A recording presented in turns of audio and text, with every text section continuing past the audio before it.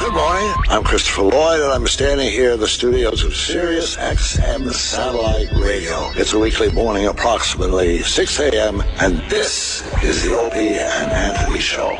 Never before has one radio show been so extreme.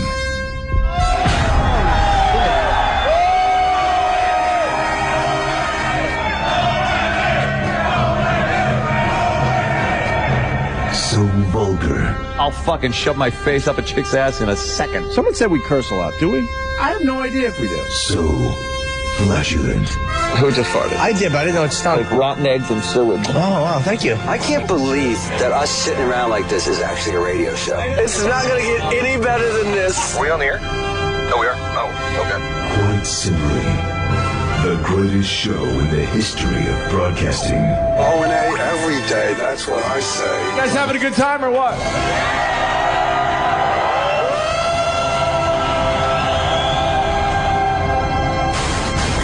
Rules are destroyed, and conventions burn to the ground. Would you like to make some fucking circus? With Opie, the Destroyer. I would eat Betty White's ass. She's 90, right? It doesn't smell too bad. Anthony, the Rage. Holy fuck, how much more fair you want it? Tired of these people up my ass all the time trying to get me to help. Fuck you. And Jim Norton, lover of the transgender. Every time a transsexual walks in the room, party horn should go off. Like, surprise! It's the Opie and Anthony Show. Strap in, dicks. This one's gonna hurt. Double guns, bitch. But enough of this palaver. Let's get the show on the road. And we're off. Oh, yeah. Good morning, everyone. Welcome to the Opie and Anthony Show. That's what they call it. It's the name they gave me. What was that from again? Fast Times. Oh, right. Jeff Spicoli, that's the name they gave me. Just came out of the bathroom and I just can't stop. Yeah, came out of the closet. Just listening to the girls toss the ball around. What do you mean? They were on. Oh, they were already on? The Mashup's on. And, morning mashup style. In the bathroom. It was just like, okay. What were they talking about? Kelly Clarkson's pregnant. Or preggers, as and the guys got Nicole said. The guys got to make believe they give a fuck? Exactly. That's why we call them the girls. The gals. Throwing the ball around. Ladies just throwing it around, and then was there a joke after that? No, it was like, good for her. You go, girl. Because she looks like she's been pregnant for years. That's the joke. The excuse for her being fat. Right. So finally, she's got that excuse. Exactly. Yeah, chub. And then I don't know. They said something like Eminem, perhaps getting back together with his wife Kim. Whoa. Do tell. I hung out by the urinal for an extra shake or two just to hear what they were going to say about it. Oh, man, I feel bad for those guys. I hope they're banking at least for whoring themselves out that way. Oh, man. The fuck? I would love to know what they would like to talk about, because they don't want to talk about that nonsense. Same thing here. Tits, pussy, then you go around the other side, the shit that comes out. I see. All that good stuff that we like to carry on about. Right. Exactly. Wowie kazowie. Oh, man, you said something. I was going to say something. Oh, damn it. That's how it usually works. You said something, then I was going to say something, and now I forgot what I was going to say. And then it's 10 o'clock, and we did a show. That's right. It was about pop culture, Eminem. Oh. I don't know. Kelly Clarkson, Eminem, Preggers, Kim, wife back together again, the girls throwing it around. I don't know. We were stupid enough to get off on the 36th floor, or we attempted to. You did? You and Kenny? Yes, and then we were met with plastic. Oh, boy. A wall of plastic. I saw that. Because they're putting their rocks down in the lobby. Yes, all their new rock tile work. Their slate. I think it's more of a slate. It's kind of a thick slate. It does look nice. It looks a little cheap, to be honest with you. Does it? Yes. Yeah, I saw it. It looks a little cheap. They cut some corners with their slate. Same shit they're going for up on the 37th floor, right? Yeah. Yes, and then we had to go up to 37 and see the slate work, and I guess that's what they're doing on this floor. I don't really see where it makes that much of a difference. Exactly. I got off on the 37th. And I know it cost a fucking fortune to put in. I looked at the floor when I got off on the 37th, and I'm like, oh, this is what it's going to look like. And I just looked around like, oh, big shit. And that's going to help the product. Why? How? Why? Mm-hmm. Well, that's where the money, they need the money, I guess. So we can't do our event because they need the money. Did you talk to Scott? No, I didn't go down. Yeah. No. Yeah. There's kind of no need to. I mean, what's there to say? I mean, he's not going to make a decision like that. Right. Based on anything I say to him. Yeah. Yeah. Whatever. We can't get our agent in town to fucking work on it because I don't think we have an agent at this point. It's just crazy. He went rogue, I think. Oh, he went rogue years ago. Not stupid. Comes in every once in a while to negotiate a little bit for us. Yeah, that's it. Average at best deal. Yeah. And then he goes away for a year or two. Yeah. And then he actually calls every once in a while to say hi. I don't want my agent calling to say hi. Just checking in. How you doing? When that phone rings, it means you're dealing with something. Oh, I'm just calling to say hi. Oh, that's good. It's because the whole fucking show is imploding. Thanks. Thanks for the hi. How do you do? Hey, how you doing? I just wanted to call and say hi. Doing good. I don't even take hi phone calls from my own family. I'm not going to take it from my agent. Phone calls. Hi. How are you? How's things? Well, you should know how things are if you listen to the actual show that you represent. Text me. Huh? That's how I feel about everybody. Just text me. When that fucking phone rings, I like adrenaline shoots through my body. It's like, why isn't somebody just texting me? Right. Not a big phone call guy. No. Time Warner sucks a dick. It's terrible. My God. Let me tell you why. We've had problems with our cable system for a while now, and I finally said, all right, fuck, let's get a guy in here. And then he comes rolling in to tell me that my cable boxes are really old. But I know I had a guy in recent memory that was in there.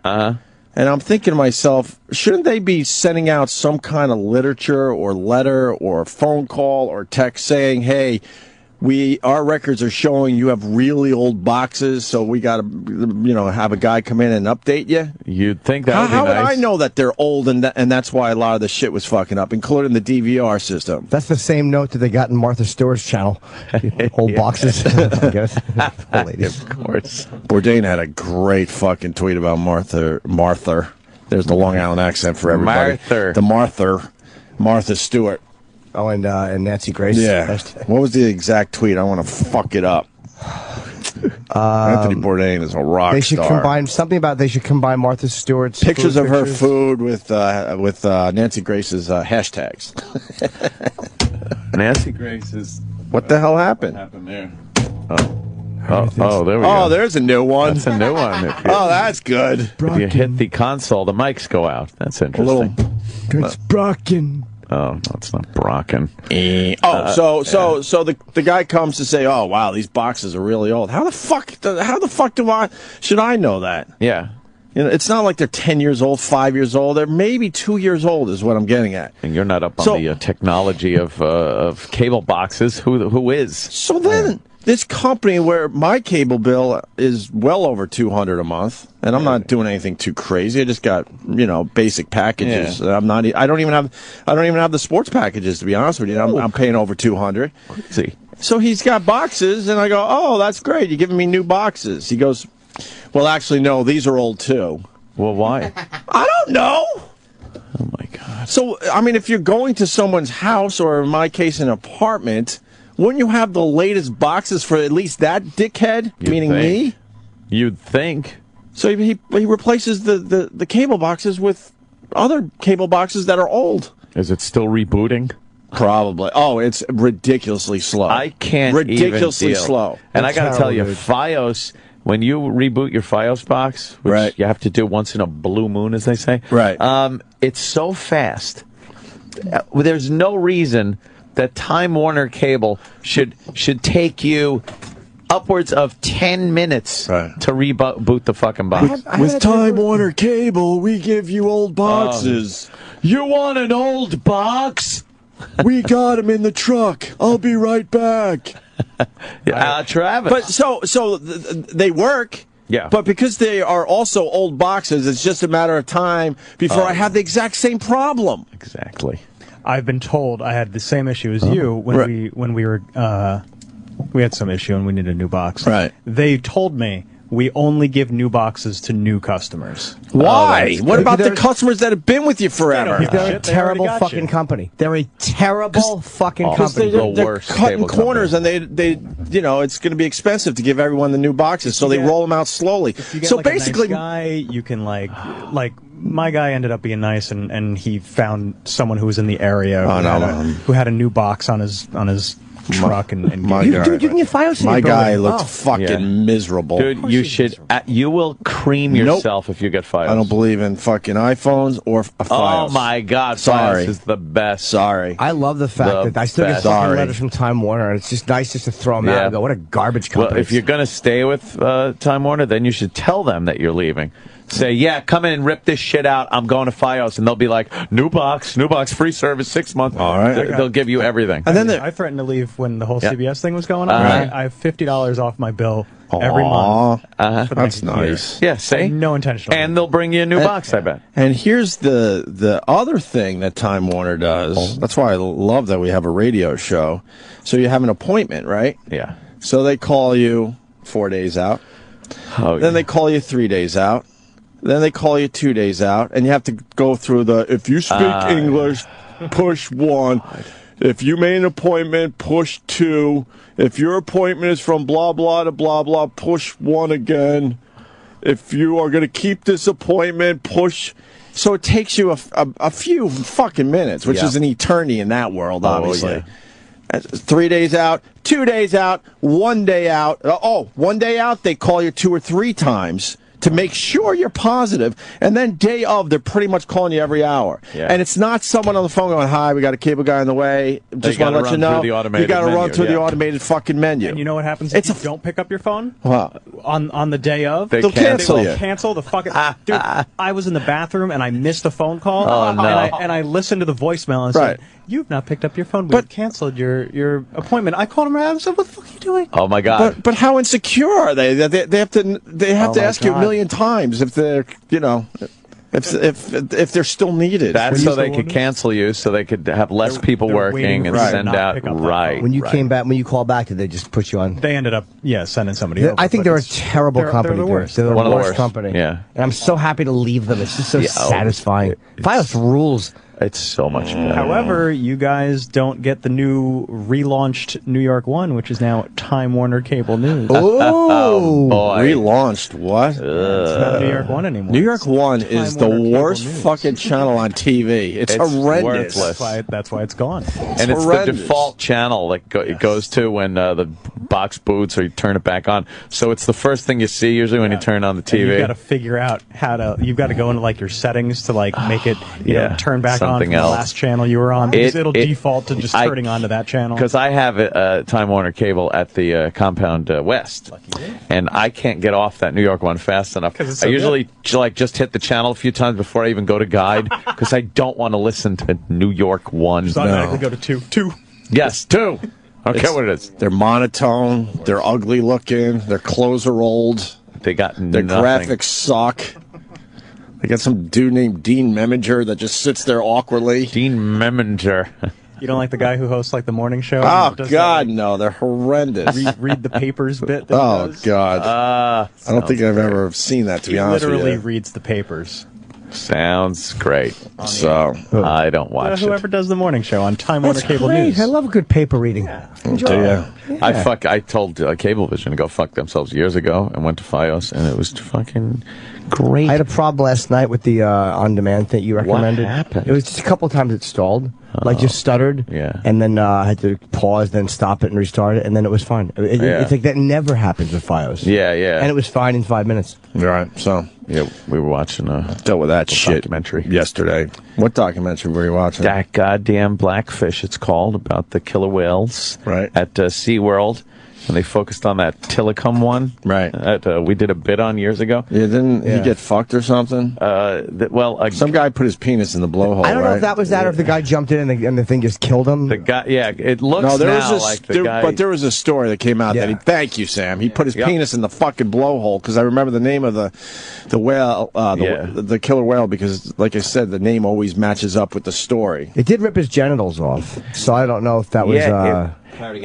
And they were saying that he probably was dressed when he went in, and the whale just ripped his clothes off, chewed him up, and then just was swimming around with the thing on its back, like he put it on its back, on his own back, and swam around. Wanted to parade it around a little bit. Yeah, like look what I did. Don't fuck with me, humans. This killer whale killed 3 fucking people. Yeah. Really? Yeah, 3 people, injured others, and just like.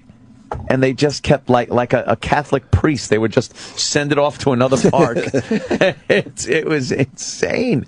Wow. And the way they showed how they got it when it was a baby, they just herded these killer whales and their babies into these little coves, right? With using explosives and boats and airplanes and shit, and then just separated from the mother. There was the one part where they're chasing the whales in a boat, right? And this is how smart whales are.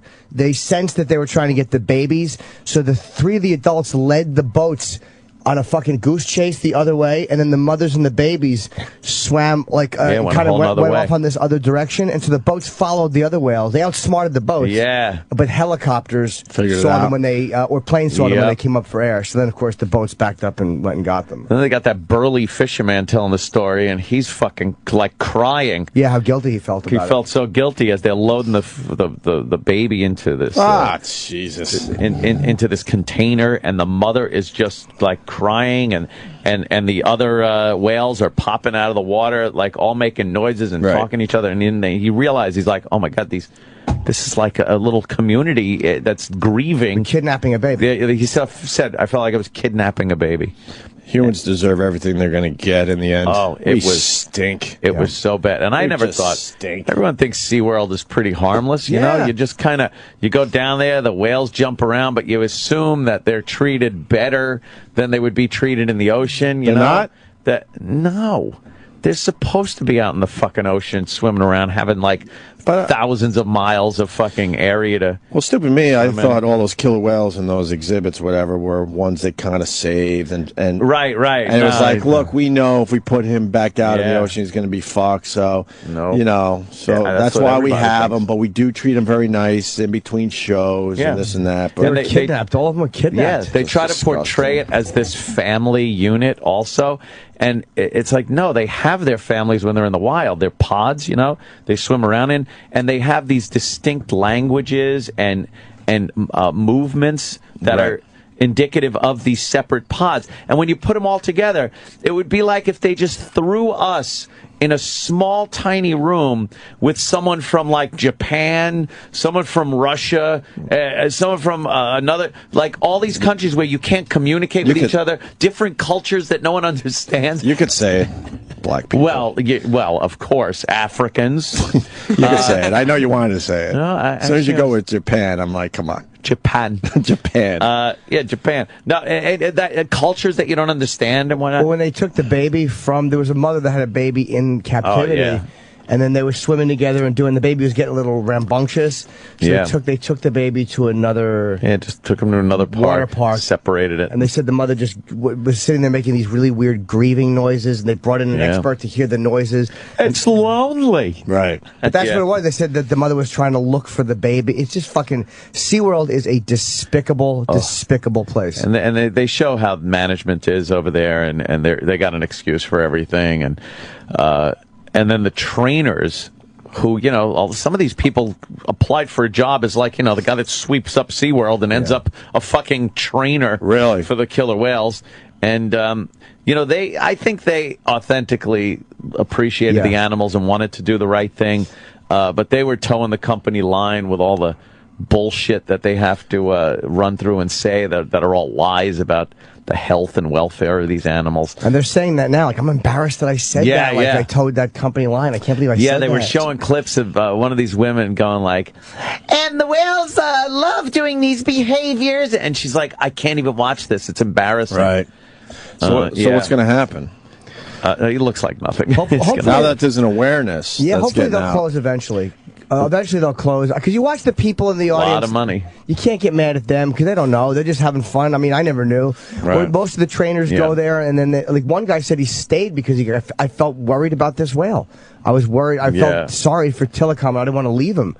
It's a despicable fucking thing, and it's really it's torture of these animals. They're torturing these fucking. I guarantee you, smart animals. A whole bunch of people want to call us out like, "Oh, you bunch of pussies." Probably, blah, blah. Yeah. We're on the top of the food chain. They're here to entertain us.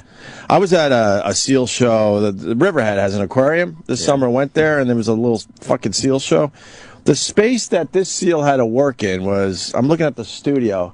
It can't be smaller than this studio. Not much bigger than this was his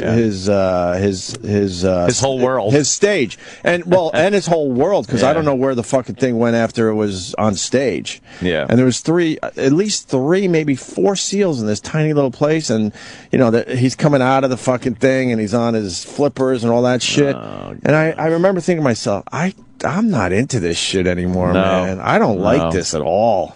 It just feels extremely cruel now. I tweeted last night, I don't care about like a goat in a petting zoo. Fuck him. Take him by his dumb horns and flop him on the ground. Who gives a shit about a dumb goat? Hate the goat. I hate the goat. Their noises are annoying. No, Jimmy, I hate the goat. Loving the whale doesn't by proxy make you have to hate the goat. I hate just it. Love one more. But there is a genuine consciousness in these whales, like in their eyes, and I'm sure with most animals. It's just amazing. No, those lifeless, dumb goat eyes. They stare at you as they chew. Their jaw just goes sideways with their dumb, there's people like lifeless food eyes.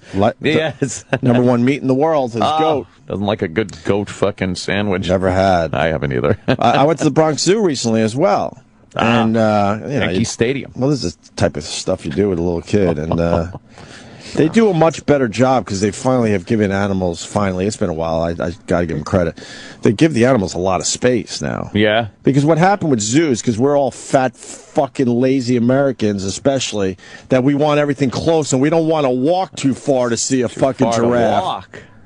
Yeah. You would have to go to Africa to see the giraffe. So they bring these animals, these exotic, amazing animals to you, and it's not good enough that you have to walk around to see them. That's why they were always in those tiny little cages and shit. Yeah. That was for our pleasure. The company line on SeaWorld was that, you get these wonderful animals, and they should be seen by people and marveled at. And then you get the trainers that said, no. They're not supposed to be seen in that environment, in these giant tanks and stuff. So, if you want to see them, and you're lucky enough, you could take a fucking cruise where they're feeding or migrating and watch them in their natural habitat. You said something there that's wrong, though. Giant, what'd you say, cages or tanks, whatever. They're not giant, comparatively speaking. So it's where they have at the very least, SeaWorld should try to figure out how they can make those things a lot fucking bigger. Maybe that would help a little bit. I don't know. It's like a bathtub. It's like spending your life in a bathtub. It's tiny to them. Their environment is at least hundreds of miles. Like, that's on a day. That's like walking around your living room and going to the bathroom and your kitchen. To them, that's hundreds of miles. And then if you want to go from your house to the store, to them, that's thousands of miles. They have so much space in their natural environment that you can't replicate that in some kind of tank. Right. It just can't be done. The other thing about the Bronx Zoo was a final thought. So the old cages that they used to use. Put them in cages. I mean, it was one after another. Like, you could see a lion, a monkey, panda, whatever the fuck. Oh, Jesus. And now they just grow plants in there. Oh, really? If you go to the Bronx Zoo, go check out the old plants in cages. It's terrible. I know those poor things. They like to roam around, go to the store. But it's kind of like that urban exploring shit. They've left the old cages there, and they're being overgrown. But I think they're trying to, make it like it's important plants or trees or something fucking cool to look at. I don't know. I think people care too. I don't think people are indifferent to it. Like when a whale gets beached or fucking beaches itself, people are sad about that and they run down and they try to help. Like I think if people know what's happening, 75 or 80% of people would be disgusted by it and not want to support it. Because they live in water, you have this separation from them, and I think that has over the years made this where we feel we could just kind of put them in a tank and watch them. But you realize that they're even smarter than dogs. And we love our little dumb pets and shit like that. And they have that same emotion in their eyes and the same thought process, loyalties and feelings and shit. Yeah, it was pretty fucking sad. Let's say hi to Jack in Pittsburgh, PA. I like the way. What's up, Jack? Hey, I just started listening to your show a couple weeks ago when you guys came on. And I was wondering, did you guys ever see that one documentary you guys are talking about, the killer whales? They had a show on there about killer whales against a great white shark, and they were showing how smart the whales are when they hunt. That they when they were hunting manta rays and stuff like that, how they turn them upside down and they go numb. And they showed there's two female killer whales that go out off the coast of San Francisco, which used to be a huge great white shark area that's where they went. Now that these great white sharks don't come around, there's two females that go there specifically to eat shark liver. That's all they do. It's amazing. Like you guys made that comment about how whales, you think they're smarter than dogs. If you ever get a chance, just watch it on Netflix or whatever. I think it's on there. It's amazing how smart. Yeah, they're pretty fucking smart. They showed last night also on that documentary with the seal. The sea lion that was on this little ice float. Right. And there were a bunch of killer whales around it, and they're poking their head up, looking at the sea lion, and like fucking taking little chunks off of the ice floe, and it's getting smaller and smaller for the sea lion. And then they had this coordinated move that they did. Yeah. And they realized that, they tried it with two killer whales. They'd line up next to each other, and they swim really fast toward the ice floe on the surface, and then duck right under the ice floe at the last minute. And this giant wave that they make washes on top of the ice floe and knocks the sea lion off the ice floe into the water. Two didn't do it at first. Two didn't do it. So, and I'm watching this going, they had to communicate to each other and go, all right, look, two ain't cutting it. You, come with us. We'll three of us do it. Yeah. And three didn't quite work. So they got four. And the four of them are completely in unison. And this is out in the wild. No human fucking is doing little things with whistles and fucking hand signals. And they swam right next to each other, ducked down, and a giant wave just came out and washed them off. And some woman, you could tell they were videotaping the whole thing. And some woman is like, oh no. And what did the guy say? He goes, if you can't watch the bullfight, if you can't take it, don't watch the bullfight. Yeah, it's like, hey, this is how they eat. This is nature, lady. It really made me very, very, and they said, by the way, there's been no documented attacks of killer whales on people in the wild. None. They've never hurt They're very people gentle. They don't fuck with you when you're out there. But it's when they're caged up like that, they probably just get vindictive and angry and sick of it. Right. They get this personality of something that's been locked up. Right. Depressed, frustrated, mad, irritable. And they treat their kind of like us in this small studio. Right. Yeah. When they cage us up like this. Where do you think this is coming from, you idiots down the hall? They cage us up. Right. Hey, you guys put on a great show. I'm glad I got a hold. Thank you, sir. Oh no, Jack from Pittsburgh. Does SeaWorld have a Twitter? I don't know if they do. I imagine they might. I wonder what they're saying about this documentary. They don't like it, and I think the big thing that's coming out of it is PETA doesn't want the fucking Shamu float balloon to be in the Thanksgiving Day parade. Which now, I thought, all right, whatever. I don't like these symbolic protests. I guess if it raises awareness, but I'd rather have people watch this documentary than go, hey, where'd the whale go for the balloon? I know what their thinking is, though, and it's like I'm the same way with them. Like, they annoy me on some level, and then there's a part of me that really likes them and really likes, like, Earth Liberation Front, because they don't hurt people, but they're just violent towards these, like, enough. They've tried the nice route. It doesn't work, and then they just kind of, and I know it's probably shitty of me to say, but I like the fucking fact that they use a little bit of violence against these companies. You know what I think they should do? Take the whale balloon out, replace it with Shaq Balloon. Shaq Balloon. Shaq Balloon. It's more believable. The whale balloon, I mean. Yeah. People were studying Shaq Balloon all day yesterday. I was reading the wonderful Shaq Balloon. That was, by the way, BlackFish is the documentary. It's on demand right now on excellent, man. Fios and stuff. It's really, really good. Yeah, I was reading the tweets about Shaq Balloon. A lot of theories. A lot of theories, man. Well, the latest, someone did study the tattoos, and there's no tattoos on floating Shaq. On floating Shaq. So that makes me believe it's Shaq Balloon. But now people are thinking it might be a combination of a couple things. Yeah. A crane where they have a small little platform that he's laying on with the clothes like over it. Right. That's hence the flat ass on Shaq. But he's not moving at all. I know. He would not be able to not move for that long period of time. But they might have told him, look, Shaq, I saw your acting prowess in Shazam. What was it? Shazam. Right. Look, we need you to lay here still. And Shaq's like, okay, I'll lay here still. And then he just laid very still. I'd have done that. No. No? They never showed his head because that's where the propeller and they didn't show his head. The propeller. Shaq Balloon propeller? Yeah, absolutely. Shaq Balloon. We've all been to hockey games where they have those indoor blimps. Oh, yeah. Just picture that, but it looks like Shaq. So you got to hide the propeller thing. Why didn't they show his head the whole time? I don't know. I mean, you sort of saw it in the distance. Like the shot, like I said, his presentation stinks. That's the problem with Chris Angel. He should fire all his producers and stuff because the shot would be seeing Shaq's head. Yeah. But they filmed it where you're seeing almost the bottom of his shoes, his soles. Of problems in the videoing. So why aren't they showing his head? Know why? Because they don't have that shit figured out in the balloon technology. They can make it look like Shaq Balloon, but they don't have the detail in the face yet. Face. It had to be helium, too, if it's a balloon. Of course. So you can't just put a propeller on it. It would have floated away. So it's tethered. It has to be tethered at some point, or it would just keep floating away. Oh, yeah, they had some fucking fishing line on it. Yeah. I think it's a combination of the things. propeller head thing's more, that's obviously a joke. I know. But look, so you would never do this shot.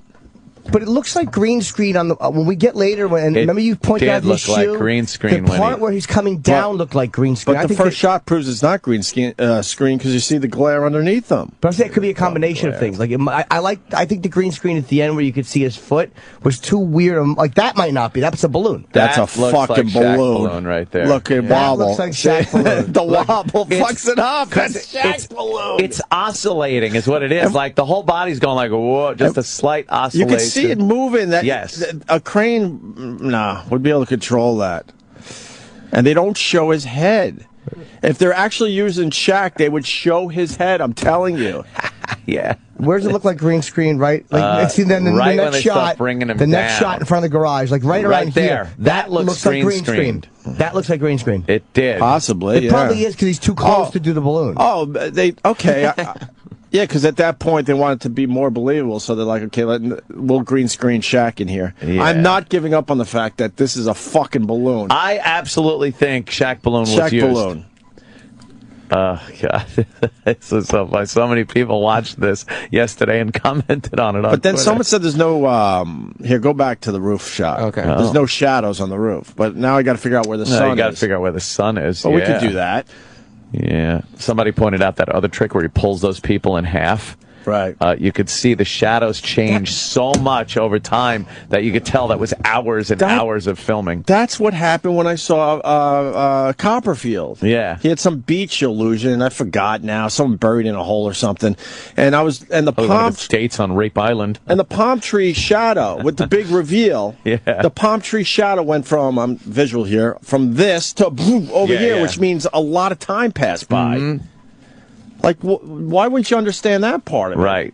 You either got to, film it fast, or you got to come back on another sunny day. Shaq Balloon rules. Stupid Why would you show Flav. Flavs? If there's a man floating in the air due to magic, right? Why are you cutting to Flavor Flav? Wouldn't you just have the floating guy? Yeah. Right. Wouldn't news cameras be there and not looking at Flavor Flav? You would think. Look, the guy from Public Enemy. Let's get him on film. See, silly. The shots. where you could see the sun glare on his back. That's the balloon, obviously. But here it gets too close. See, all that... Yeah, that could be green screen. It looks like green screen right there. Right there, it looks like green screen. Beyond, go back one half an inch, Sam. And that's the first time they actually show a lot more of his head. Wait, no, go back a little bit more before when he's first coming down. Watch. Well, you'll see that they're going to cut right there. That looks like green screen. Hold on, man. I see something with his arms now. That looks like his arms are different right there. They're more folded. Yeah. Go back. There's a 90-degree angle on his... you have to go... This looks not green screen. Yeah, now that's the... Sam. Oh, boy. See, his arms aren't as folded. Yeah. The wobble of the balloon. The wobble is great. When it's just over the roof. Oh, there. That's wobbling, too. That was a good wobble. That's Shaq Balloon. That's Shaq Balloon because you see the glare underneath. And now there's no glare anymore, and now there's...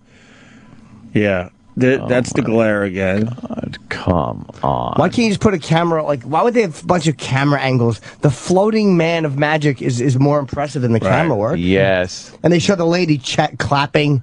Yeah, well. Stupid. And then he gently lets Shaq's head down on the ground, even though it wasn't in that position the entire time. Everyone's like, oh, my God. Fucking Shaq Balloon. I guess this wasn't meant to be put under the same scrutiny as the Zapruder film. It was just a dumb one-off trick. I know, we're just picking it apart every frame. We're shocked that it's not real magic. We're secretly disappointed. Nah, it's more than fucking... And his presentation, he's lazy. He's terrible. He's fucking lazy. Terrible. And dubbed him possibly the worst magician of all time. Of all time. Yeah, he makes a lot of money. Because it's not a magician if you're doing stuff in front of people that are paid to be like, ooh, ah, ooh. Yeah. Yeah. What did Rob Ford say last night? He said something new. What the fuck was it? Rob Ford. Someone Twittered, the SEALs watch BlackFish and cheer. It's all relative. Yeah. Okay. All right. Let's go to Jody in Canada. Jody. How's it going, boys? Oh, you again. It's girl name. Hi, Jody. Hi, guys. Welcome aboard. God, I get excited. I think we have a lot of Canadian listeners. It's the same fucking guy. Yeah. We have one fucking listener in Canada. His name's Jody. You know what? You guys thought your main fucking thing was in Montreal and Toronto. I'm in the boonies in northern Canada. Imagine that. I don't want to. Welcome to the show. Is there snow on the ground? Tundra? There's fucking tons of snow on the ground. It was minus 32 degrees Celsius here. Why would you live? What's minus 32 Celsius? I don't want to do the math. It's zero? No, it's the other way around. Oh. 32 here. What is that in Fahrenheit about? That's fucking cold. That is fucking cold, is what it is. Yeah. It is fucking cold. I would say it's minus 10. I'm going to go with. A girl I know I was talking to, she got snowed in Canada already. She couldn't go to work because she was snowed in. Wow. It's there. Huh? It's like zero. It is zero. Jimmy was right. No. Oh, yeah, I was right. I just did 32. I just 32 degrees Fahrenheit is 0 degrees Celsius. Right. But 32, it's not minus 32 degrees Celsius is not 0 degrees Fahrenheit. Did you just add 32? No. What the fuck? Why No, Celsius? colder. Wait, it's a lot colder than zero? It's on a sliding scale of 0 is freezing and 100 is boiling. And that's Celsius. So everything in between is relative between that. Stupid. Oh, is that how that works? Yeah. Was Fahrenheit dumber? Well, some people think like if you work off the metric system, it seems to be that the system we use is dumber than their system. Their system makes love more tens. sense. Bunch of OCD. They do love tens. 10 hundreds boiling. What's boiling in our system? 8 million degrees. Oh, I would have thought it was different. Well, it depends on the altitude, but boiling is about. I didn't know that. What I is don't know. Yeah, it's colder. You're right. Why it's cold as fuck, right? Colder than zero. It's approximately cold as fuck. Right. Cold as fuck. We got it as cold as fuck on our chart. Yes. How much snow you got on the ground, Jody? Right now, there's probably about 8 inches on the ground here. Jeez, unbelievable. And that's been, like, it snowed here a month ago. Like, when was that? A month ago. I know. I had that shit in Buffalo where it snows and it never goes away until spring. I can't even imagine north of Buffalo what happens. Other planet cold. That's like other planet cold. It's unbelievable, actually. If we sent a probe to another planet and they recorded a temperature as cold as this guy's saying, we'd be like, oh, that you can't live there. When you walk on it, it's strange because it's so fucking cold. Yeah. We get like sound doesn't travel the same way. It sounds different when it's cold out. It's just weird. Oh yeah, it does. It's like an alien fucking world. It's almost the same feeling as fingernails on a chalkboard when you walk, because it's like, I can't explain it, but you get that squishy, and it bothers your ears sometimes. Yeah. Plus, you have a little hat on. It's all you can filter through a little hat over your little ears. I can't stand the people that go, I can't wait. Nice brisk. I like a brisk morning. You get up and breathe in that cold air. Ugh. You don't like brisk? No, I hate it. I would go through a pair of long johns every fucking season. Yeah? Yeah, and the back would be blown out from just farting. Jesus Christ. Your farts. And I was poor, so I only had one pair that I wore every fucking day. They'd give you one pair a year, or same pair a couple of years? One fucking pair. Do you wear them? I haven't worn long johns in 20 years. No, not since leaving Western New York. Every once in a while in New York, I'll throw them on, but very rare. And Jody, what do you got anyway? It's Chris Angel bit. There's one fucking... he's doing this fucking... one of his dumb fucking tricks, but he's going to get rolled over by a steamroller. And he's on the fucking concrete, and you can plainly see that there's a fucking... A fucking. A fucking what? A fucking what fucking? There's a fucking piece of the fucking concrete of the road where it's like 4 feet by 7 feet, exactly where he lives. So it's like, it rolls over him, but you can plainly tell it's been a fucking mattress there or something. Oh, come on. Let me see. All right, I got it. All right, we might have a new one. Chris Angel steamroller. He just... Could I get a chipper? Fuck yeah. What's that? Could I get a chipper? I didn't hear what you said, Jody. What are you, a girl or something? Thank you, Jody. Whatever. Oh, yeah. Well, what is that? There's people. It's a steamroller. He's putting melons and other things in the shape of a It's a person. magic fruit, man. In some strange way, this is either not here, or maybe it's styrofoam. Yeah, this is solid, as solid as you can get. Watch out. Now he's going to run over this Need I say more? human ahead, that they built shaped out of melons and other things. So it's like a little demonstration that it's a steamroller over the fruit. Oh, and yeah. Shit. Yeah, okay, we get it. Imagine that was your foot. That is fun to watch her steamroller run shit over. Yes, it's So I great. think we've illustrated the point that this is real. What you see is what you get. What you see is... It was comical seeing, the fruit salad that was made. Yeah. It also was a reminder that, seriously, if something goes wrong... No, shut up. That's right. You get fucking fruit juice on you. Camera. We need a volunteer, right, to do this? Oh, yeah, a volunteer to video the whole thing. So they give a plant a camera. Plants can't use cameras. Well, you know what I mean. Someone that's planted in the audience. And you know how to use this? You can Yeah, I do it every time we do this dumb trick. What's today, man? Colt Alstrom. All right, we have Colt over here. Why does Colt look at he can be his nephew? Cut this up, but I want you to see that we smashed a bunch of glass. Oh, God, all right. That's right. This is real. You can touch it very gently, but it's real, am I right? Yeah. Honestly, this will cut you. Why do they do it that way? That's glass he's going to walk in. Stop it, Chris. The question is, how is he going to endure that? Mind Freak Consultant. What is a Banachek? Flatten you.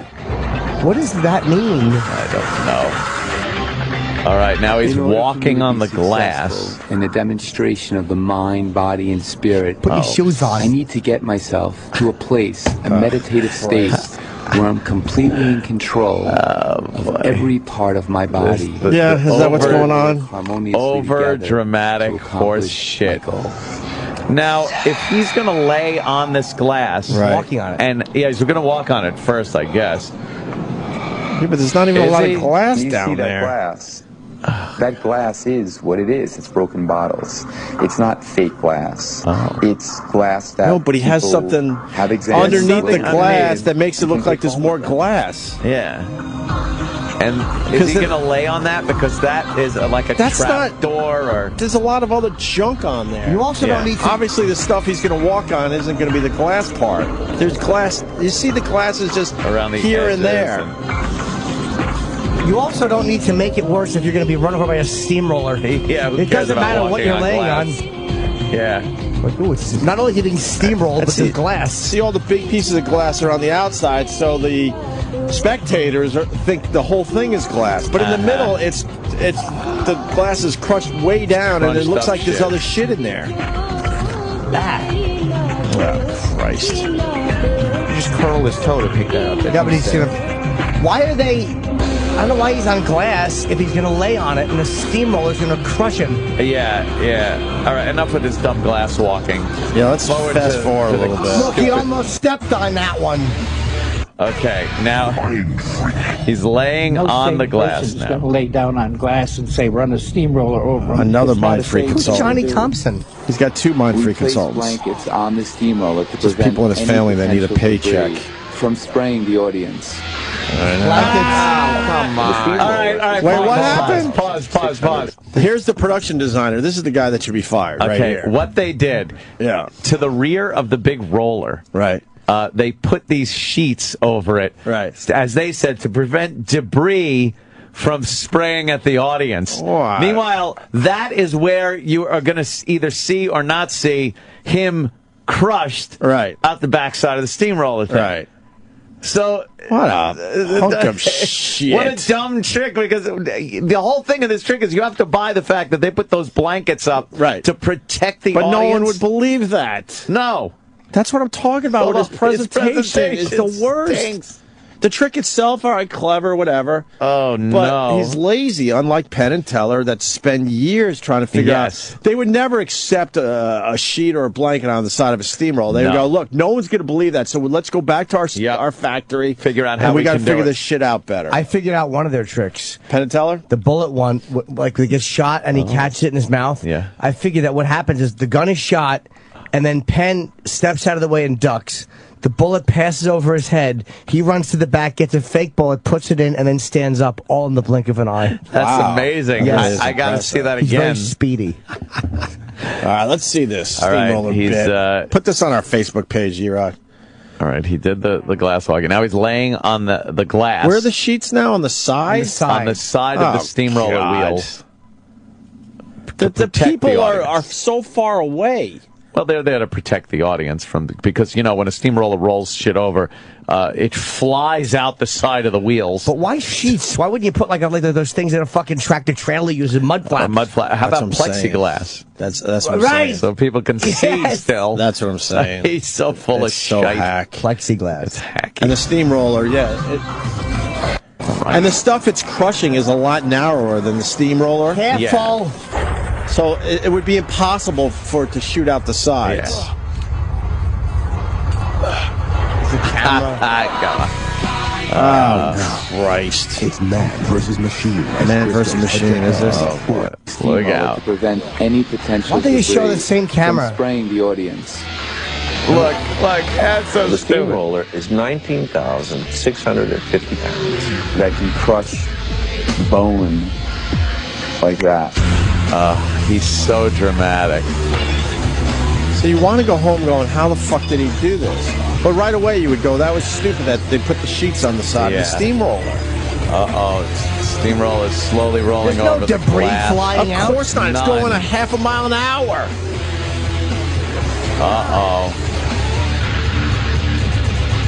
Oh, my God. This is mind-free. See, now why don't they just leave the camera right there rolling over him? Yeah, but they won't.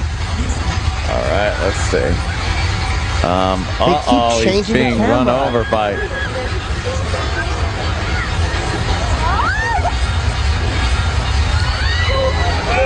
Oh, my God. Oh, You can see he's under the... Yeah, You can see that he's under. Oh no, Chris Angel. Look, he's under. You can see there's like he's in a divot. However,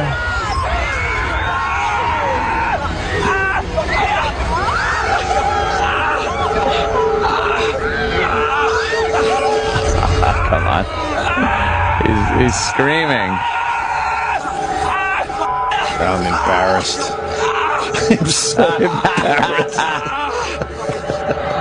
You can see he's in a hole. He's in a hole. He's like standing up in a hole. He's at me. Get it off me. Oh, it didn't go over his face. Of course not. No. Oh, now how come they didn't show a roll off of him? Why isn't he damaged? And why did he have to move off of where he was?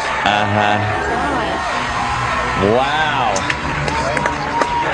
Plus, I'll say this for him.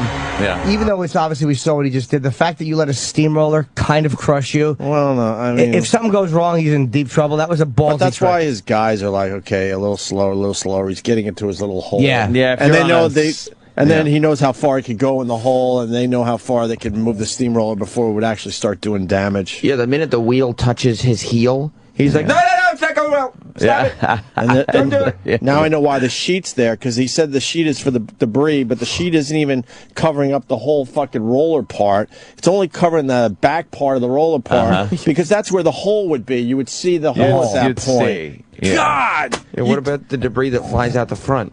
That doesn't matter. This stuff right? You know how people always say, I want a magician to tell me his tricks? Now we see how they do it. We just get mad at the magician. Get mad. We get mad at the magic man. Yes, the magic. My point is really simple. You want to go home and go, how the fuck? And you really want to think about it for a while. You don't want to figure it out immediately. You know what I think? Steamroller balloon. Steamroller. It's not a real balloon. steamroller. Right. It's a balloon. Nice. It only weighs like a few ounces. And why would you have to put glass and stuff down on like a blanket or a sheet? You're on to camouflage the fact that it's a spring-loaded board or that goes down. Right. Yeah. But Penn would never allow that, because he would go, oh, they're gonna be suspicious because they see that we're putting broken glass on a sheet in the middle of a road. Yeah. You wouldn't do that. Why would you put it on a sheet? Why not just throw it on the street? Right. That's what I'm saying. Yeah. But these are all the things that are dead giveaways that make it a lot easier to figure out. That's what it is. Oh, God. He stinks. The worst magician. And then he says the sheet's there so the glass doesn't hit the audience, but the steamroller's barely moving, so there's not enough fucking energy and force to make it go flying out the sides. They had to come up with something. Plus, it's narrow, so you know there's not even a chance that would ever happen. No. And then he doesn't even cover half the wheel after saying that's why he's covering the wheel. Yeah. Wheel, the fucking roller, whatever. His presentation is just awful. And you have to believe the setup before you can believe the trick, you know? Right. You know it's a trick, but you got to really believe the setup. They can't just throw things in. It's like, I'm going to do this trick. I'm going to make a car disappear. Wow, that's a cool fucking trick. Yeah, I'm going to put the car up on this giant box. Right. All right, why are you doing that?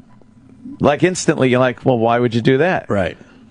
I don't know, because we need something to put the car in. Right. like you got to buy the whole premise. Right. Yeah, like when you. That's more than half the whole thing. Oh yeah. You have to work hard to figure out what people aren't going to be suspicious. Right. by. What they're not going to be suspicious of. You know when you hear about the steamroller trick. Yeah. That there's an easy way to do it, and you're like, yeah, but I want to see the way Chris Angel's going to do it to make me think, whoa, what if he's?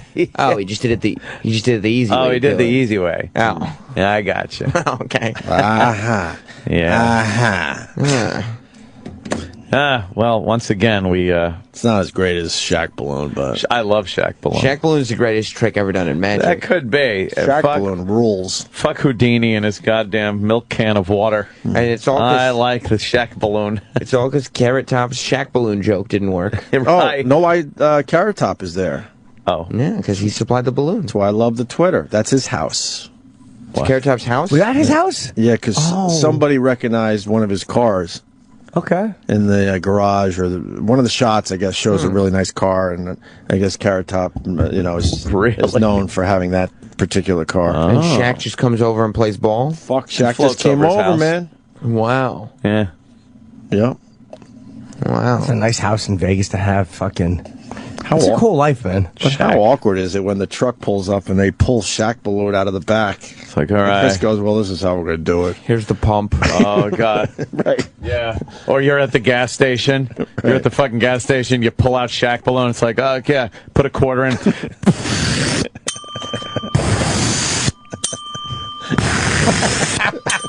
I need another quarter.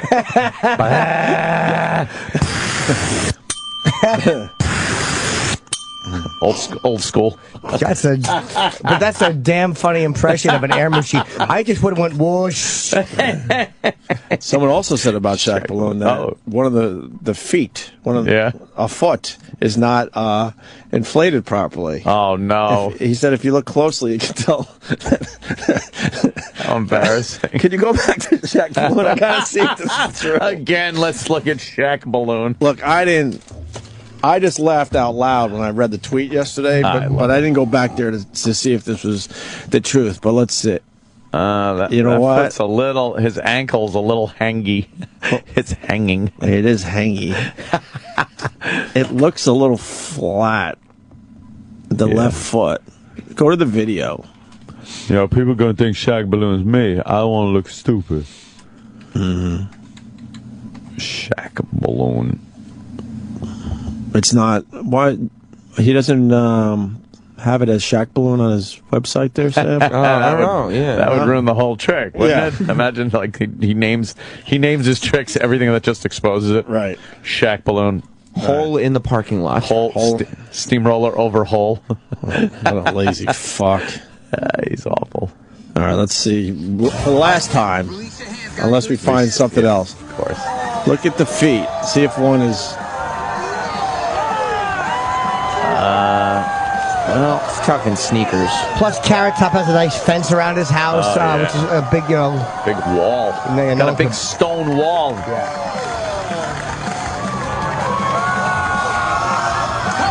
Come with me, everybody. Come with me. And there's obviously a crane there somewhere taking these pictures. Or a good point. Right. Whoa. Big ass Carrot Top house. Whoa. Look out, Shaq Balloon's coming down. Shaq Balloon. I love Shaq Balloon. I want one. That's still Shaq Balloon. Yeah. And then I think Jimmy's right. I think there's a switcheroo right here. Either a crane or a green screen. Because now you can see Shaq's complete profile. For the first time, by the way. Yeah. And then gently putting his head on the driveway. His magic is camera tricks and editing. That's not an illusion. Anyone could do that. No.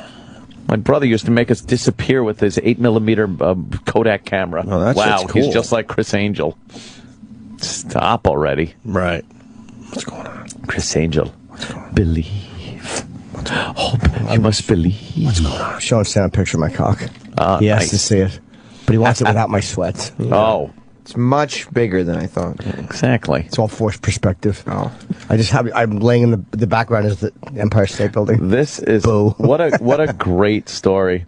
A big plane, this giant cargo 747. Massive. It's huge. It's made for cargo. It's got an extended cabin. Cockpit. Cabin. It's giant. Right. Wow. And it landed at the wrong airport. Right. And the airport it landed at is too small for it to take off from now. Come on. So it's stuck there. What are they going to do? It doesn't have a long enough runway to take off. Why did it land? I don't know. It said landed at wrong airport. But how was it able to land if this runway is too small? You could land at a shorter runway than you could take off from. Okay, I did not know that. Yeah.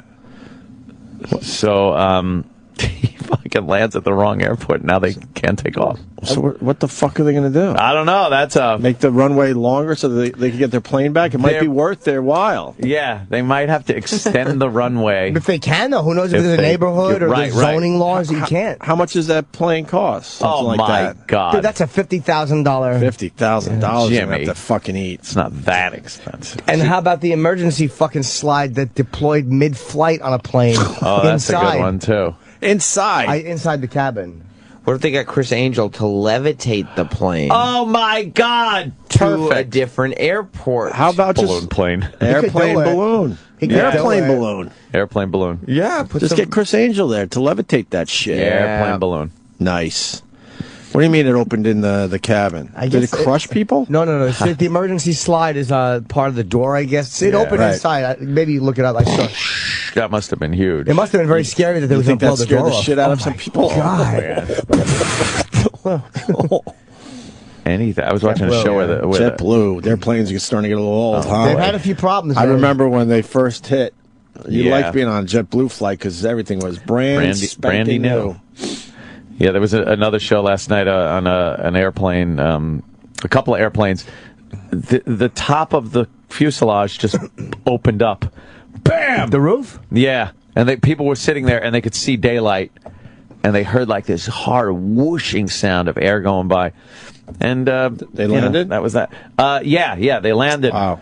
In both cases. I mean, this is recent. This is not the Southwest, famous. I think. Okay. I think it was Southwest. Oh boy, better get that right. And it was metal fatigue. They said, metal fatigue. But the plane wasn't even supposed to be inspected yet for overall metal fatigue. But it was one of these short hop planes, so it has to pressurize and depressurize a lot more often than a plane that flies a longer period of time. It's also, like, I think if you're standing up, you're in danger of being sucked out. But if you're strapped in on your seatbelt, once the initial suction is gone, it's just, you're probably not going to get sucked out, right? It's got to be scary, though. Yeah. Once the pressure equalizes, then there's no danger you're getting sucked out. But when the cabin's pressurized and then a hole rips in, all that pressurized air has got to get out of the plane, and the pilot has to put the plane in a nosedive and try to get down to breathable air for the passengers. Those masks only last so long. Are there any pictures or anything from inside the cabin? There was video. There was actually video of the people. Yeah, they showed the roof. That? It was a few years ago, so it wasn't good video. Was it United? It might have been. I remember United. there was a small hole in the roof. No, this was. I'm pretty sure it was Southwest. Why don't we find the video? We'll play it after the break. Yeah. How about this? All right? Find the video. The boss wants it. We're gonna do that. Hopefully. Oh shit! Find it. No, Aloha Air was the other one where the entire sides and top came off of a plane. And there are people sitting there like they're in a convertible airplane. A woman got sucked out. A flight attendant was sucked out at 30,000 feet. That's the one right there, yeah. Pictures Imagine of having it. to sit there, strapped in, and land. Wait. Hey, as long as you land. As long as you fucking land. Roof ripped off airplane. Yeah, that's a few. Yeah, that's it, right? That's Hawaiian Air, I think. Oh, wow. That was a different one. This one, it just made a split in the. That was one right there, Southwest. After everything gets ripped apart, would you still go to the bathroom? Yeah, you get up. It's what if you have to, I'd go right there in my pants, right there, pissing shit like everybody else in the cabin. Having a window seat that day had to suck. Dude, they're sitting right there looking at the sky. That's gotta be creepy. That is wild. Yeah, that's one. There's a picture of the hole in the top of the plane. Oh, maybe. Well, yeah. I guess maybe that's what I'm thinking of. Crazy. Right. Yeah. If you go to the bottom left picture, Sam, that was that's right the one. there. Imagine that. It's like, oh, there's a hole in the and it apparently is so loud. That air fucking going by a hole in your plane is loud. You think it's a bit of a whistle? Yeah, I would have stuck my a really loud whistle. Ah, Chip. No, you wouldn't have. All right, we're going to take a break. Yeah. Other things to do. Thanks. The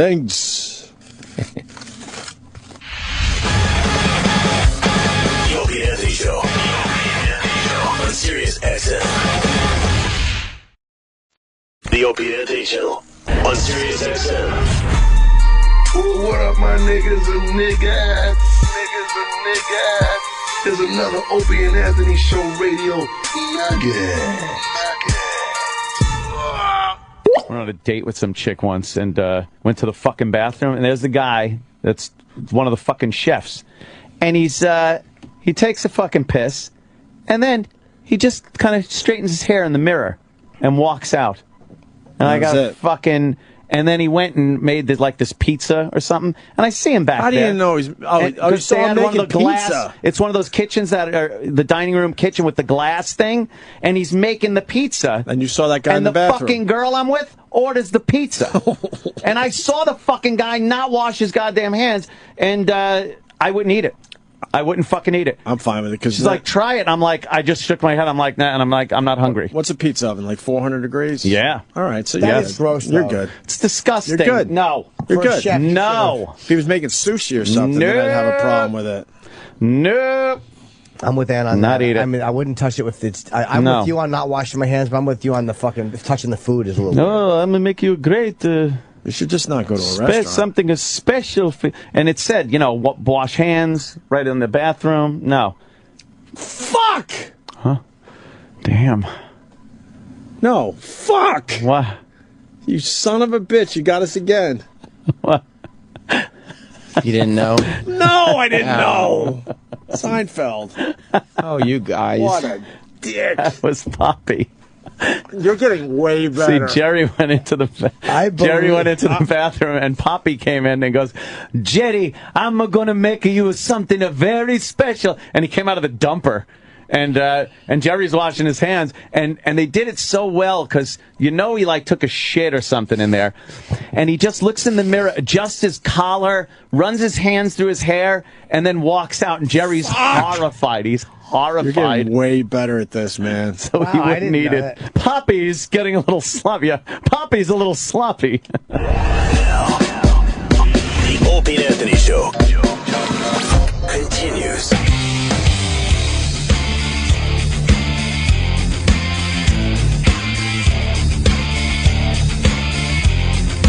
All right, everyone. We're back. Ant's blown out his nose. Let's see. Wow. Is he in that car, or is that? There's someone in there, yeah. What happened? 209 mile an hour wipeout. Oh, my God. There's your video of the day. What's the details on that? Speed tester crashes car at 209 miles an hour. Yeah, he's driving pretty goddamn fast. You're welcome. The only video I saw of it, it was that, and then they showed it come to a stop, and you did see some movement in there. So is he alive?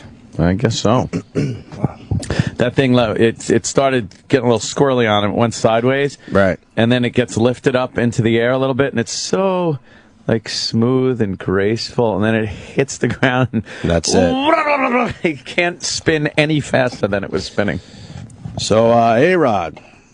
A lot of people talking about the A-Rod. I'm actually agreeing with him on this completely. I hate Bud Selig. Bud Selig is actually making people sympathetic toward A-Rod, which is an impossibility. People hate him. Yeah, mostly they hate him. Bud Selig is a complete cunt. So, but A-Rod's right. He is being they're doing singled out.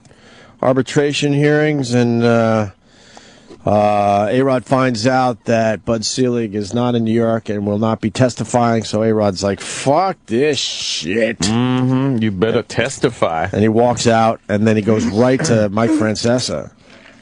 What a big get for Mike Francesa yesterday. Yeah. And then he was all emotional on Mike's show yesterday, angry, almost crying at times. You think Mike Francesa's version of Roland came in and said, You want A-Rod? You want A-Rod? He wants to come on. So we got just a couple highlights from A-Rod on Mike Francesa's show. The total surprise call, right? He just called in. He walked in the studio. Oh, he's in studio. He said, fuck this, get me to the goddamn fan. He walked right out and went right on the fan with Mike Francesa. Did Mike put him on, or did he make him wait? He made him wait. Wait, I'm busy. He was busy dealing with prank calls and making believe they don't get to him. I spilt my Diet Coke, okay? Okay. A-Rod explains walking out of his hearing. A-Rod, tell me what happened today. Well, we got a ruling that the commissioner does not have to come in from Milwaukee. And it was very disappointing. Obviously, I've been there for 10 or 12 days, whatever's been there for every pitch. You know, I have my girls back home in Miami, and you know, it's been difficult. But you know, respecting the process, having been offered to come in a million shows, haven't done anything. It's just been really just taking it one day at a time and respecting the process. And today, I lost my mind. Wow. He lost his mind. They're kind of singling him out. I mean, Absolutely. let's be honest here. I'm starting to really feel, even though he's not a great guy. But you got to ask yourself, why are they singling him out? Well, it could be personal reasons. They probably feel like he got away with murder. But who didn't in baseball at that point? But he hasn't really... Where's all these people that were fucking doing the steroids and fucking jacking balls over the goddamn walls? But he hasn't really paid for it yet. Baseball's so they're really making it hurt. Florentine raised a point about fucking the home run record with Hank Aaron and Bud Selig, and there might be something to that too. He just hates A-Rod, but he's a fucking Bud Selig never should be commissioner. He's an owner. He should not be the commissioner. He was an owner. True. Well, baseball made that mistake so long ago at this point, right? I banged the table and kicked a briefcase and slammed out of the room, and just felt like this system. I knew it was restricted, and I knew it wasn't fair. But what we saw today is just it was disgusting. And the fact that the man from Milwaukee that put this suspension on me with not one bit of evidence, something I didn't do, and he doesn't have the courage to come look at me in the eye and tell me, this is why I did 211. I shouldn't serve one inning. And this guy should come to our city. I know he doesn't like New York. I love this city. I love being a Yankee. My daughters grew up in New York. And for this guy, the embarrassment that he's put me and my family through, and he doesn't have the courage to come see me and tell me, this is why I'm going to destroy your career. And I have to explain this to my daughters every day. Aww. The thing he's saying, though, something though. He did do something, but what is he saying about the guy about he didn't do anything and he shouldn't serve? Why is he saying he shouldn't serve one inning? Like, what am I'm obviously missing something. He's basically saying it's all bullshit. The charges are bullshit. Did he juice though? I think he did, didn't he? And Bud Selig is probably saying this is an open and shut case. I don't need to waste my time in New York. They'll take care of it. For Bud, that's probably what's going on. Why wouldn't Bud show up? Bud Selig is an absolute cunt. I don't like him at all, but he probably has someone representing his side, obviously. It's not worth his fucking time. Yeah. Yeah, I really because they think it's a no-brainer. Well, that's true. Scumbag move, though. And A-Rod's using it to deflect, obviously. It is true. You want to fucking gets a little deflection here. End somebody's career. Maybe you should show up. It's the first time I've ever liked. Right now is the first moment I've ever liked Alex Rodriguez. He's having what they call a human moment. Yeah, it's the first time I've ever liked. This is why you don't always listen to people who tell you don't go out and talk about it, because then you tell your side, right? And don't let the Daily News do it for you. You tell it. You'll be back hating him soon enough. But look, dude, he goes 1 for 17 in the fucking playoffs. I'll hate him again, but I don't want to see his career ended because of Bud Selig. Because Bud is not going to let this just sit there, so he's going to explain some shit, and you're going to go, oh, fuck, okay. They'll be like, oh, yeah, fuck that A-Rod guy. I bet you that's what's going to happen. There's going to be a quick turnaround on this. Another highlight. So you blew up when the arbitrator, Horowitz, made the ruling the commissioner is not coming. That's when you exploded. So you got the definitive word that he was not coming to this process, right? I exploded much worse than Paul O'Neill on any of his explosions with the coolers. I was very upset. I probably overreacted, but it came from the heart, and this has been a very difficult process. And I felt that the reason why I didn't go to Letterman or Leno, or I didn't come on your show, or the hundreds of invitations, is out of the respect to the game, to Michael Weiner, and to Manfred, and ultimately to the commissioner. What? He's saying that do you believe that? He knows if he did any interviews, he'd be in a tough spot. Out of respect, he didn't do interviews? Come on. That's bullshit. Well, he's just, he's basically saying, look, I could have been a dick before. He can't say it like that, but he's basically saying I could have been a dick a long time ago and blabbed, and I didn't. Yeah. But he also knows he would have been in a tough spot. Yeah, I think he did it at one point, right? Didn't he do steroids at one point, but so many other guys did too. But he didn't blow off, interview requests because out of respect for those people. Right. There's no fucking way. I don't know why the government's involved or Congress was involved. Who gives a fuck? If these guys want to do steroid, let them. I don't care.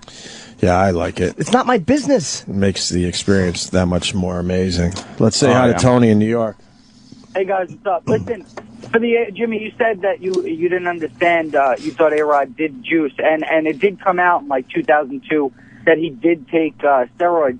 But what's going on here with this situation is some clinic in Miami got turned over by the government, and the owner of the clinic, who's basically a felon, baseball paid him, and they paid him in cash. So it's really, really shady to testify against A-Rod.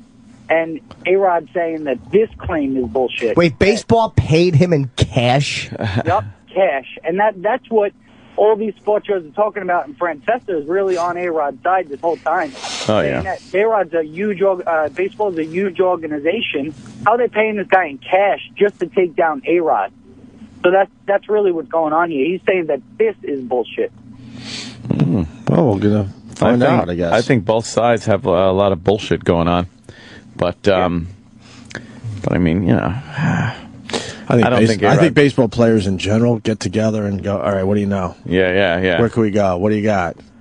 I don't think A-Rod did anything that anyone else wasn't doing at the time. They're all looking for an edge because there's way too much at stake. Massive salaries, massive fame. Mm-hmm. So you get together with the guys and go, all right, what do you got? What's the new thing? Yeah. Are they going to detect it in a piss test? Right? Yep. He's never tested positive. A-Rod's never had a positive test. That's another thing that should be brought out here. Okay. And the guys that got brought down in this with this clinic, they served their suspensions quietly. They just went and served them because this guy, of course, they know that they were involved in it. A-Rod did have some interaction with this clinic, but I think that it's just the process of the way baseball went about just nailing A-Rod, and then they gave him about 111 games more suspension than anybody else that was involved in this scandal. Yeah, why? And Bud Selig doesn't have to explain why. He's just an arrogant old cunt. That's because of the smirk. Yeah. No? The A-Rod smirk. Think that's it? Yeah. Absolutely. You think Selig's jealous of the chicks A-Rod gets to bang? Oh, fuck yeah. Yeah. All right, thank you, sir. More info. I appreciate it. Yeah. Back to the clip. To Michael Weiner and to Manfred and ultimately to the commissioner. Funny, right? Because Weiner. this is the game that I love. I spent 20 years in the big leagues. I've worked my tail off. And at the end of the day, I always said to you and other media members, I will tell my story. I will have a platform and a forum. And I thought, rightfully so, this should end with Selig on Thursday and me on Friday under oath. Put your money where your mouth is. So you were going to still testify? Or we can go to Milwaukee and we can do it there. If but you listen, Selig, I want to challenge you. I was going to fucking working the mic like wrestlers. Right. You were there, I'm there. Although, yeah, if one testify, they both testify under oath. Yeah, But Selig should have to explain himself. I don't care if you're the commissioner. If you're giving this guy, who literally is the only challenger for the home run record, if you're giving him this suspension, you should have to show explain up and show cause. You remember that last phone call we just took? Yes. Of course. Okay. All right. We got a classic situation right here. Classic. We've never heard this before. The last caller was wrong. Go ahead, Anthony. That call was complete bullshit, man. Of course. No, what he said was accurate, but the part that he's missing is that A-Rod also tried to pay these guys off prior to Major League Baseball getting a hold of him. Okay. Do they have proof of that? Do I have proof of it? No, not you, but are they saying they have proof of that? Yeah, they're saying they have proof of that, but not only do they have proof of that, they have proof that he tried to intimidate the other players that were underneath the investigation not to cooperate with Major League Baseball. Right. The crux of the whole investigation. So the reason why they're going after him so hard is because they have a whole bunch of evidence that links him to basically valuable evidence. Trying to squash all evidence linking himself to this clinic. Right. And the fact is that this is not only the first time he's dealing with somebody in Miami. He also deals with this guy Galea. Hold on, but dude, was the paying the cash thing? That's a big. Baseball doesn't pay in cash. Was that what it was? But then A-Rod's trying to squash some old findings as well. Yeah, he's also trying to pay in cash, Jimmy. And I think but he's not. I'm sorry. This guy is a scumbag, and he only wanted cash. Hey. So I mean, It's kind of shady on both ends. And could you add that Major League Baseball is going after him really hard because of the smirk? Please. Yeah, please. I got a theory. It's all about the smirk. The A-Rod smirk has gotten him in some deep trouble. You want me to believe A-Rod was doing steroids because Selig says so? You bought that lie. All I got is the positive test and my bolts. Money where your mouth is. So you were going to still testify. Or we can go to Milwaukee and we can do it there. If But you were going to still testify. You never backed off. I was going on Friday night. Okay, and you were told today that now the commission, here's the ruling, commission is not coming. Yep. Oh. That's a big face. That is. And then in the post it says, by shifting blame to Selig, Team A-Rod hits a home run in the court of public opinion. Like, yeah, I was just changed, but maybe I'm still wrong. That's what I'm saying. He's deflecting a little bit. Hey, he's taking advantage of the fact that Selig isn't showing up. So it's working for him. Sympathy. It's absolutely working for him. But that's what I'm saying. Something will come out where you go back to, okay. Yeah. Oh, that's right. I got confused for a second. You're like, oh, that's right. He is an asshole. It'll probably happen today. Oh. And you can call up tomorrow and say, okay, you guys were right. Yeah. And then one more clip from the interview with Mike Francesa on The Fan here in New York. You have said in the past a lot of times, everywhere, that you would, when it was over, and you're saying now it's over, you had been very guarded about what you said, okay? You had not said much about the process, or were you guilty or innocent. Tacopina, I'd heard a couple times say it, so I'll ask you the question. Were you guilty of any of these charges? No, and I should have. Did you do anything wrong? No. Did you do any PEDs? No. Did you obstruct just anybody, any witnesses? Did you do anything that they accuse you of doing? Nothing. Nothing. So you're guilty in your mind of nothing. I feel like I should be there opening day. Okay. And that's what I'm working hard for. And let's get that on the record. You say you did not do these PEDs that they're accusing you of doing. You're correct, Mike. Okay. Oh, God. All right. Well, you know, that's a fucking, even though he's not under oath right now. But he has nothing to lose by saying all that. Yeah. There's nothing to lose. Yeah. Well, yeah. And then if he shit feels does like there's come up- plausible deniability there, so he's going with it. Fucking guy did PEDs. Maybe. Hey, what? PEDs, whatever the fuck. It's different. What do you mean? I ain't no ped. No, it's different. Let's say hi to Daniel from Jersey. What's up, Daniel? I used to Pez as a kid. Nice. What's that? Pez. It's great. Hi, buddy. Hi. Hey, Major League Baseball is coming down on A-Rod Park for two reasons.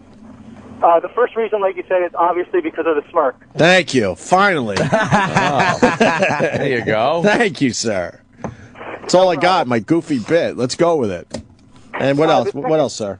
Yeah, the second reason, he actually, they have evidence that he was actually trying to cover it up and destroy some of the evidence that they had on him. As far as the suspensions go, it's actually set in their agreement with the players' union, how many games people get suspended for using steroids. So it's like first offense is 50 games, I think. After that is 100 games. So that's what all the other players got. Okay, hold on. I'm going to stop you for a second because you're the second person saying that A-Rod tried to cover up some old evidence. Mm-hmm. Where's the proof of that? You know what? It's in the pudding, I think. But I'm sure that if it ever goes to trial, something like that, then it'll come out. Thought better of it. Okay. I should have too. All right. All right. So there's no proof, really. I don't know. I guess it's going to come out. I really don't know. There might be, there might not be. But, I assume that Major League Baseball is not going to spend all the money on a lengthy, possibly going to court on it if they didn't have something to back it up. Otherwise, they're just throwing money down the drain.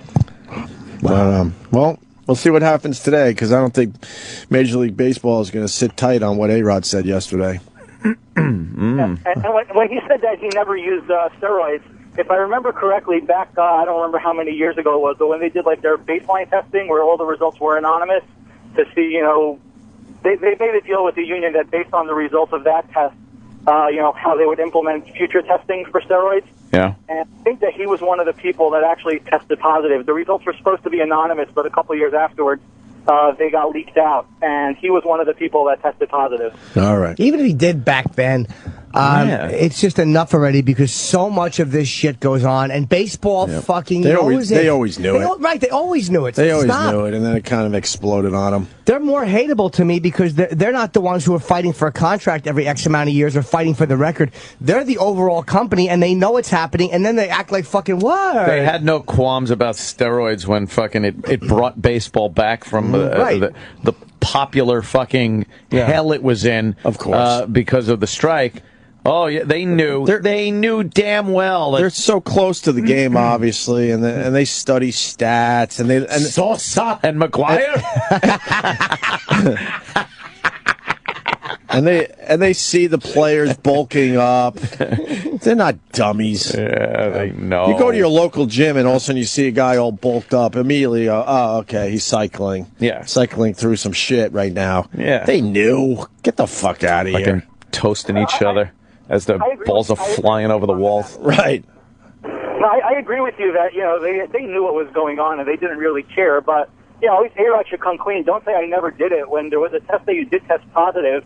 Just say, look, I did it. It was before there were penalties in place for it. Once they changed the rules and said it's not allowed, I stopped doing it. Come clean. Don't try to cover up what you did.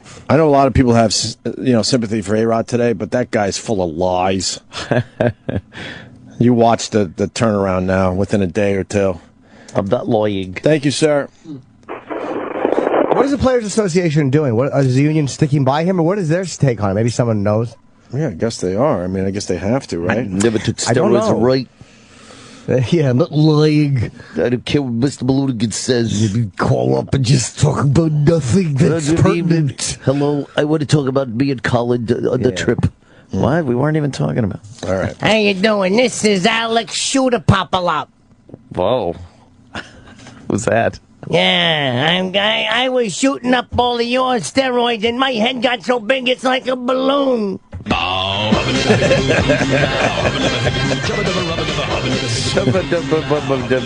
going to have to get a little taste of Scott and Todd. I know Jocktober's over. I know. But it is always And nice. Wee's put in a request to go after a radio show in Rochester. Terry Clifford? No. Consider it done, Weez. No. Fuck T to the C. Terry Clifford Day? No. I was so scared my last visit to Rochester that I was going to fucking run into that monster. Oh, boy, I'd be afraid too. Exactly. No, she was in that Chris Angel trick. Yeah. She stepped on him. He's got a show that's very, very deserving. Yeah. Very deserving. Why? And this show basically said recently that Brother Weeze, who does a lot for people in general, took money from charities. Why did he? No, of course not. Oh, sorry. So, we might have to put this show on. What show is it? On the radar.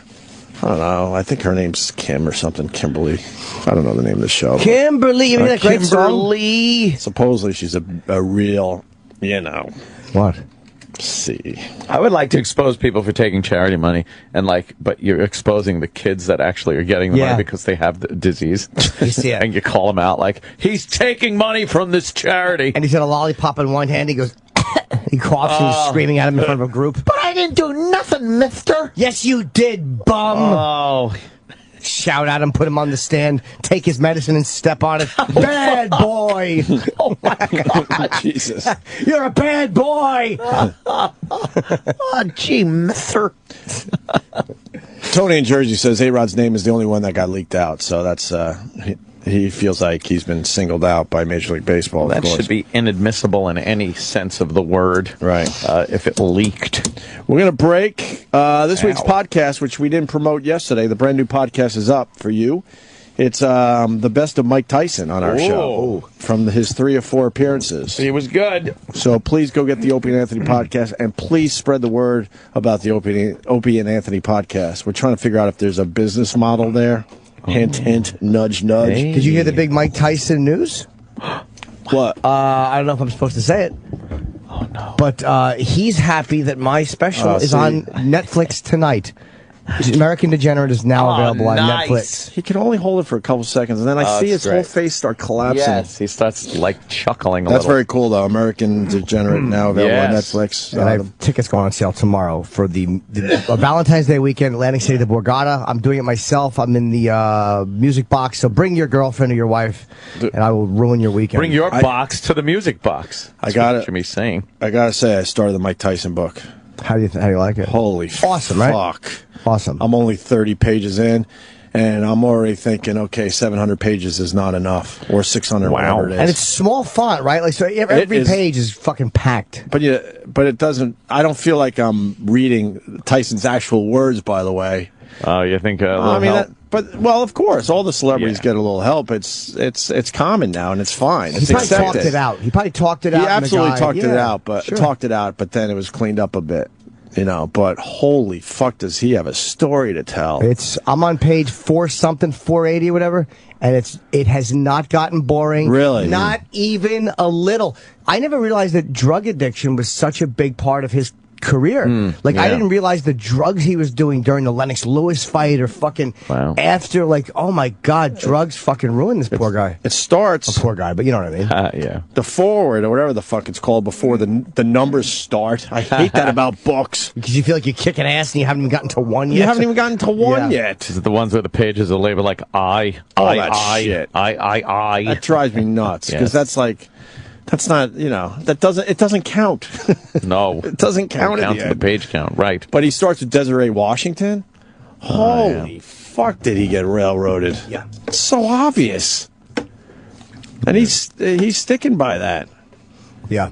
And then it goes into his upbringing where he had a chance. Like, he had a relatively normal family life. And then, the mom lost her job and all that. Then they had to go to Brownsville, where it was just a completely different, neighborhood. It's like fucking Beirut. And then he's robbing houses at 7, 8, 9, 10 years old. A gun? He had with a gun? I can't even imagine that. He's in a gang fight. Motherfucker. He's in a gang fight with a gun, and he sees his older brother, going, "What the fuck are you doing here?" The other gang. Really great. Great story, man. What does his older brother do? I don't know. I believe he's still alive. There's a photo in the book of Mike and his older brother, so I'm thinking he's still around. I don't think we ever saw a picture of Mike Tyson's older brother. It's in there. I think same parents or same mom type of deal. What do we got there? Do not know. Yeah, probably same mom. I wonder if he has boxing skills or ever did. His brother. You gotta have some kind of that neighborhood, man. But gotta fight. Yeah, and Mike Tyson was. He was not nice. No, even in the boxing one of his tricks was, the old subways in. Yeah. Remember when you could pull the windows down? I forgot, because I'm reading it in the book. You could pull the windows down, you get a little air, even though you're going to get shitty air. So he would sit in a seat, he would pull all the windows down, and then, women or whoever the fuck would sit in the seats where he just was. He'd get out of the train and on the platform, reach in and yank fucking chains. As the train started going. As the trains are going. You'd reach in and yank your chain off. Yank fucking chains. And then you're on the train. Where are you going? Good gimmick. And then he would wear the chains for just a day or two, but he knew eventually they would rob him of the chains. So then he would get a couple days out of it, and then he would pass it on to somebody else to get some money for it. The violence that this guy grew up with, man, like the fucking fact that everything he had was going to be beaten, he would be beaten up and everything was taken, and then he'd beat somebody up and take their shit. It was like this fucking, it was a very, very violent place. Something. So many stories, and I think in the book he's only 10 at this point. Yeah. Wandering around, no supervision, wearing really nice clothes, hanging out with older, street guys. Yeah. Dealing with pigeons. The boiling water story? Holy fuck. Yeah. Anyway, I know it, Even in that world, though, I think he comes from a really violent place. Like, I'm sure Sonny Liston didn't come from a great neighborhood or George Foreman, but he came from a violent fucking neighborhood, man. And a violent behavior he exhibited. I can't wait to get back to reading it. It's so fucking great. It got me off my stupid Candy Crush obsession. Wow. I'm so happy that I like I'm reading again. It's hard to focus on reading because of the phones and stuff. It's hard to just go and slow down and just read. And I'm so happy I'm doing it a little bit more. I used to read a lot.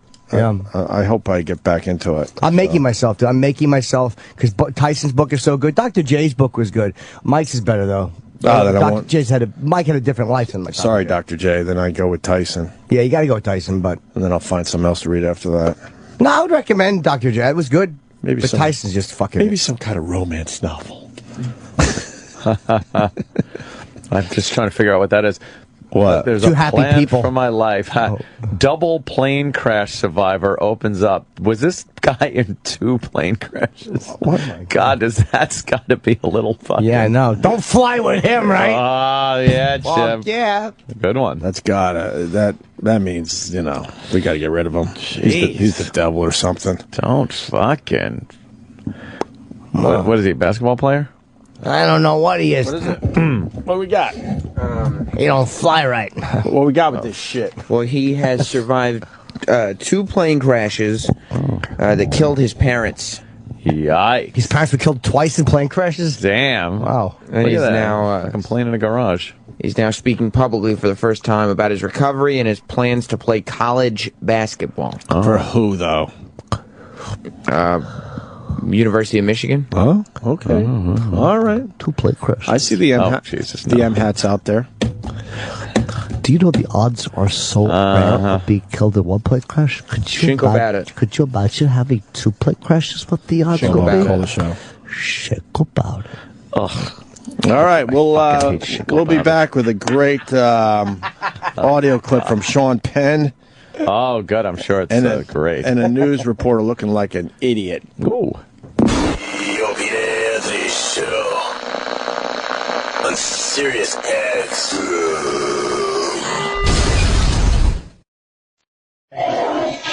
The guys are back from the toilet. And now, back to our show. The Opie Anthony Show.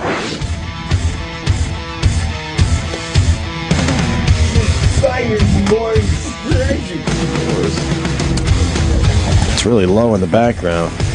Oh. What is that? Shed that. I'm a It's a group star. called Avatar. Television. Huh? It's a group called I'm Avatar. a ghost. Avatar. I was on television. Shut up. Quiet. You're fired. That was Red Eye last night. Unbelievably fun. Was it? It was Ann Coulter, Dean Cain. I didn't know Ann was on. Oh, Dean Cain. Who was Superman Dean Really Cain? cool guy. And, of course, Andy Levy.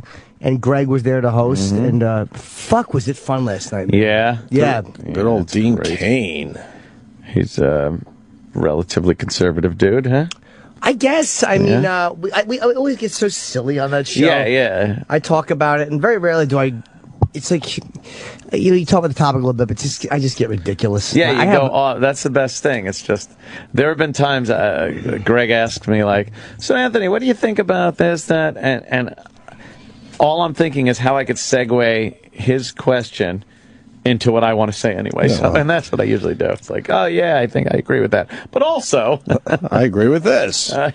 I'm almost as comfortable on Red Eye as I was on Tough Crowd. Like, it's a much different vibe and a much different environment. Yes. But it's so complete. And they love fucking Gutfelder. He will run Fox because, like O'Reilly now, he subs for he's got the 5. Yeah. That cocksucker's on every 20 He's subbing minutes. for O'Reilly? Oh, yeah. Wow, good for Greg. Gutfeld is a really... Did not know that. Yeah, because he's a relatively young, decent looking, and very, Talented very... guy. But he's not irrational. Like, you can talk to him if you're a liberal. He's not a fucking get rid of gays. He's not one of those guys. He's a very rational guy. I like. I watch him on the 5 a lot, and yeah, he writes up his little segments about a topic of the day or week and stuff, and it's really concise and funny, and he's got a good good view on things. I found myself watching Chris Matthews. Yeah. Oh God, Chris Matthews. He's just too predictable. Chris Matthews.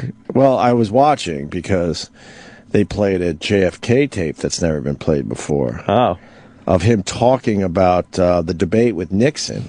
Oh yeah, and the makeup controversy. So there was there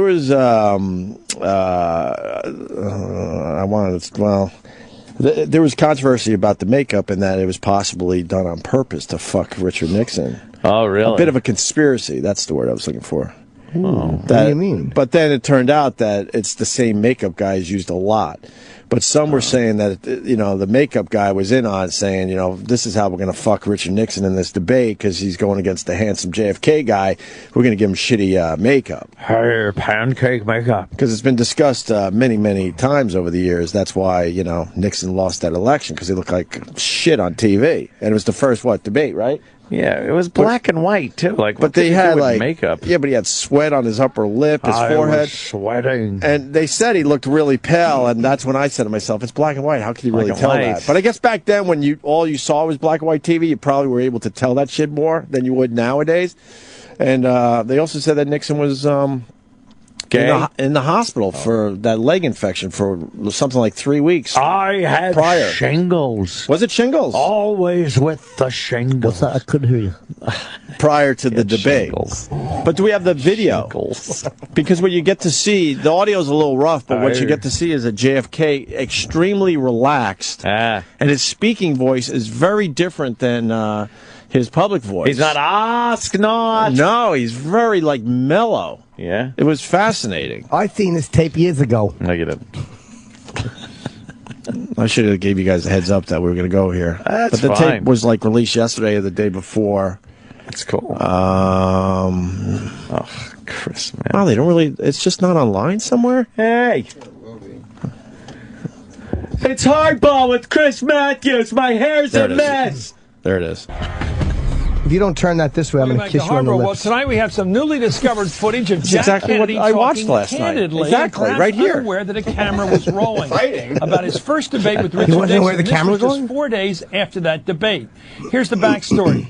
That first presidential debate of 1960 was the first ever televised, and television gave Kennedy the clear edge. More than 60 million people watched, and what they saw may have been more important than what they Look at heard. the sweat A haggard under Nixon his just lip. back from the hospital, pale with sweat on his chin and upper lip.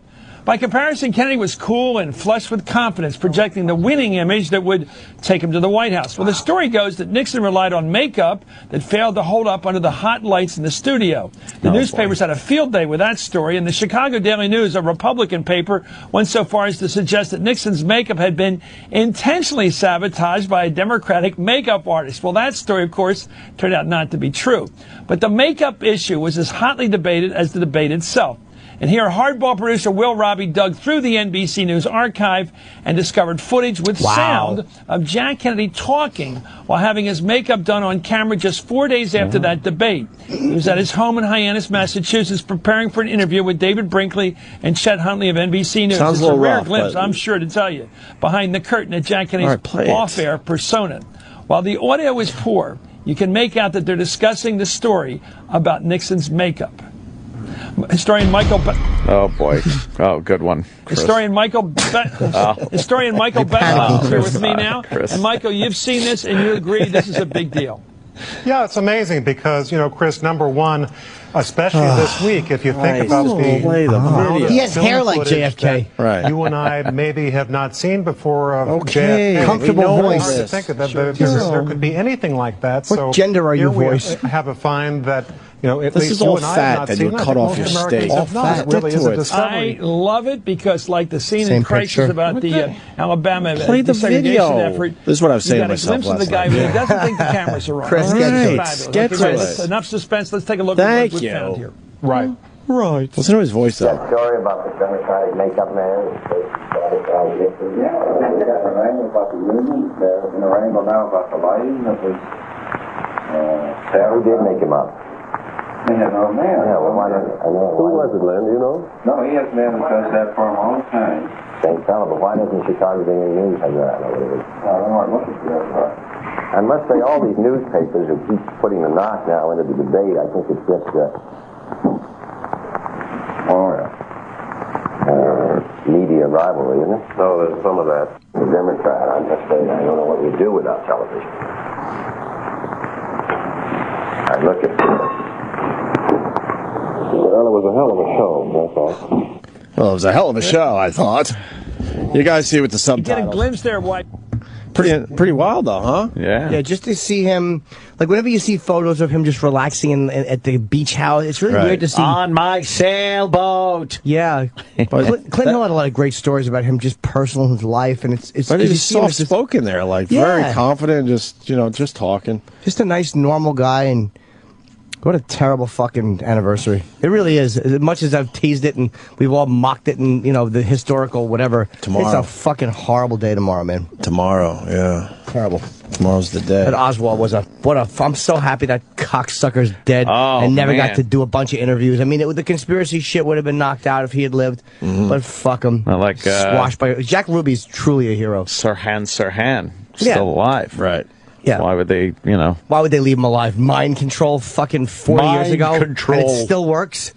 Ugh. Obviously, he needs to be kept alive. He should be killed. Sirhan should be killed for what he did to this country. Then it went over to Anderson Cooper, and he went long form with the JFK thing. A lot of old news clips, but long form witnesses and talking about how people saw something on the grassy knoll and ran that way, and you know the announcement by the press secretary that a press secretary that was, I guess, filling in, and how he had to make the announcement in front of everyone. I never saw that clip either. Can we see that? That was pretty amazing. Sam, can we see that? The press secretary, PRESS space. Go to CNN. They might have that piece all bundled up nice for us today. Hold on, let me say this. The boss wants the press secretary clip. Why don't you fucking find it and stop futzing around? Looking at Phil Spector, Sylvia Brown. Yeah, psychic Sylvia Brown's dead, I guess. Good. Yep. Fucking vulture. You think? Yes. Some say she found missing kids. All right, well, my apologies. I don't think. You're a man of conviction. Yeah, whatevs. Yeah. I was never convicted. All right. Sam, will you just Google it? That's all right. I should have gave these guys the heads up. No, you take 10 seconds, boss. It was a lot of find it. It was a lot of clips I haven't seen before because they really just kind of went a little deeper because of the 50th anniversary. Sure. Did you see that Zapruder clip that they? Yes, the famous one. Put to what? Hear about that? They put it together, really touched up every frame. Put it together in kind of a stability. Yeah. They stabilized the picture. It's amazing, huh? Yeah, absolutely. Looks pretty cool. Did it look? I think I've seen. Oh, here we go. Oh, there's a horrible version of it. We'll do it again. John F. Kennedy died at approximately 1 o'clock Central Standard Time. Where? Today, here in Dallas. He died of a gunshot wound in the brain. Slow it down. Insane in the membrane. Remember Static? I have no other details regarding the assassination of the president. This is a horrible version of it. Assistant press secretary. Yeah, he was not the actual guy that day. Malcolm Kilduff. I mean, he was the guy that day, but it wasn't his gig. And what? He fucked it up because he goes, I could do it again? Did anyone else pick up on that in the beginning? Yeah, you want another take? Yeah, they were telling him to slow down. Right. So, yeah, that's a horrible version of it. Wowie kazowie. Anyway, 50 years tomorrow. Yeah. Yeah. And that eternal flame is not so eternal. Sunday morning with that Charles Osgood. Sunday morning. They dedicated their whole show last Sunday to the JFK assassination. They went real deep. It was a great hour and a half of TV. And the eternal flame, that flame's gone out a million fucking times since. Well, I did not know that. A million times. They had major construction on it because they decided to go with a new design, so not so eternal. I think they mean it figuratively. I understand what they mean. They were Bengals fans. I really thought they figured out, try to figure out how to keep the actual flame going even through construction. Yeah. But it was down and out for a while. Yeah, it's kind of out. There's actually pictures of it out. Yeah, I mean, what does it mean? It's stupid. The gas shut off. Right. It's not some fucking magic. Like Chris Angel. Yeah. Balloon Kennedy would have been good. Balloon Kennedy. Put him in the car. He'd still be alive today. Think of Oswald Schock looking through that scope. Right. He fucking makes the shot and then just sees Kennedy go. Right. Just deflates. And I guess your pal there, George Zimmerman. What happened? He, I don't know. I think he picked the wrong girl to kind of shack up with. First of all, well, she was probably she was posturing. She was posturing for some kind of interview and maybe a payday. Some are saying. Oh boy. And they were trying to negotiate, a price. Why would she do that if they're still, especially if they're still like, connected? Yeah, she wants to get a little cash. She wants her 15 minutes, right? She wants her taste. But she's saying that he put a gun in his mouth, threatened suicide. He was hungry. And used. He's like, he is a big fella. Yeah. and he was on the pills. Yeah. After the trial. What kind of pills? I don't know. Anti-anxiety? Who knows? Maybe some Xanadu. A little Zanny? Zanny action. Zanny the nanny? Yep. As of course he was. Susan Anthony used to call it? Of course he was depressed. Of course. Yeah, you got to figure, As a human being going through that, it worked out in his favor in the end, but as a human being, that's got to fucking take its toll on you. Yeah. So. Yeah, he's going to be popping up in the news every so often. I guess, $9,000 bail? Right. Restraining order. Right. The usual shit you get with a domestic. But $9,000 bail on a gun charge, or the gun charge total bullshit? I think it's, it's all alleged. But did he lose his guns for now? Yeah, I don't think he's allowed to. Yeah, they took his guns. They did. It usually happens when you get a domestic violence charge and a restraining order. They pull your guns away. Wow. He's going to pull an OJ. You think? Yeah, He'll end up in jail for something? Because he can't go out in public. He's hated. He's going to pull an OJ, meaning all he has to do is just, behave or whatever, but he's not going to be able to help himself, and something will happen, and he'll be in jail for a few years easy. Yeah, I don't know. I think that him being in danger of his life being out is a little overblown. I think you're right. I don't see as many black assassins out there doing away with people that are known to be either racist or have done bad things to people in the black community. Yeah, I think he'd be fine. So says you. A lot of talk. People are a lot of talk. Yeah, but there's always one who will walk up and break that's your true. Definitely. Only takes one ant. But you're right back. Apparently, you could just walk around the streets and I want to end dramatically. Get a big fist in the face. I like that the knockout game thing is kind of coming to the forefront in the news. People talking about it's the latest thing to talk about. Knockout game. Looks fun. But I don't. It is what it is. But it's just fucking the way they tiptoe around the language. It's like just say what it is. It is funny. Bunch of black guys walking around just punching people in the face. Okay, that's what it is. Yeah. It's a knockout game. If I was black and I could punch, I would play it. Would you? In this hallway. I'd play it with the fucking down the hall. I'd love to go play it now. Knock people out. Men, women, children. Be knocking motherfuckers out all day. Yeah. Whatevs. Yeah. Whatevs, Chip. That's what I say. I'm just trying. It's bugging the shit out of me. I can't remember what I was just reciting over and over again last night. And this morning I woke up again. It's something Jimmy was saying yesterday, and I was annoying myself with it. Like, right, shut up. Something I said. It must have had great wisdom to it. Oh, yes. Probably something wise. Wisdom, wit. Was it shick about it? Was it shed up? Shed up. Might have been. Can I see the news reporter looking like an idiot? Oh, God, is that great? We love these. Of course we do. Who doesn't love watching the news reporter fucking... I don't. Sound like a moron. I'd rather laugh with somebody. And this will be on our Facebook page, Opie and Anthony, if it's not there already. Yeah, this is terrific. This was in Minneapolis, and the news reporters are on an ice rink. Okay. Now, the news reporter can't skate, but she's marveling at the fact that the wind is just so subtly and slowly blowing her backwards, and so she's just kind of skating backwards without moving. Oh, boy. Oh, boy. Please tell me it blew her in front of a train. And cold water. Thin ice warnings are out, but you don't have to worry about that on the Oval.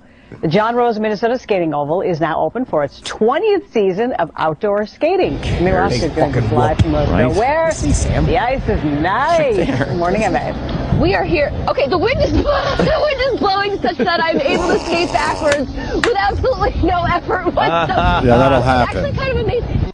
There we go. Listen, She's amazed by that? This is actually really unbelievable. I'm being blown. Unbelievable? Really? Okay. She's like, oh, okay.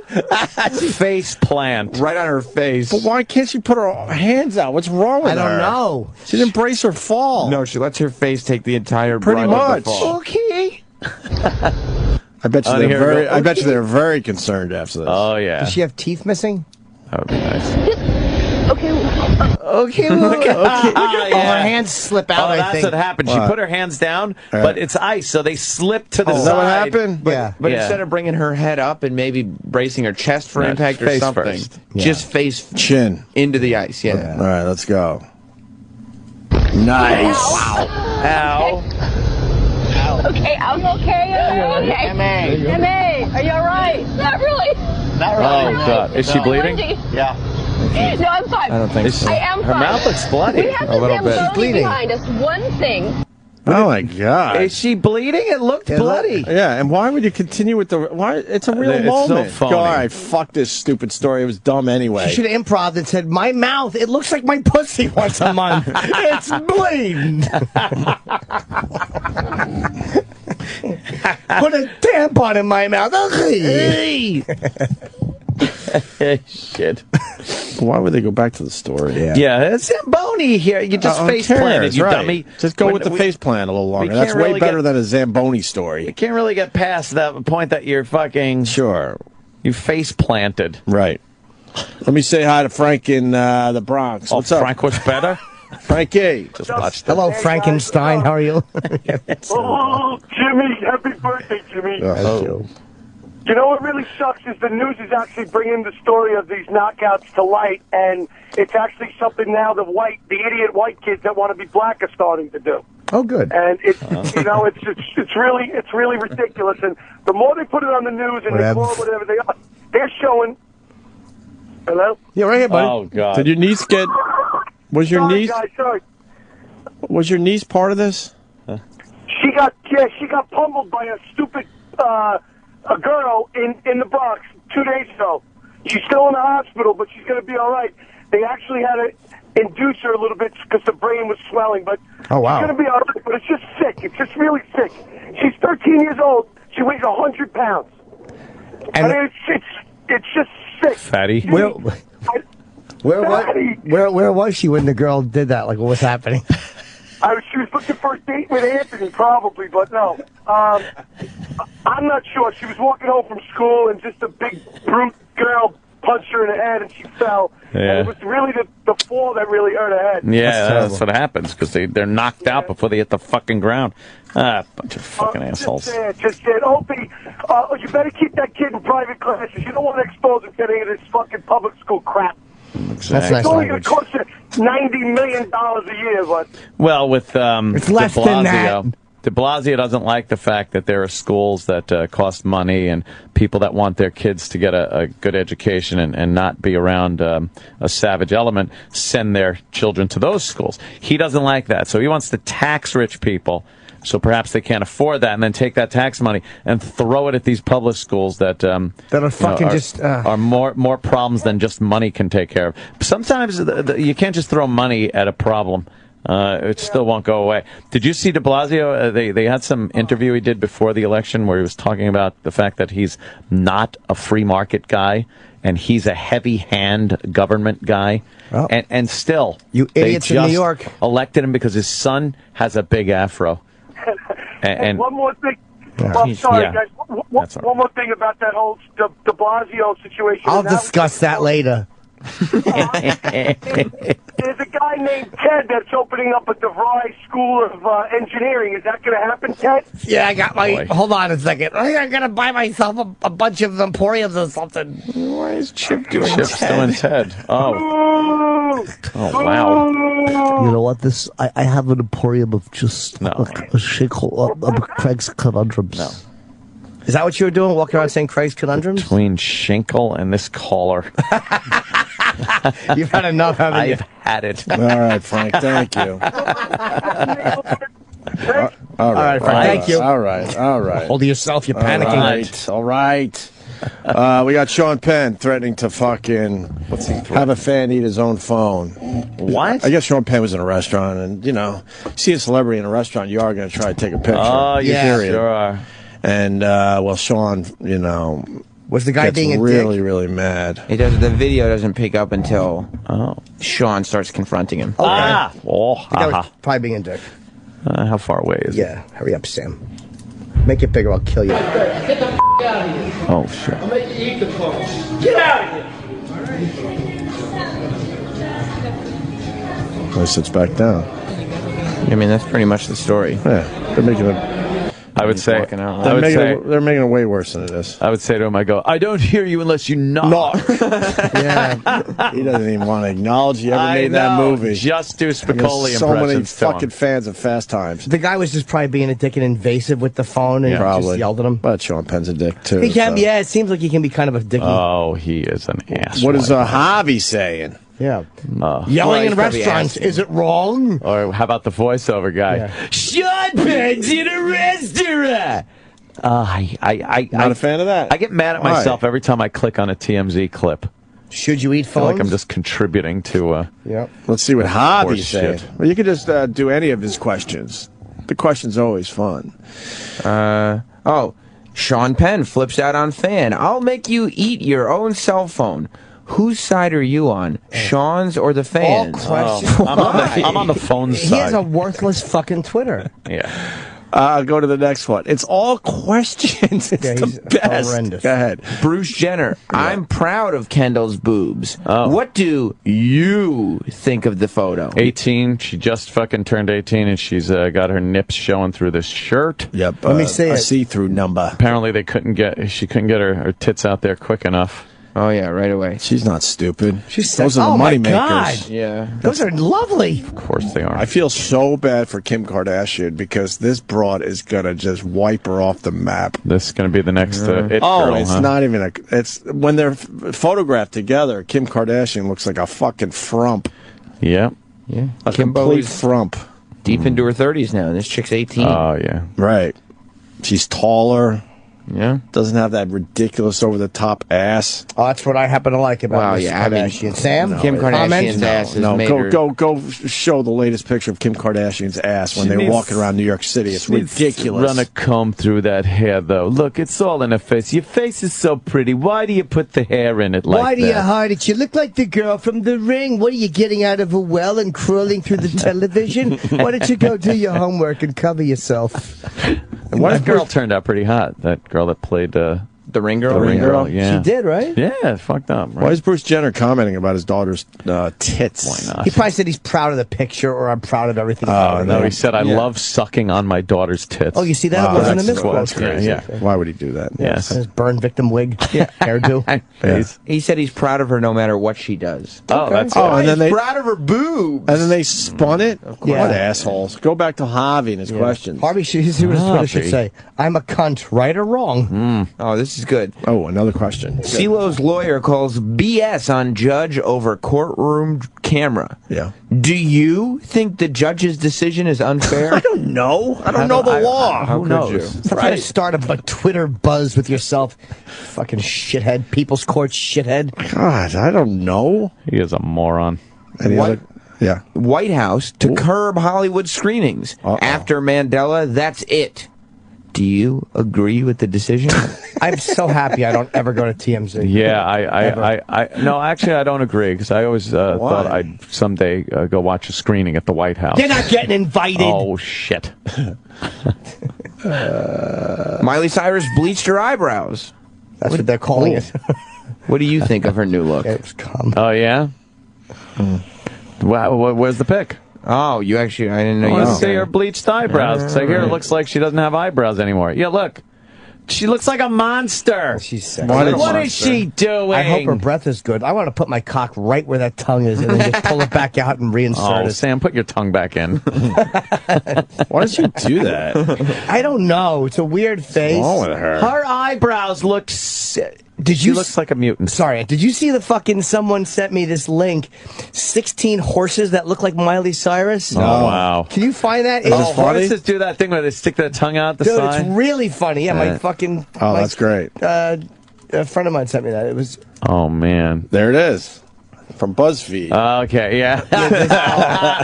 That's pretty good. Now we just laugh for 30 seconds horses. without explaining. I love horses. Look at that one. They're adorable. Oh, that's pretty funny. Yeah, they all look like her in some way. A little bit. Yeah, look at that. She's Man, horses could look evil if they want to. Holy fuck. It's funny, I don't want to fuck the horse though, like I do Miley in every shot. Horses can be very nasty. They put their ears back and they like open their mouth and they come at you with those big teeth sometimes. Try You ever to get bite nipped? you. Oh, yeah. That hurts? Yeah. Could they fuck you up? Yeah, they don't usually, but they can fuck you up. Wait, they put their ears back when they're mad? Yeah, they put their ears flat back, and their neck goes down, and their head goes straight. They're like a fucking torpedo. Wow. And they come at you with those goddamn teeth. Fuck that. How about mad horse? Can we look at a mad horse? I guess. And they make sounds like that. They go... That's what happens when they feel ants' hands on their hips. Yes. And they know what time it is. They know what's coming. Angry I've never horse. seen that. I'd get right behind him and kick his This ass. horse is pissed. It's eating oats out of a bucket, and another horse is coming by him. His ears are back. Yeah, he's very mad. They do that to protect their ears. Of course. So the other horses can't bite them And then I off. want their iPods knocked out. Yes, he's wearing a little horse iPod. Uh-oh. He's sharing. God, you Horses edit your aren't very video? good at sharing. Jesus. Horses don't like Where's the sharing. angry part? The one horse is just eating, and the other horse is kind of nosing over the fucking edge. He's not very angry, though. No, he's just eating. Let's see. He doesn't want to share his oats. I want to put my hand right in there and pinch his nose. Oh, yeah. How much longer? It's a 6-hour video. 10 seconds. He's wearing a coat.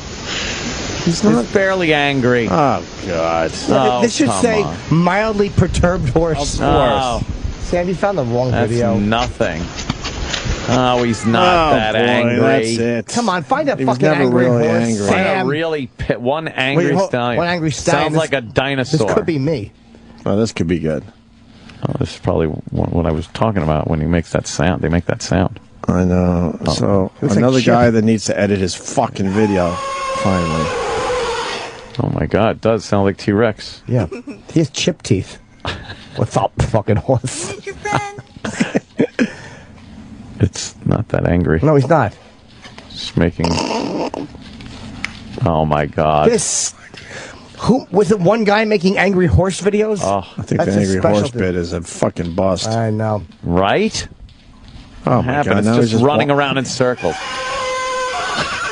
That's not angry, is it? No, he sounds like he's kind of excited Yeah. about something. He's waiting for the old Lone Ranger to come. Fuck his mouth. His dick's hanging out. He's probably fucking I saw that all thing horny. swinging around. Horse, really? Big swinging horse cock. Yeah. Look at that thing. Oh, went back in. That's his balls. No, I want to tickle them. His dick was out a minute ago. Oh, For sure. whatevs. Enough of the not angry horse. Oh, I know. God, that's that. This is on happyhorse.com.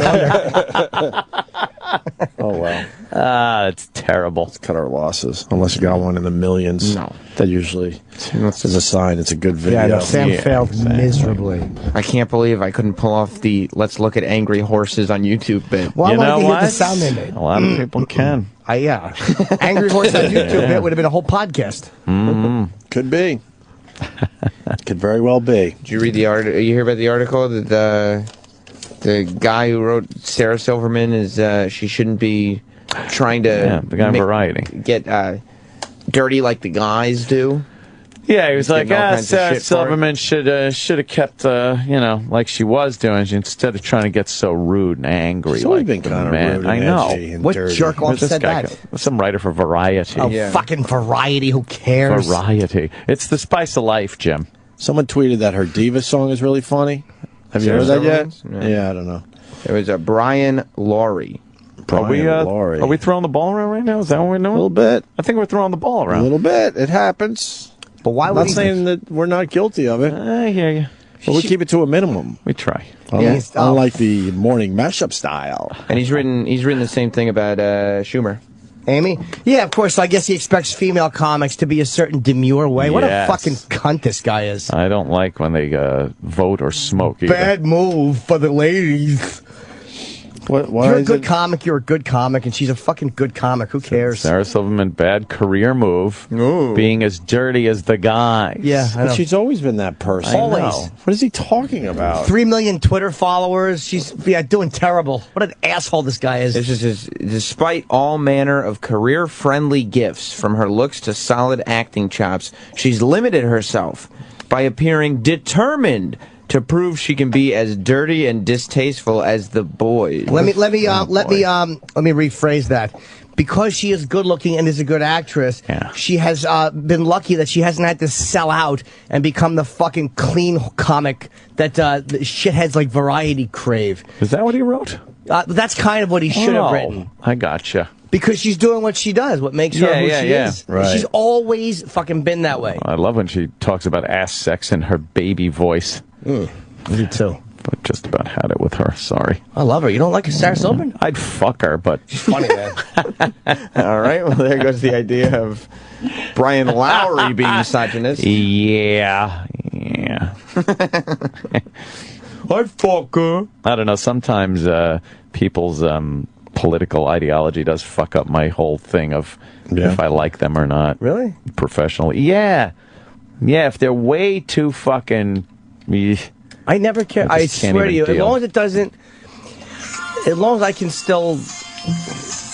If it's part of what they're doing, like their act or something, and even if they sincerely mean it, and it's funny, I don't mind that. That's great. But when they start preaching, I don't know. I for some reason don't care on either. Like Dennis Miller apparently has gotten really political, but I mean that doesn't bother me. I still like Dennis. I mean I don't care. It makes the bar on Tatooine look like the Algonquin Round Table. Fucking, we get it. For years, him with those dumb quotes. Found a pretty plus more on the Twitter. Cyclist gets bitten by horse in the mountains. He's mountain biking and in the mountains, obviously, and then there's wild horses. So he decides, I'm going to pet one of these fuckers. Damn. I guess they could. I'm trying to save the angry horse bit. Oh, I'm trying to save it. You are. You're fucking. I don't want too many fucking fails on the show. You're fucking chest pumping. Come on. Here we go. Is that a pony? Nah, I think the video's fucked up. I don't know why they had to add the music, but. I bit his arm, you dummy. Pretty good, too. Right below the wrist, really hard. It nice just chopped him, though. Yeah. Nice chomp. I don't know why they needed the music. I think they decided they were going to put funny, happy music to it. And they picked the wrong funny, happy music. They saw some wild horses. Yeah, let's stop and look. Wouldn't drag me away. What's he saying? Putting some Gatorade on it. Is it still music, Sam? Yeah, of course. Yeah, it's just music. And can we see that again? That great bite? That fucking thing just... But the thing didn't... That was a good chomp. Got rid of him. That was a warning bite. Like, get the fuck away from me. They're wild horses. And it warned him right at first. It put it, wow. That fucking he went thing deep. Puts his ears back and starts throwing his head at the bicycle guy. And the bicycle guy puts his arm out to the horse. What are you, stupid? He probably thinks the horse... Go back, Sam. You should have backed away right then and there. He probably thinks the horse is nodding at him, like, what's up? Yeah. Look, it sees him coming up. It's eating. Puts its ears back. Look, and it's on its head. Oh, God, shit. good. Would you know that? Big horse. Fuck yeah. You, like any animal, when they put their ears back, it's usually a sign of, don't fuck with that thing. Yeah.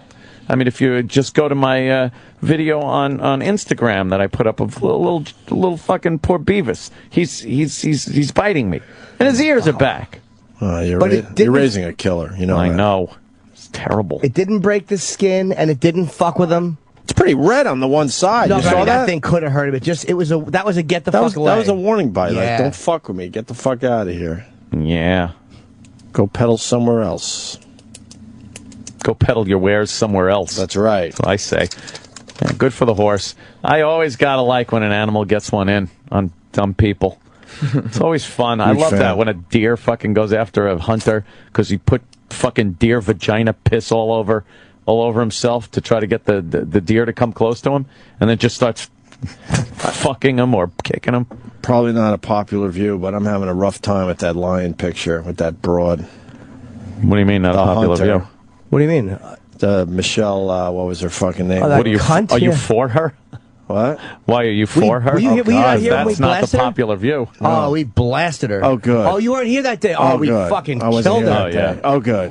Fuck her. I don't know. I don't know. I don't know. I hope to show it off like a trophy like that is. Yeah. And I know it's not popular. We got a lot of hunters out there that have no problem with it. more people were definitely against what But she that was fucking doing. animal looked beautiful. She's a pig. She's a fucking pig, and I hope she's mauled. And she's pretty much putting her thumbs up, like, look at her. I wasn't impressed by that. And what kind of hunting was it anyway? Somewhere in Africa. But was it some of that closed-in hunting, or was it out in the open? I don't know. People have told me, well, I know people email me with this. You know, the money that she spends on that hunt, that goes to help preserve it. I don't give a fuck. She's a cunt. And I hope that eventually her arm is ripped off. She does a hunting show, I guess? Yeah. Yeah, and they're saying she spent $30,000 to go over there and hunt this lion, and that money goes into the local economy. It goes to help the wild game preserves and actually saves animals. And Jimmy had a great analogy on his show. He said, well, that's like paying money to rape a woman, and then the money goes to Rape Crisis Center. It still doesn't help the fact that you raped a woman. And it's just disgusting, and it's an excuse. How about this, pig? Take that 30 grand or take 20 of it and just donate it to fucking animal preserves. Well, instead of having to get your fucking rotten pussy wet by murdering an animal, shooting it. Oh, I'm glad you guys talked about it. That picture really bothers me. It makes me. I literally, Terrible. and I said this and I wasn't kidding. I hope her tits are ripped off by an animal. I hope an animal claws her tits and ruins them. Oh. Fuck her, man. Going out and doing that and again, hunters, we've talked about this. I don't hate people that hunt for their own food. I actually admire them because they're doing something I can't do or I won't do. So if you go out there and you shoot a deer and you eat it and you don't want the government fucking with your food and all that nonsense and you trust yourself and you can make that food, I really do respect that. And they've made the argument that they're controlling the deer population because a lot of them would just starve to death. Yeah. Oh, that's a little bit Fuck different. deer. It's not a regal animal. But the point is, though, the deer is a Hate the different deer. thing. It's There's not Stupid many. face. At this point, there's not many lions left in the wild, too, That's right? what I was thinking. It's like it's not this. I think that number overabundance. is pretty bad right now. It is, and I Which hope makes it a little worse too. I think there's always these big animals, and one day I hope one of them gets. I hope her gun misfires and either A goes off and blows half her face off. Ow! And then she's scarred, and then we'll see about her fucking TV show that she wants to whore herself out for. Or I just hope. And I said this the other day. I hope an elephant steps on her cunt and she lives. I hope it just steps on it and blows her feet off. When you were describing how her flat cunt. Oh, so then she has, well, you didn't describe, you just said an elephant steps on her cunt, so she has a flat cunt, big elephant foot shaped. I despise that woman. Okay, good. Yeah, no, she's not a popular woman there. A lot of people were. People got very mad at me, though, for that. I got a lot of hate mail about that. Of course, I would assume you Doesn't would. matter what side you take. It was the grandstanding more than anything. Yeah. But the dead animal and her really just. We played the video of her, and she can barely talk. What'd she do in the video? She's like, she's talking about how her whole life is about hunting, and that's why I took the shot. Yeah, congratulating herself for all the time she put in. Oh, she's so self-congratulatory and These coyotes self-important. chased a deer towards her and fucking miss. I bite my tongue every time I talk. Is so proud of herself that she shot this deer that the coyotes chased towards her. Yeah. She's a fucking valueless person. And I wish nothing but agony on her for that. Yeah. Yeah, I don't even want to see the videos. I'm not. Do we have the pictures of the Well, they other? don't really show videos of her killing anything. No. I know. Hunting videos the are dead weird. animals are just- Hunting videos are weird. They rarely show any real. I mean, they're out there, believe me, but like the TV shows and stuff, they never really show the kill. Oh, because they know it bothers people in the end. Oh, she's a big bear. Big, beautiful bear. Why? Bear. For what? Oh, with Melissa Bachman. Yeah. Rock. It's Thursday. Those That means tits. product She's not even review good in my looking. local She got big tits. Today we're going over ground blinds. Now I absolutely Ground love blinds. hunting out of Ground blinds. But one of the most important things to first look at when you're picking out a ground blind are What the is- windows. what- You what's wanna wrong make with her sure voice? you've got Exactly. something Exactly, that yeah. can wrap all the way around because let's face it, turkeys and deer, they don't always come in the one spot you want. And with this blind, you also get a few alternative windows. Gives a fuck. Gotta hide dressed like the environment. A fucking asshole, bitch.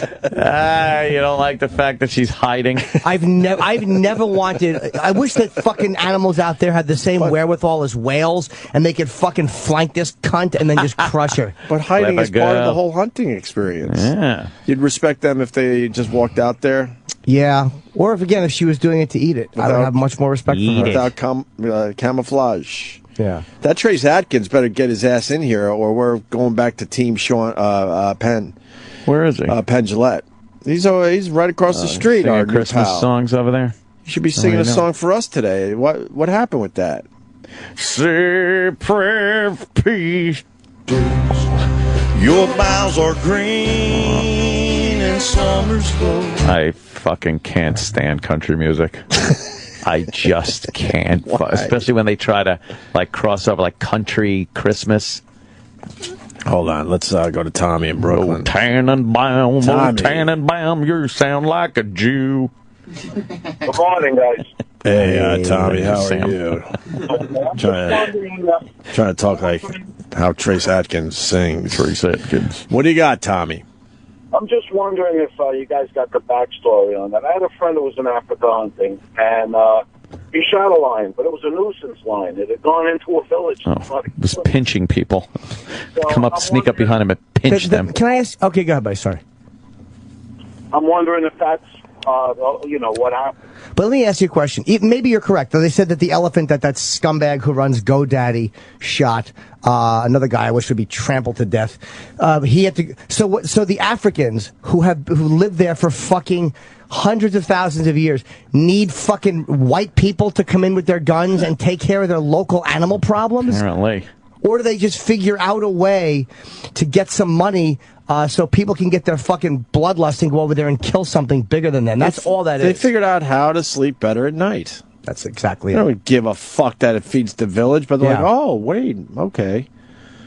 Village. I'm going to go with this angle. 2013. There shouldn't be villages. If they care about the Africans, why don't they go over there with condoms or something? You know what I mean? It's bullshit. Yeah. Opie said it. They want to sleep better at night. The guy from GoDaddy doesn't want to just realize he's a big corporate bag of shit. And, And someone probably had to tell him that, look, you'll feel better about yourself because the villagers will take the meat away. We do give them condoms. And by the way, you know what they do with them?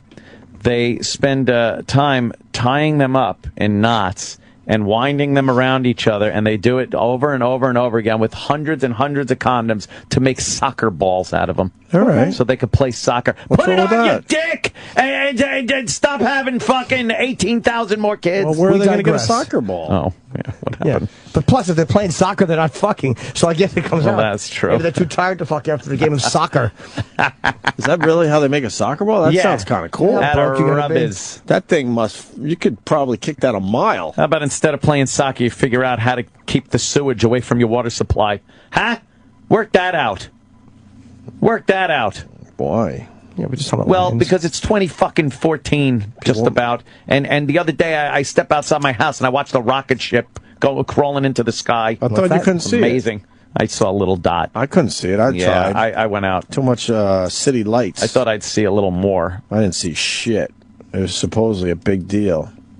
Some guy. Hold on. Someone's saying we're. I know this is not popular for a lot of people. Boy. Here we go. I wonder what the percentage is. I think it's a big percentage of people that don't like what she's doing. No, I mean hunting in general, pro, anti. Because now they want to talk about hunting in general. Sean in Texas, go ahead.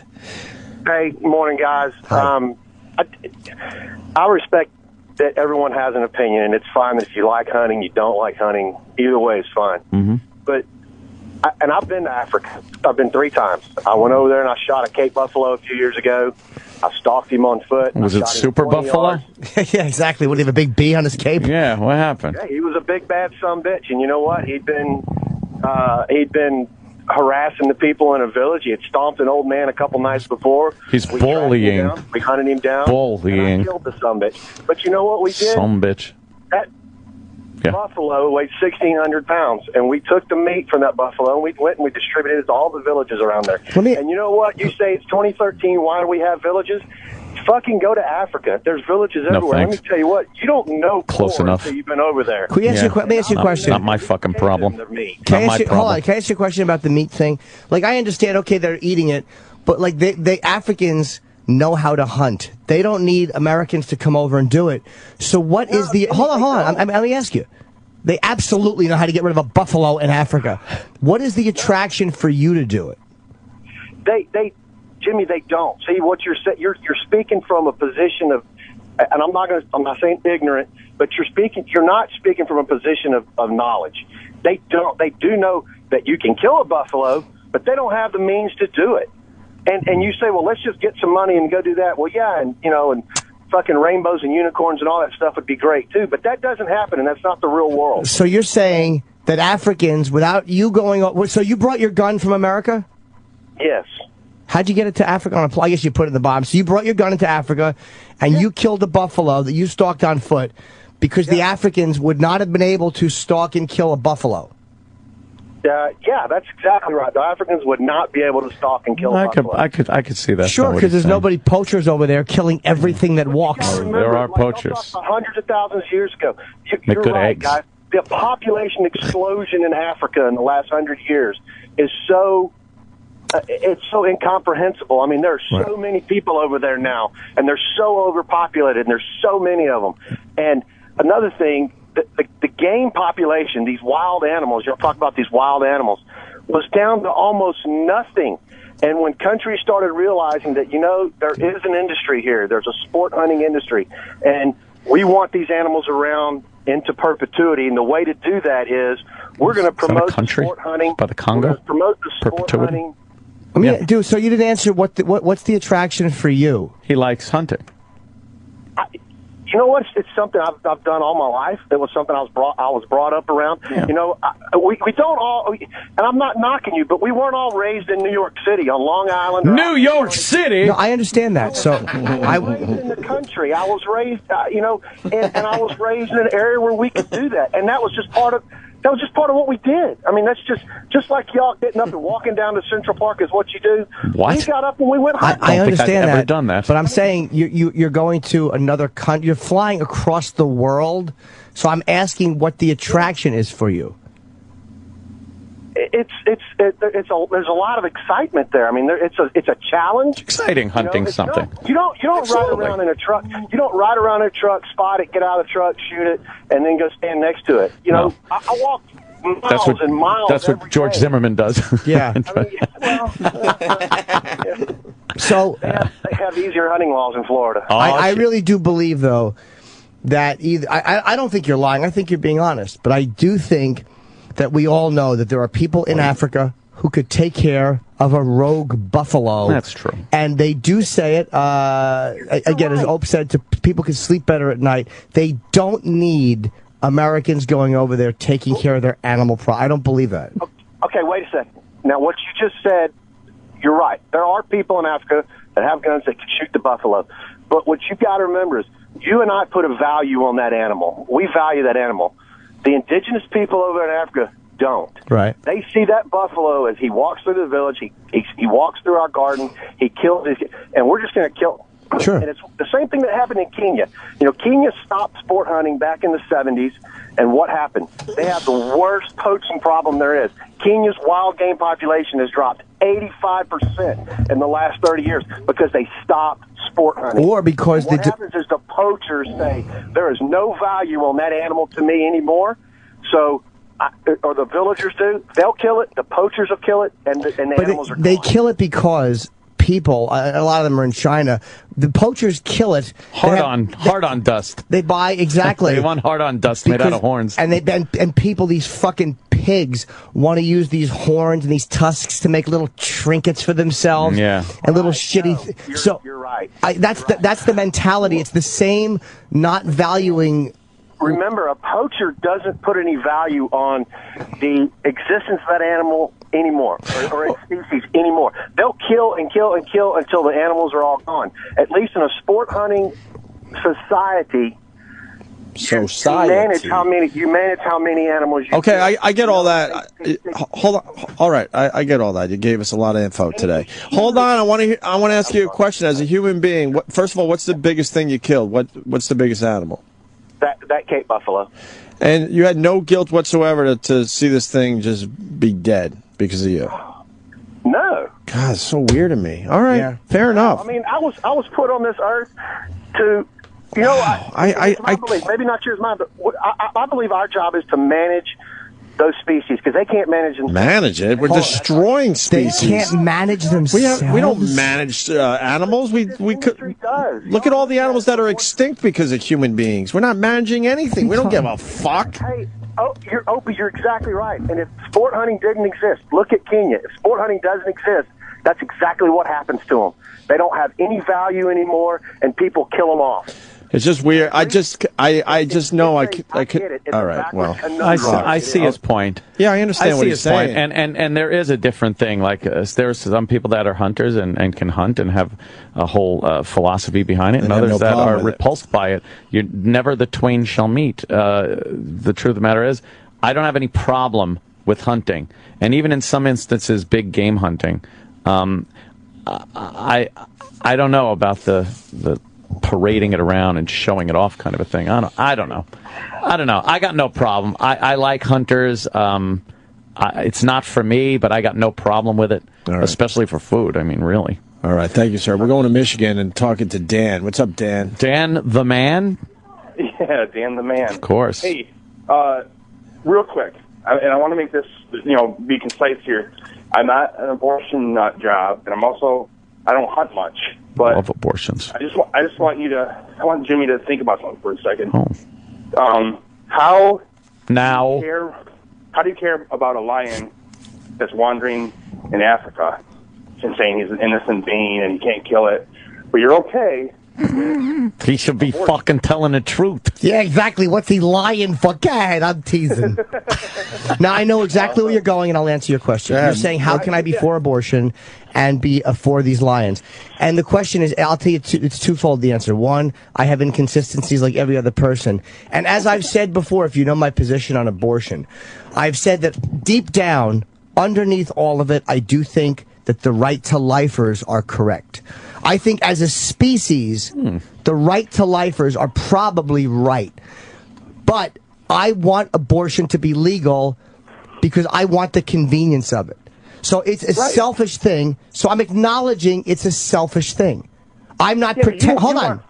You want some lady to have her private chomped down by an elephant because she was a lion. I'm answering your question. Oh, there's some humor in there too, sir. Jesus Christ. Yeah, I'm acknowledging. There was kind of a joke in there as well, as he was making a pretty strong point. Exactly. I'm acknowledging your fucking point. I am for it because it's convenient to me. I've said before that if I couldn't get a girl pregnant, I'd probably be very pro-life. But since I can, fuck it. Abortion's all over. So that's why I'm doing it. I'm acknowledging my selfishness. Yeah, well, okay. I think you get all worked up so much. I just acknowledged myself. Like, dude, because I didn't give you the argument point you wanted, I just kind of deflated your argument. Now you're going to try to go left and find another point. I just said it's because I'm selfish. Okay, but would you accept that answer from the lady that killed the lion? She wouldn't give that answer. What? Okay, fine. That's why I hate her. I hate the lie. I'm doing it because I want to help the indigenous population. Shut up. Yeah, no, you don't. Yeah. All right. And I don't think it's okay to shoot a lion. I think it's retarded. But I just... All right. I've always had this question about things, but I thought I was going to ask. Okay. I once... And I'm not for late-term abortions, by the way. I do think there has to be a limit. Yeah. I think the right to the pro-choicers are out of their minds, going way too far. Yeah. And the idea of putting any limit on a woman's right... Look, if you're yanking out a fucking kid and you yank out the baby arm and he pokes his head out and goes, what are you doing? It's a little too fucking late. What are you doing? You know what I mean? I think that they're also out of whack. Yeah. I got a hunting story for you. I once shot a bear in my pajamas. And how he got in my pajamas, I have no idea. I call Bravo Sierra. By the way, I just blocked a real scumbag on Twitter. Why? And it feels they have so a right to good. Yeah, you got him. Little boy wanted his voice. Who knows? He's just a scumbag. Wanted his voice heard. I like my voice to be heard. You heard. got 2 followers, so no one really listens to you. And now you think I'm going to retweet you so you get an audience? Bye-bye. Yeah. I want you to know how... Let me say this. I have never complained that someone has blocked me because I've never known if they did. Yes, true. Not once in my Twitter career, however long that's been, have I known if I've been blocked. That's a great point. I don't give a fuck if people block me. Could care less. I don't really care. I don't care. I can't think of one instance where I was like, holy shit, how dare you block me? Never. Because I only follow people who I want to hear from. Right. Oh, that's it. Boy. So it's supposedly satisfying. she hired someone to bring the lion to her. Well, whatever it is. She's story on Facebook. And people are a little confused. If you could hunt, all right. I don't know. I got my opinion on you. It's rough. It's rough for me to see that shit. That's all. She hires someone to bring the lion to her. I don't know if that's true or not. I don't know. We're not managing animals as a species. It's just delusional. We're shitty toward animals. We all know that. Yeah. There's a very, very, very small percentage of people out there, fighting the fight to actually, preserve species and stuff and manage them. But the rest of us, we don't give a fuck. I think when you get to the point where you're doling out, like here in the United States, you're doling out hunting license and fishing license and stuff, and there are criteria to it and seasons and whatnot, and you have to be licensed to get your tags and stuff. I do think that they take into consideration the population of the animals, where they are, whether there's too many of them, not enough of them, and deal out tags accordingly. And I think that does help the animals. Now, in a world where we're walking around and living in caves and swinging clubs, I don't think it was needed. In this world that we live in, where men are taking over land and building houses and buildings and hunting, then I do think there needs to be some type of arrangement with Mother Nature, where we do help out the animals and the environment through hunting. I do believe that. I honestly do. I just can't be one of those people. Like I had a beach house this summer, and even fishing. Like I didn't fish because I don't want to fucking yank the goddamn hook out of its mouth. I feel the same way. I saw some horrific things this summer because the person or people in this case were shitty fishermen. Yeah. At times that hook gets deep down there, and it's brutal what you got to do to get your hook free. Oh yeah. And I just imagine myself. I'm like, that's why I'm not fishing. I don't want to be in that position. You know me. I love I'm a guns. fucking pussy when it comes to that shit. I love my guns. I don't like hunting. Right. I'm not a hunter. I'm a shooter. I like shooting. I like shooting at targets. I like the idea of having a gun for personal protection, things like that. But I don't like the idea of going out and killing an animal. It makes me feel bad. I wouldn't do that. But I did see some of the fishermen. They have the cigarette hanging out of their mouth, and they just fucking yank without even a regard. Oh, like Al Qaeda. They're slapping heads off. They don't care. And that's why I asked the other guy, because I can't imagine that. That's all. Yeah. I just can't imagine doing that. I would feel horrendous if I saw a massive, beautiful animal alive and then all of a sudden dead because of me. I'd feel like shit. That's I would all. too. Yeah. But I also don't have a problem with hunters. People that could do that. I don't have any problem with hunting. Sometimes I'm very I'm amazed by some of the skill it takes, especially a bow hunter, things like that. It's kind of amazing, but it's not my cup of tea, as they say. You want the African viewpoint? Sure. You guys don't know how to fend for yourselves. At least they do. All right. In Africa? I guess. Yeah, I'm not saying they don't. I'm not the one saying I need to go over to Africa and control everything. Let's go to Jamie in Pennsylvania. Jamie. My point is that as far as Jimmy wanted to know what would make somebody want to go over there and kill one, and what would make them want us to go there, it's just money. Yes. I mean, these little villages, they don't have a mini mart to sell Slurpees out of or a radio station to work at. There's no jobs. So if they want, if one of us wants to go over there, they're obviously taking the money. Take our money. Yeah, it's either that or you're paddling out to a fucking a cargo ship to pirate it. What's that? Ship. No, I understand, dude. I understand that, and I know it's about the money for the Africans. So I'm not. I get that part of it. The part that I don't like is the lie about the motive. Well, I'm trying to put money back and I'm help. It's like, stop bullshitting yourself. You know what it is? It's just as simple as if you're used to white girls and you want to whack off on a Chinese girl's tits, you have to find a Chinese girl. Well, we Yeah, but you don't have any fucking money. pay someone to hold her down while you kill her. I know. I'm with you. I've tried, believe me. I think there's some justification going on. That's all. Yeah. You know? Yes. I mean, I would like for the hunters to call up and go, look, I want to kill a fucking lion, and I don't give a fuck what they do with the animal after I'm done. There are people. Because there's absolutely. There's a nice percentage of people that's absolutely what they think. To justify and go, well, I do it because the money's going toward the. That's bullshit. Yeah. But, I was always taught you don't shoot it unless you're going to eat it. My grandfather, if he pulled it out of the water with a hook, he ate it. Say about cum. He ate it. And, unless you're going to eat it. What if it's an ugly sea robin? Your grandpa's eating the sea robin? I don't think so. I see robin. He ate it. And what he used to say is it was all fucking Walt Disney's fault. He said back in the old days, everybody looked at animals as food, and as soon as Walt Disney turned them into cartoons, everybody thought they were cute. That's kind of funny. Yeah, he's right. Walt Disney was goddamn Walt Disney. delightful, man. But his most popular character, we still fucking snap in half in traps. So that is I don't true. think that makes a big difference. And then Mickey Rat. Thank you. Hold on. Touche. Shay. And then Dennis Leary has that brilliant bit about how we only save the cute animals. Yes, I'm not really yes. sure where he got that bit from, but it is a good one. Yeah, that is a good one. But it's terrific. Do we have that to go to break? Maybe That's we wrap up this nice segment with that, Iraq. What do you say? Huh? I'm gonna look for it. Before you find it, Leary did a bit fucking. It was on the animal thing. It was fucking. It wasn't about killing cute animals. It was about like the Netflix revolution and how like comedy specials will just show up on it. Yeah. Really? I heard about that. Wow. Yeah. What? I just wanted to say that my friend Jim Norton is going to be on Netflix starting tonight. American Degenerate. That sounds like that's a good special. You can go to JimNorton.com. Plugging like Todd Pettengill. Desperate am I.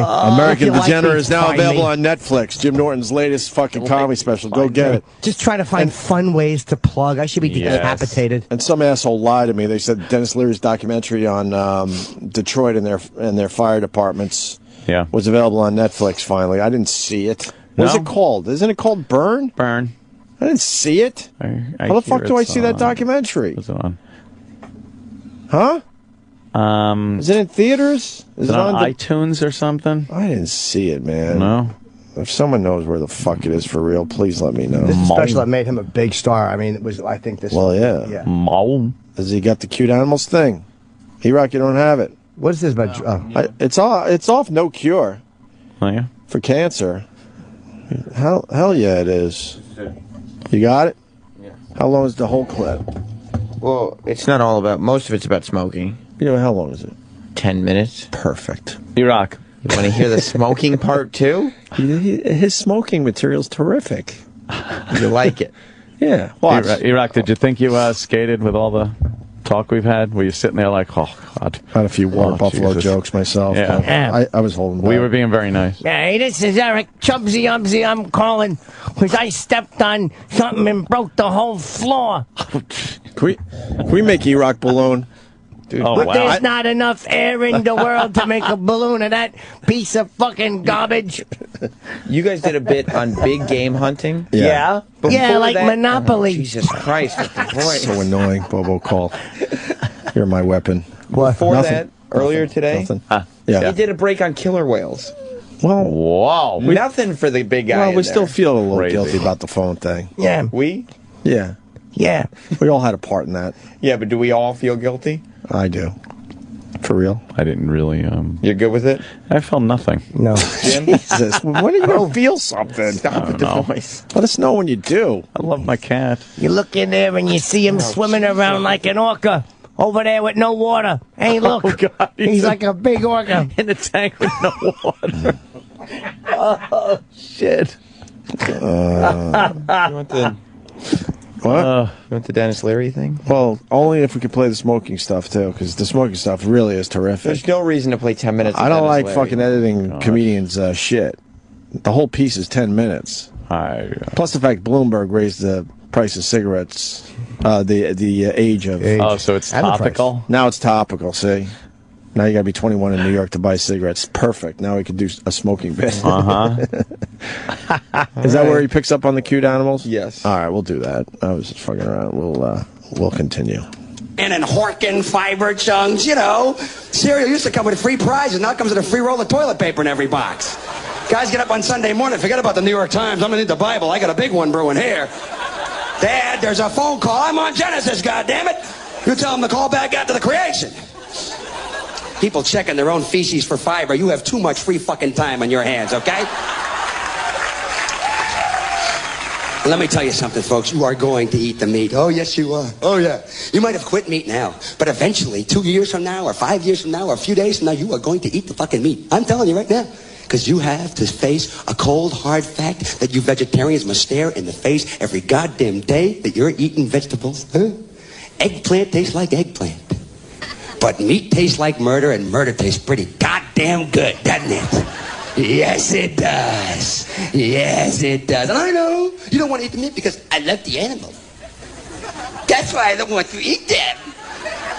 Yeah, me too. I love animals. I love my dog. Oh, he's so cute, my doggy. I love him. But that's the problem. We only want to save the cute animals, don't we? Yeah. Why don't we just have animal auditions, line them up one by one, and interview them individually? What are you? I'm an otter. And what do? I swim around on my back and do cute little human things with my hands. You're free to go.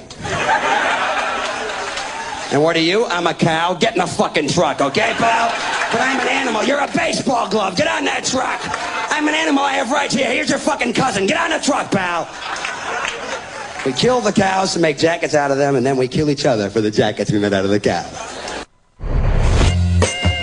The Opie and Anthony Show on Sirius XM. The Opie and Anthony Show is back. Go on, sit down. The celebrities are ready to entertain you some more. Yes. The celebrities are ready to entertain you. Hey, that giant 747 cargo plane that landed at the wrong airport in Wichita, Kansas. Right. Apparently, it made a mistake. It landed at an airport that's much too small for it to take off from. Sure. They're going to try to take off at 1 o'clock. Wow! So that's going to be fun to watch. The big plane? I bet they're throwing everything the fuck out of that plane. But that means they feel pretty confident they can get that off the ground. I would assume. Okay. They probably do. I don't think they crunched the numbers. They crunched some numbers. They crunched some numbers and, we got this. I bet here's what they do. We got this. I bet you here's what they do. Yeah. They only fuel it to land at a very nearby airport to get the rest of the fuel. That way, it's a lot lighter, right? Well, fuel-wise, and nothing in and there. They might be able to survive if there's a bit of an issue. There's an issue, if they maybe go off the end of the runway. Who's not watching that at 1 o'clock? That does sound kind of fun. I hope they got cameras on that. Yeah, there's cameras on it right now, so I'm sure they're not going anywhere. Good. And then they got to just get every bit of cargo out of that fucking thing. They'll probably truck it from where it is to the airport that they're going to land at. Fuck that. They'll probably take everything they can out of it. Yeah. Let's remove just throwing seats out. The bathroom. Like an old World War II thing. As it's rolling down the runway, they're still throwing shit out. All the sodas. Bowling balls and anvils for some reason are on the plane. Yeah, so that sounds kind of exciting. Who announced Wi-Fi for the complete flight this morning? Southwest, was it? I wasn't United. That hunk of shit. No, because they supposedly I didn't understand this. Someone that certainly knows more about this than me. Southwest has the little domes on. But all they their have their planes. own shit supposedly that's slightly different than the regular Wi-Fi, and that's why they could do it. And it's going to take the other airlines a few years to catch up, and that's why they're not officially offering it yet. Does anyone know about this? Is it a technology issue? That's what I'm saying. Their technology is their Wi-Fi is a little different, so they could offer gate-to-gate Wi-Fi. Oh. But that's as far I could go with this. They probably have to. IT guy. I would assume you got to have some fucking Wi-Fi transmitters at the airports and stuff, or is it all satellite?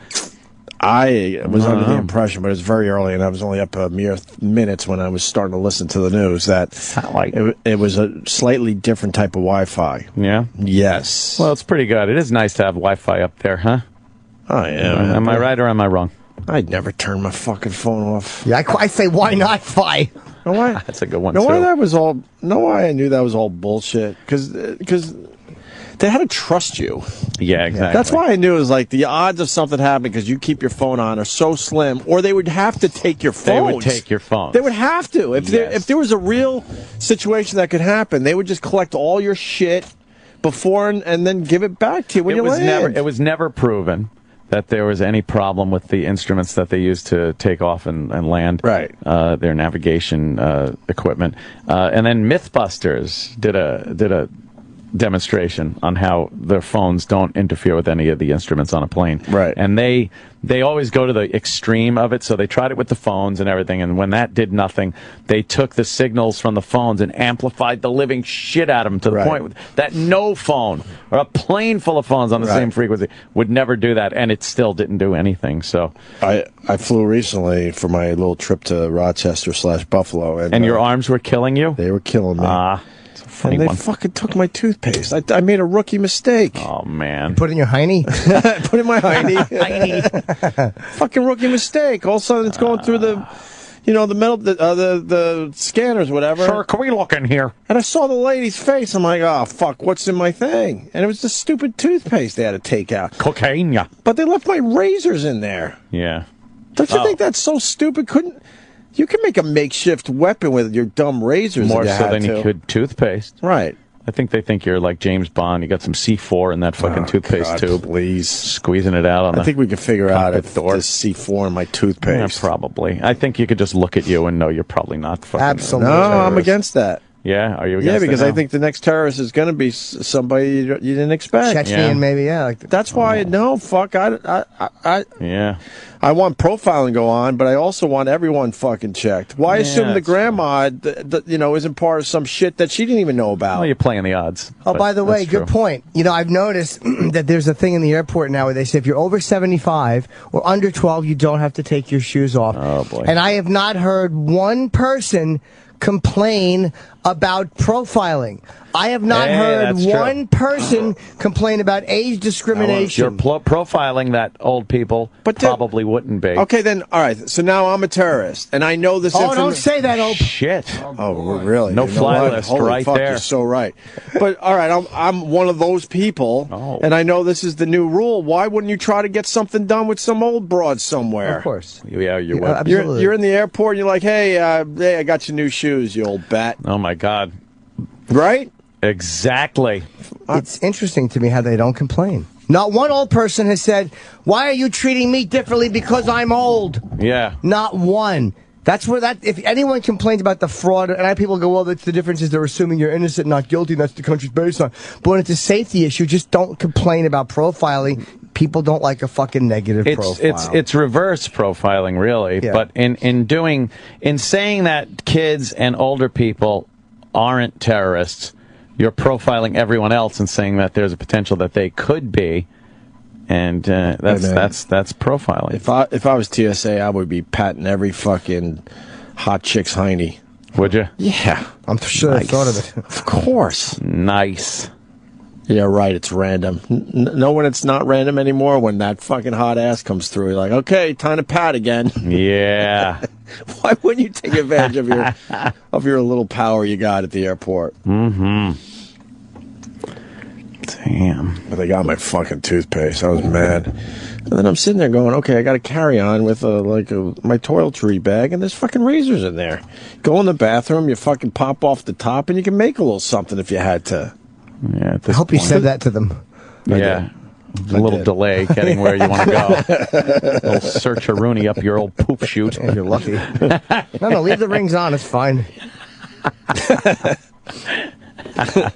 Yeah, that's I don't know. The whole thing is stupid. It's so my point, I guess. It does seem a little random. And if you really want to try to figure something out, you could figure stuff out while you're on the plane.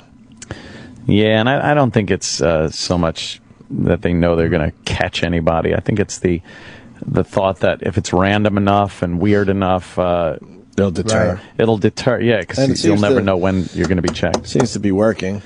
Yeah, that airplane thing that's the biggie of terrorism. Always has been. Oh, they want to go back to that. Yeah, and there's so many things in place, and now you have just a flying public that is aware and ready for action. I don't think as much as they used to be. Right. But what do you know on the Southwest Airlines Wi-Fi? Is it a little different than regular Wi-Fi? I don't know technically. I'm trying to figure out how tired I was this morning when I heard this story. You might have been a little sleepy. Yeah, I felt like it was some kind of voodoo Wi-Fi. Oh. It was a little voodoo. Magic? Involved. Yes. I think it's got to be satellite-based.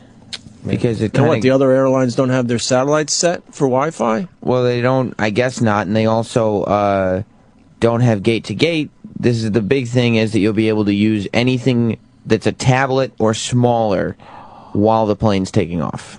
This is Americans. They use what's it? In-flight go-go. It's fucking horrendous. Terrible. Their connection. Really? It's horrendous. Oh, And maybe it's just old planes or something. News for us. Yeah. Yes, it's satellite-based. Satellite-based, and the other airlines don't have that, huh? No, they use, I think it's called GoGo. Yeah, GoGo. Yeah, that's what Jimmy was just saying when you were walking. You will see I'm walking down Yeah, the hall. why don't you Oh, go my God, you should be- outside, motherfucker? Oh, shit. And what should is be that, on some constantly type wired. of radio frequency or something? It's only activated when you're in the sky. Yeah. But why? I don't know. That's just It's the way it terrible. is. Probably because of the FAA rules that you couldn't have. Oh, look at the FAG telling us about the FAA. Exactly. Wait. Jesus. Hold on. I love that. Wait, no, he's calling you a fag.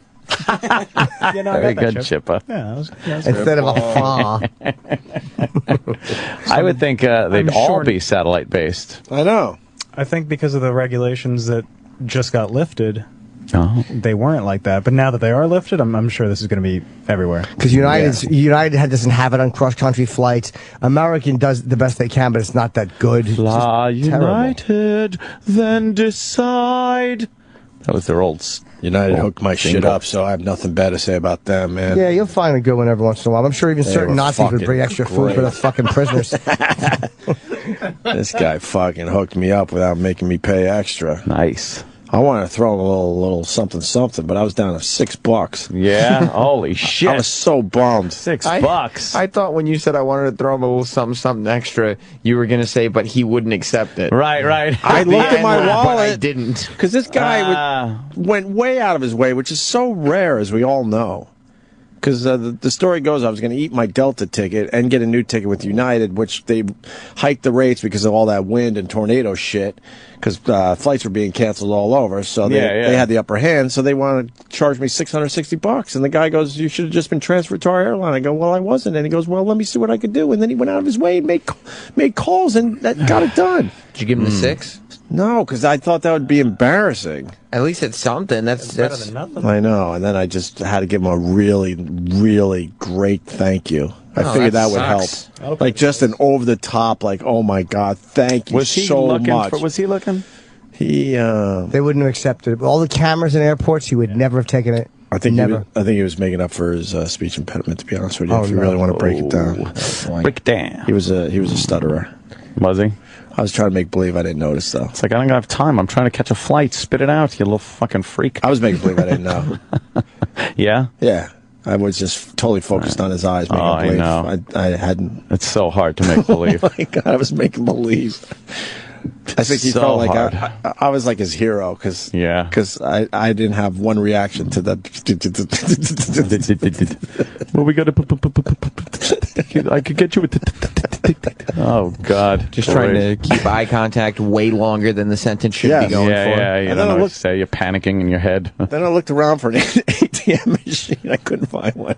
And this plane was boarding. I mean, I needed an ATM machine within 100 feet of the favorite guy. Still, the 6 would have gotten him a Cinnabon. I was embarrassed because I thought I at least had maybe a 20 in there. He loses. I was going to give him 100.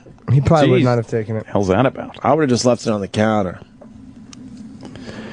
Oh, God, I dropped my phone again, clumsy fucking fag. Jesus. I know, I dropped it twice. It's not Travis's fault. I'm not talking to Travis. I'm talking to me. That's the same thing I say in the mirror when I'm brushing my teeth. What? With a man's dick. This guy's going to explain the Wi-Fi. Always never ends. Wait till you hear this one. Go ahead, Chris, in L.A. or Louisiana. No, it's Los Angeles. So I've got a friend who's a pilot who said that part of the reason that they want you to power down devices in the beginning and end of each flight, it's not because of the interference, because they want you to be paying attention. Yeah, of course. Yeah, exactly. The likelihood. Why would you want to pay attention if you're going to die in a fiery fucking plane crash? Wouldn't you want to be very distracted? Rather catch that last tweet. Because that's what, if it's going to happen, it's going to happen on takeoff or landing. Yeah. And they want you to be alert so And you're ready. able to evacuate properly and all that. Yeah, and follow instructions. But as far as paying attention is concerned, this one guy goes, "You're so poor you can't pay attention." I was fucking rolling. Oh. All right, thank you, sir. I don't believe that though.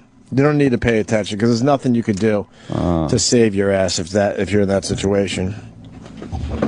Although most plane crashes are survivable unless they plummet, like people survive most of them, so maybe they wanted you to get in a position. Who the fuck knows? It's just more nonsense. If you noticed, more people are surviving plane crashes these days. There's a lot fewer plane crashes than there used to be, and more people are surviving. That means we got one right around the corner. The ones Thank that, you, Jinxer. yeah, oh boy, that take place. That take place during takeoff and landing.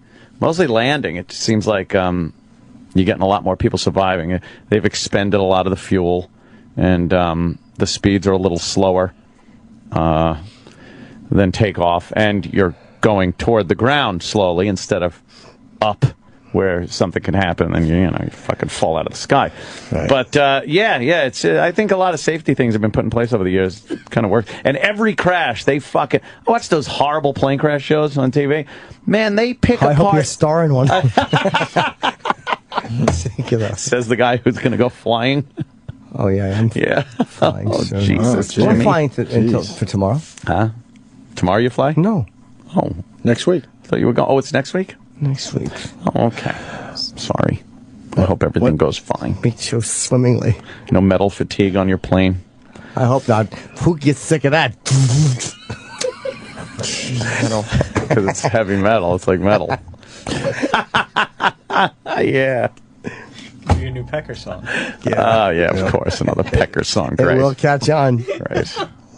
And we get the last guy was full of shit phone calls. Oh, great. You want to take one? Of course. All right, Steve in Texas. Steve. No, All right. Yes. All right. Let's go to Chris in North Carolina. Hey. They all want to do the bit. Do the bit instead of just doing the bit. No, you just do the bit. Just call and just say it normally. We do the that guy's full of part. shit. Yeah. We do that part based on what you guys do. Right. You just have to do it. You do the part where you correct the other guy. That guy was full of shit. Yeah, that last guy called up, he was full of shit. You don't have to go, we go, The one thing I worry about when the plane is landing is spinny wheel, I call it. Spinny wheel? That's it. Yeah. When it touches down and the wheel catches, and then I think that it might go spin to the side, and then, of course, all hell would have to break loose at that point because now it's not rolling nice. Oh, like a shopping cart with a bad wheel? Yes. You think it's going to pull That's that? what I've been obsessed with lately. Oh, when I land. Spinny wheel, I call it. Huh. How do they prevent spinny wheel? Well, it locks in, right? No, the front wheel is going to face the same direction always as the rudder. Okay, good. So he controls that. All right, what if he's not paying attention on the rudder? Then you could get spinny wheel, right? But that's what you got to do. And now, that's in an old plane. Now they have a little hand wheel next to the seat that actually steers the plane. It controls the front steering.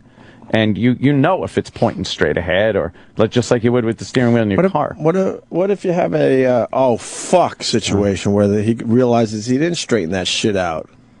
I do believe we have to trust a guy to straighten out that wheel before we land? No, I believe right when the landing gear comes down, the nose gear is already straight. All right. And then he adjusts accordingly after he touches down. Okay. But it's all rudder until he hits the ground anyway. All right. So I don't have to worry about spinny wheel? No, I think you're okay with spinny wheel. Oh, phew. Spinny wheel. Although they had that JetBlue flight that came in with the wheel completely 90 degrees. Right, that's what I'm talking about. To the plane. And it landed great. It wore it down halfway like through an the eraser. rim.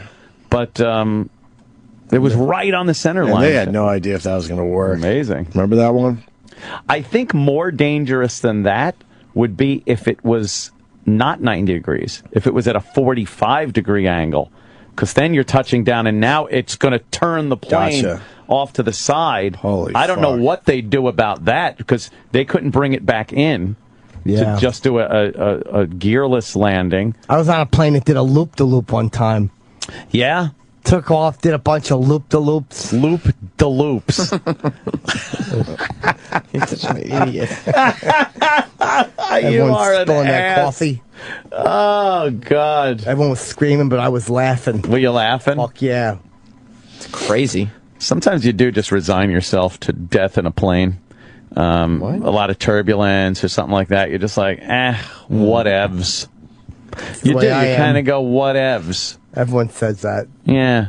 You give up quick. I do. I've never been like, I guess I'm gonna die. Isn't that filter song? Isn't that what that's about? Which one? Airplane? Yeah. I think he's talking about the fact that when you're in that plane, you're just fucking, you're like, you might as well be a baby. You're in their hands. There's nothing else you could do. Let's read the lyrics. So you might as well just fucking be along for the ride. I love that fucking song. I don't know. Do you like that song? Wake on my airplane. Wake on my airplane. I don't know it. Oh, God. Take a Picture is a great filter song. Let's end with it today. Does the plane song, how's it go? Vroom down the runway. And this makes sense, Sam, because we talked about airplanes. This is a perfect way to end the show today. I guess. What's the part about taking the picture? Could you take my picture because I won't remember? Could you take my picture because I won't remember? Could you take my picture because I won't remember? Could you take my picture because I won't remember? It seems like it's about getting high. Yeah, well, of course, it's him. Who's taking the picture? Oh, here's Ed's part. I feel like newborn, and I feel like a newborn. What are you doing? Well, up here is where it starts with the airplane. No, I want the newborn part. Yeah. Stop. I feel like a newborn, and I feel like a newborn. Awake on my airplane, awake on my airplane. I feel so real. God, lyrics are so easy to write. Oh, you just don't have to make sense. It's just how you sing them, I guess. Yes, and you don't have to make any sense. Yeah. I didn't realize how monotonous it reads. Look, I'm not the one for translating what fucking writers have. It just popped in my head. Right. You know. I think he's just talking about getting This high. was an aneurysm. Jesus Christ. Let me see the first verse there. Oh, my God. We are so cruel. Awake on my airplane, awake on my airplane. My skin is bare, my skin is theirs. Awake on my airplane, awake on my airplane. My skin is bare, my skin is theirs. Yeah. That's all he wrote? I know. It just seems like he's awake, he's on an airplane. But then they sing it, and it sounds brilliant. His skin is theirs. It's he's got no control anymore. Now let's get the plugs in, because we're playing this for real. Oh, yeah. The Opie and Anthony podcast is out. It's the best of Mike Tyson. Please go get it. There's links on our Facebook page. Hopefully, it's on iTunes. You just put Opie and Anthony in a pod fucking app search, and you'll find it. All right, subscribe. Yes. We're trying to figure out if it's a good business model for the future. The future. The Patrice O'Neal one did very well, and people are mad that certain bits weren't on there. Don't worry. There's going to be many volumes of Patrice O'Neal on our podcast in coming months. And then Jimmy's got the American Degenerate now available on Netflix. Yes, as of today. And tickets on sale for the Borgata starting tomorrow, February 14th. That weekend, I'm doing myself Valentine's weekend, and I'll be in Clinton, New Jersey tomorrow and Saturday at this Garden State Comedy Club. The material is working out very fucking well. Albany was great, so I'm happy. It's pretty much a new hour. Nice. And it's still in the works, but it's getting quickly. Yeah, it's much better than I thought it was. So good man. Yeah, go to jimnorton.com. I finally have my website up and running, and dates are available there. So very good. Yes. All right. And it. Wow. Yeah. Here's Filter. We'll see you guys tomorrow. All right.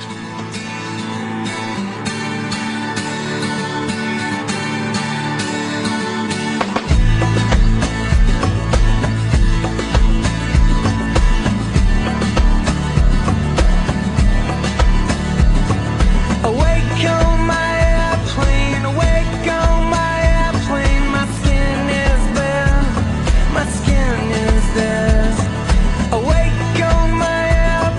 awake on my airplane.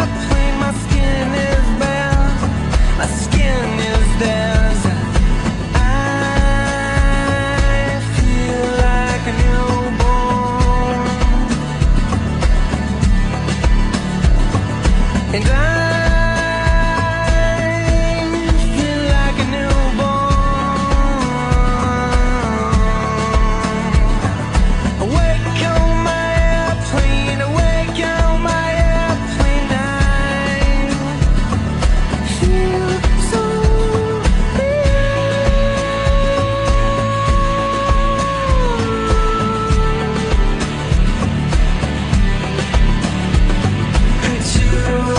take my picture, 'cause I don't remember. Could you wanna take my picture, 'cause I don't remember. Yeah.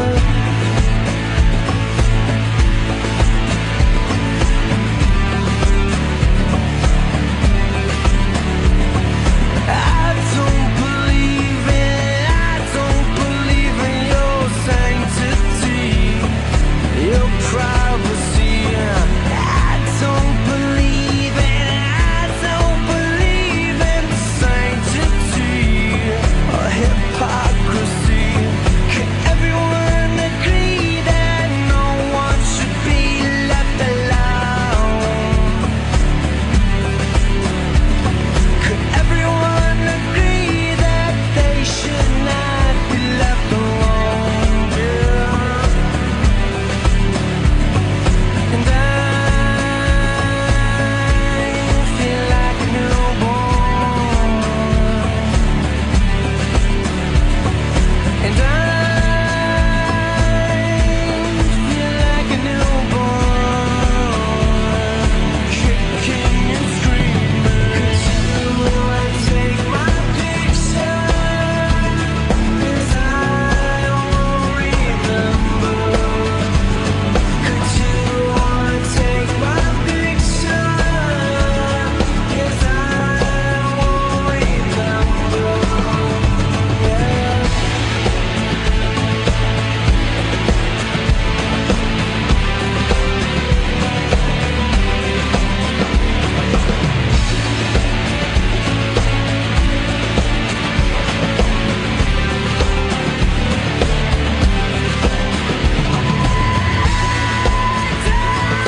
What do you think about your son now?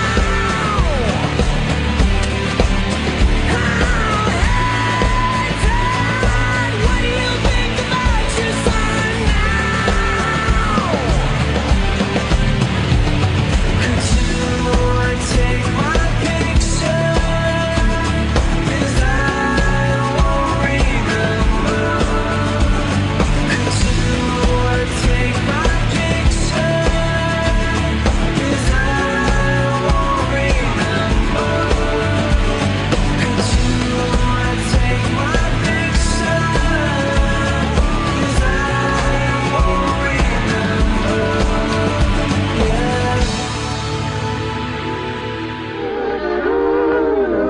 The Opie and Anthony Show is pretty much over. The show will be available later today with SiriusXM On Demand. After O&A Live is next. This is After Opie and Anthony Live. Here's your host, Sam Roberts. Heard this song live last night. Yeah, me and Roland, we went to Yeezus.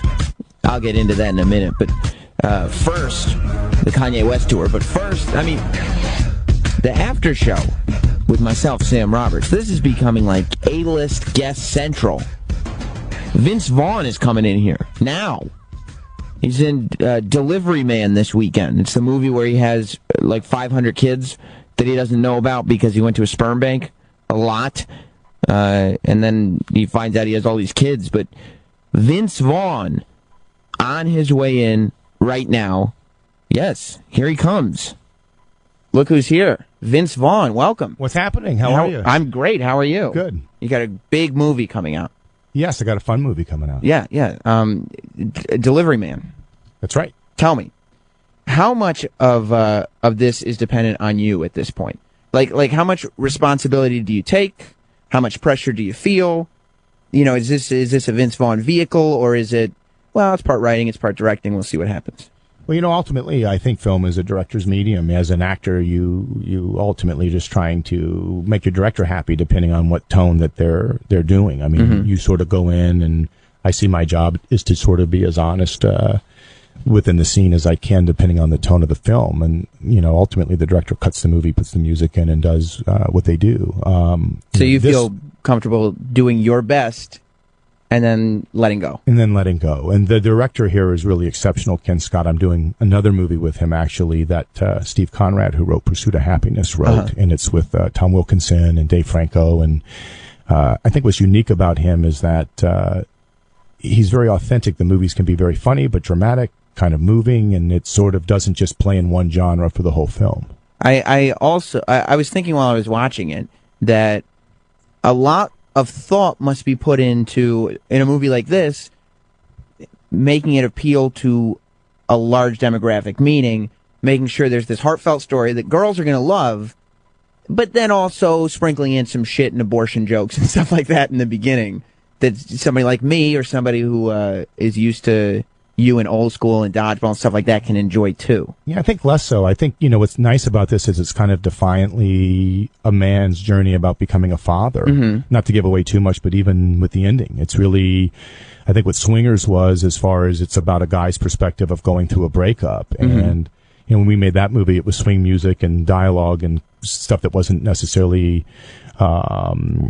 well known at the time, and I think that's why it was rewarded. And I think what's fun with this movie is it's really, a guy's point of view of what does it mean to be a dad, and it is kind of unapologetic that way. I mean, there's not a mom in the movie. It's really sort of from that point of view, and I think as a result, audiences and everyone's really liking it, because I think, to your point, if you work from that place of trying to make sure there's something for everyone, it's just lame. And it's also like you see, and you don't see often this real transition that I think happens with a lot of guys, that they're used to just being a schlub and being lazy and getting by day to day and not taking care of their apartment or whatever. And then when this sort of idea of fatherhood becomes a real thing, they're like, I have a person that I'm raising, and they completely turn their lives around. Yeah, and I think with him, what's interesting is it's less, well, you've never seen this before, really, where usually in these movies, the guy says, the girl says, you have to be this person. The guy says, you're right, I have to become someone that I don't like. And it's not what happens. So, it's very different from that. It's not like a normal romantic comedy where the guy has to accept what she says is the right thing to do. And right, he finds it in himself. Like, he's just like, this is who I am. Happening. Right. Yeah, this is me. Yeah, and I think that's sort of, I think that's what's kind of, separates it. And even Chris Pratt's character, I think his relationship, you never really see the girl he's with, but I think his point of view on that and what's going on, like she takes pleasure in sleeping with guys that he doesn't like. And, I think that relationship is really kind of, not what you normally see in these kinds of movies. Definitely. It is, it's very, sure, it's an atypical movie in the sense that it's not, there's not sort of any format to it. It's not a cookie cutter of anything else, I don't think. Yeah, and it could be. It could be, but that's what I think makes it kind of appeal to everyone. Is I think you can tell it's kind of authentic. You're not trying to go out there and say, "Hey, we're going to be safe for everybody." It is a little politically incorrect, and it is sort of from a guy's point of view, and I think that's what makes it feel real. And that's what I mean. Like, it feels like a real guy, and this real guy going through this transition. You mentioned Swingers, and I was wondering how quickly after Swingers comes out, does we're looking for a Vince Vaughn type start to appear? I don't know. I mean, what was fun about Swingers was, when John wrote that script, it was sort of, based on dialogue and stuff that we had said and experiences, but exaggerated, What I liked about it was we were just trying to do something that we believed in. We were just saying, this is a fun story that we really like. And we had a lot of pressure from people to say, we'll make your movie, but there's got to be a girl's perspective, or there's got to be this. And we thought, why? I mean, that doesn't seem like a story we were interested in. And so I had no idea anyone would ever see the movie. We were just really kind of passionate to tell the story that we believed in. Yeah.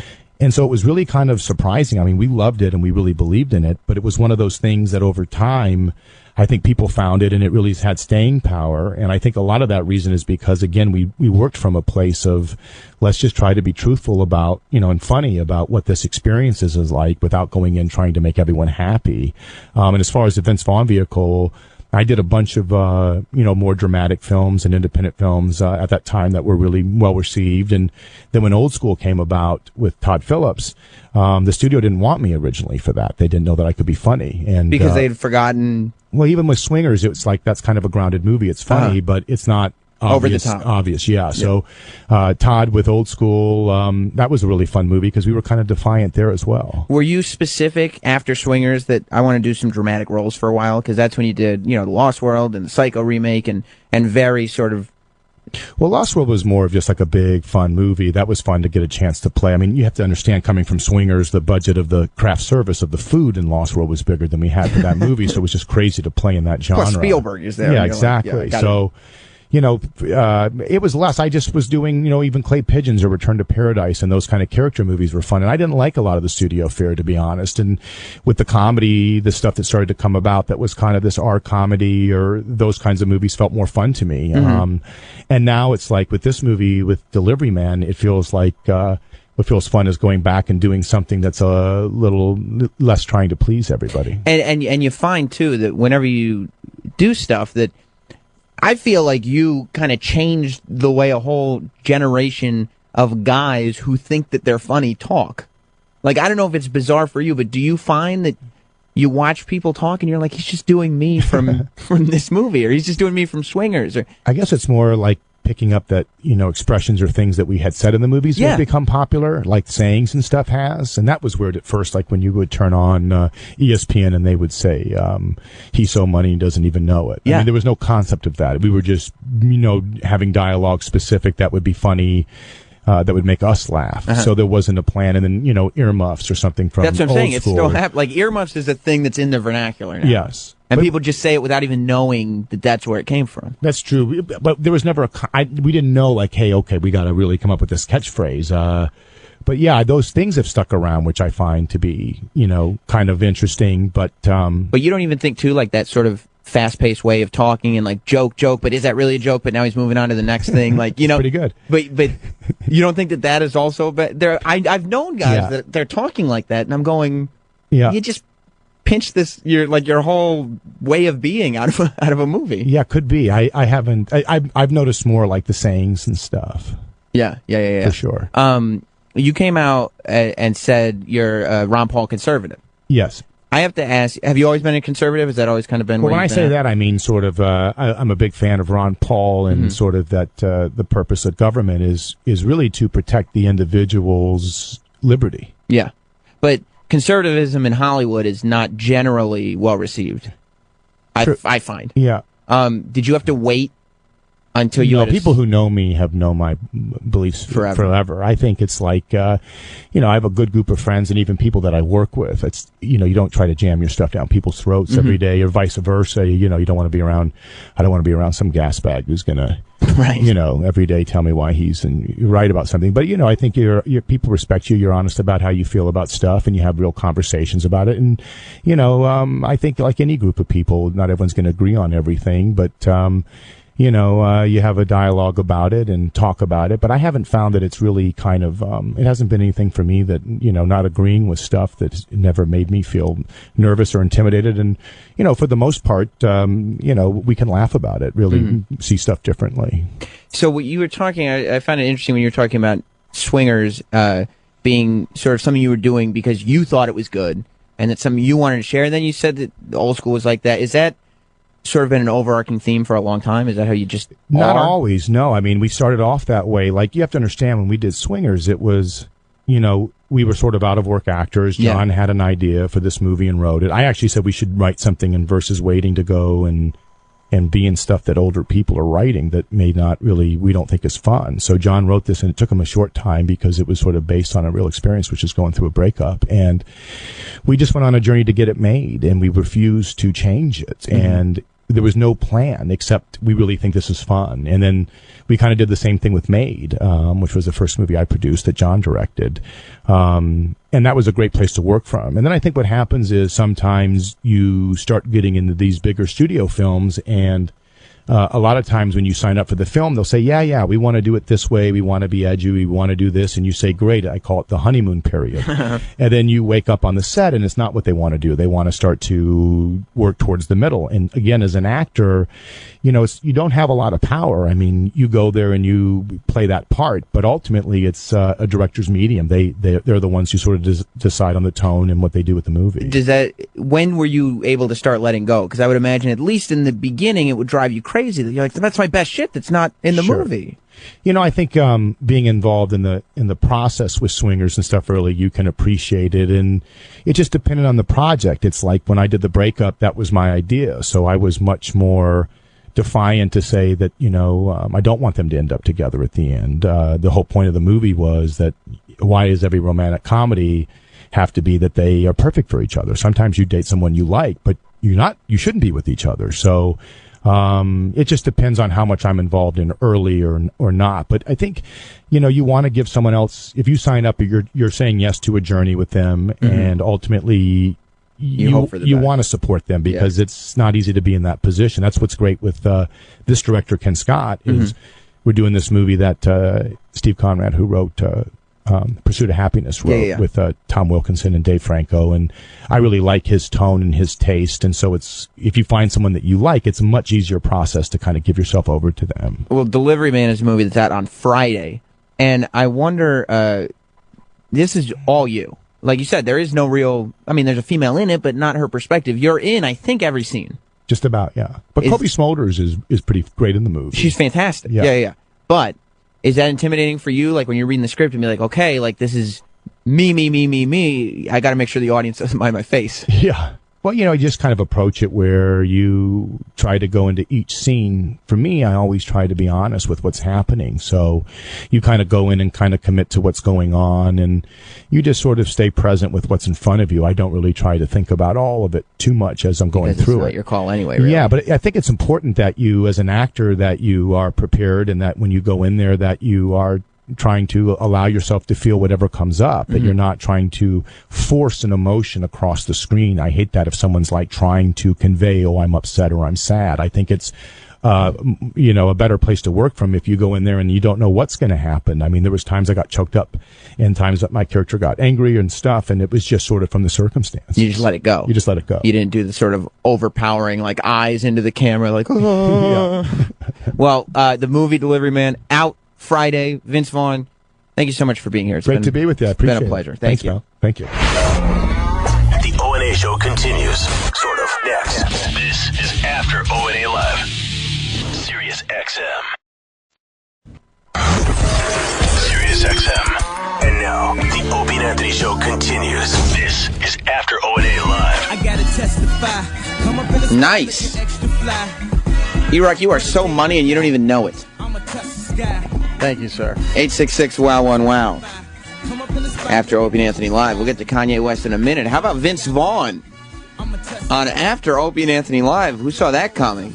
Finally, the after show is getting some A-listers rolling through here. Yeah, that's right. That's money. Have you seen Swingers, Roland? I have. You have, okay. But I love the breakup more. Of course you did. I was super happy to get Vince Vaughn in here. He was a little more subdued than I expected. He seems like I thought he was going to be this goofy, sort of jokey. I guess I thought he was going to be the guy who owns a bunch of speaker cities from old school. I think he becomes that once he gets comfortable. You think so? Like on Letterman, he's that guy. Or is he putting it on for Letterman because he's on television? It could be, but I think once he gets comfortable. It seemed like he really takes acting seriously. And I didn't necessarily... Not that he doesn't take what he does seriously, but I thought he was goofing around a little more, I guess. You forget that after Swingers, he spent all that time doing dramatic roles. Yeah, but he was in the Psycho remake, for God's sakes. Are you writing about the earmuffs, too? The earmuffs, yeah. Yeah, that's the thing. I was surprised that he didn't pick up on the fact, because it's always driven me crazy that you meet guys now who think that they're funny, like young guys, my age, this generation, who think that, like, yeah, I'm a funny guy because I talk like Vince Vaughn does in movies. And then you meet Vince Vaughn, and Vince Vaughn doesn't even talk like Vince Vaughn does in movies. Nobody actually talks like that. You know, where you're just kind of, shooting out one-liners and trying to figure out where you're going and everything. Nobody actually talks like that. It always drives me crazy when you meet people that do. But he was right in the sense that, like, You're So Money, nobody heard that before Swingers, and now it went right from Swingers to Sports Center and sports play-by-play. That is money. Mm-hmm. And it became a thing. And earmuffs, too. Earmuffs, Roland. They don't even remember where it came from. And then this new one, they'll probably do when he's trying to get a loan. Yeah, well, yeah, it was so fun. His movie is Delivery Man, and it's out in theaters Friday, which is tomorrow. It's the one, I think O&A might have made fun of it, but it's the one, I think we might have watched the trailer, where he has a whole bunch of kids through the sperm bank. But I went to see this screening with Roland. And it's always fun going to screenings with Roland, because at some point he's going to fall asleep. And it's no reflection on the film. Well, I didn't fall asleep in Gravity. Maybe not. Well, Gravity was a short movie, though. True. Fair? Fair. Okay. Plus, you had your 3D glasses on, so nobody could see your eyes. So I don't vouch for that story one bit. I had 2 lattes before. Okay. Plus, there's that one in the afternoon. Oh, that's the big difference, because we went to see Delivery Man at like 6, like in the evening, for our Hollywood big shot private screening advance. And Roland, I realized something about Roland while I was there. Your laugh, like, brings me more real joy than almost anything in life. When you laugh, it's so real and jovial that I feel like a better person just hearing it. At one point, Roland is asleep in the theater. Yeah, you were asleep. Sound asleep. You were sound asleep. Like, I heard snoring. That's a key. Coming out of Roland. I was like, okay, well, Roland's done. And it was early in the movie, so I was like, okay, I guess I'm watching this on my own. I'm fine with that. I don't talk during movies anyway. But he goes from snoring. There's a shit joke on the screen. I don't even remember what the shit joke was. But he kicks up from snoring when the shit joke is said in the movie, and just and he laughed at the shit joke. And I look at him like, where did that come from? You were asleep. Do the shit jokes infect your REM cycles? Yeah, they made me laugh. How did that get to you while you were sleeping? I sleep and I hear the shit joke. I'm like, Shit joke. Nick in Tennessee. Prime time. What's up, buddy? The people's voice, man. Hey, dude, I didn't even know that was Vince Vaughn. I started listening halfway through. Isn't it weird that he doesn't? Because he doesn't sound like Vince Vaughn when he's actually. I was expecting, the guy from Swingers, but slightly older. He sounds like the guy from Breakup when he was doing serious talk to Jennifer Aniston. That's the voice. We're men. Nobody saw the breakup with Jennifer Aniston and Vince Vaughn. I love them. Hey, one more thing, buddy. Did E-Rock set that all up today? Set what all up? Getting Vince Vaughn in there. No, E-Rock did not. Oh, well, fuck, anyways. Well, I mean, to be fair, E-Rock's not a talent booker, so.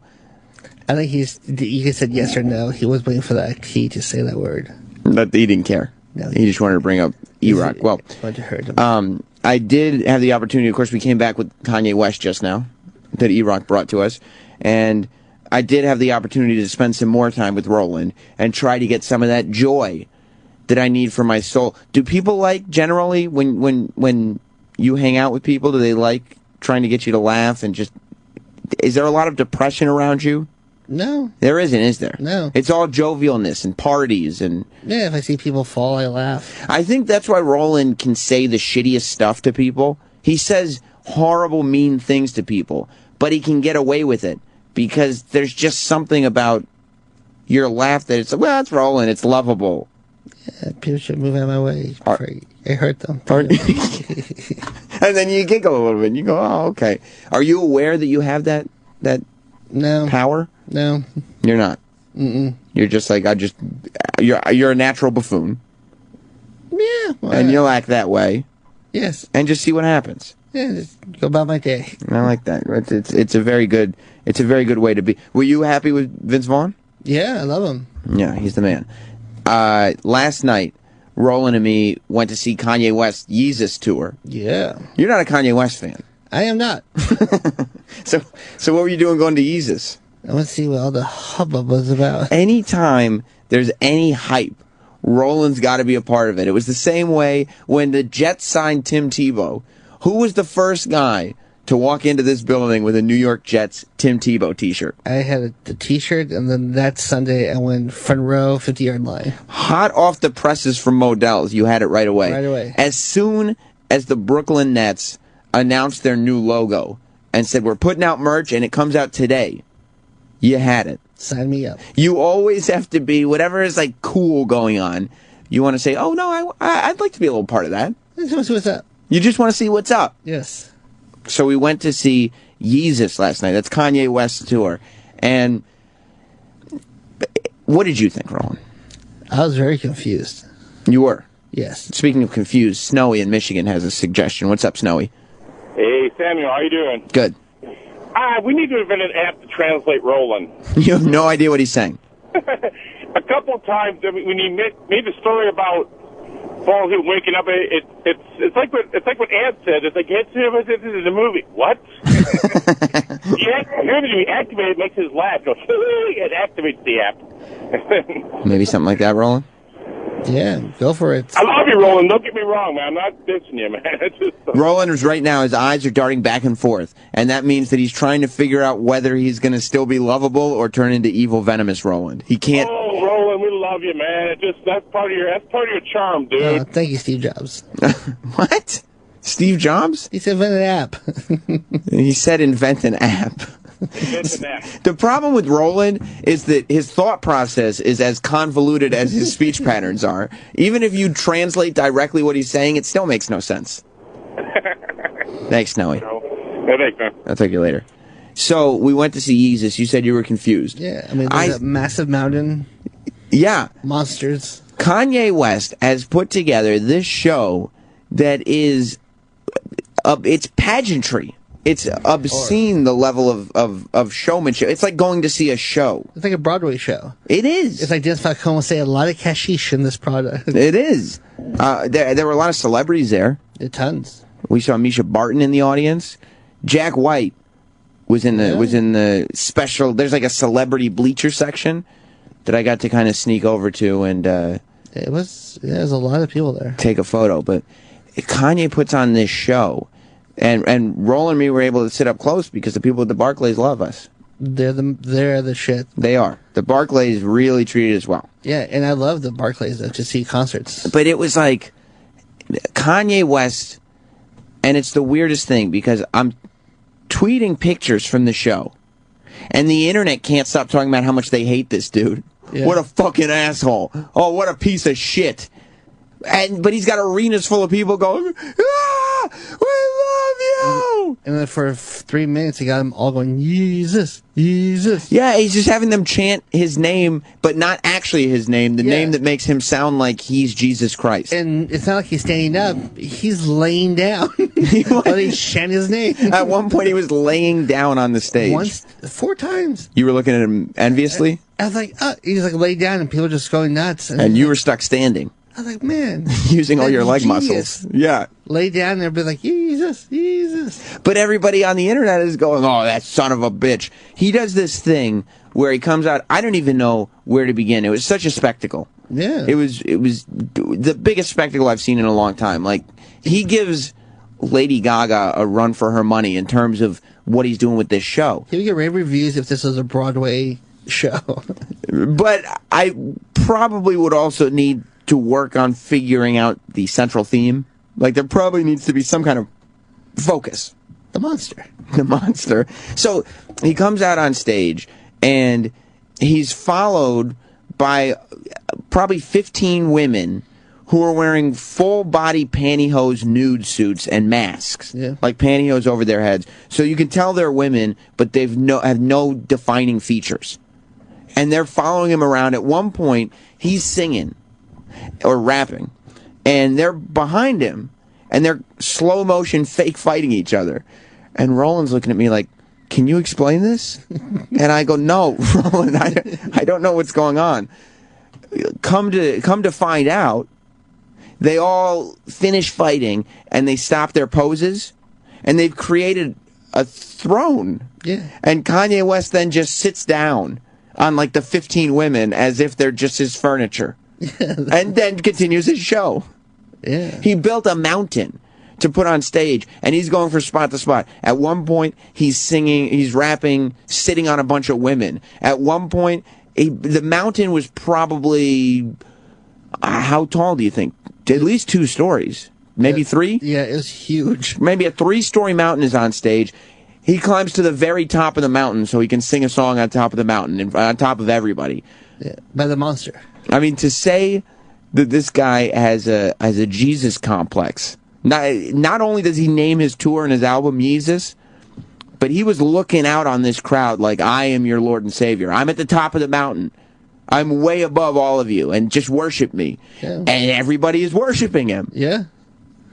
And then they had the real church, the incense.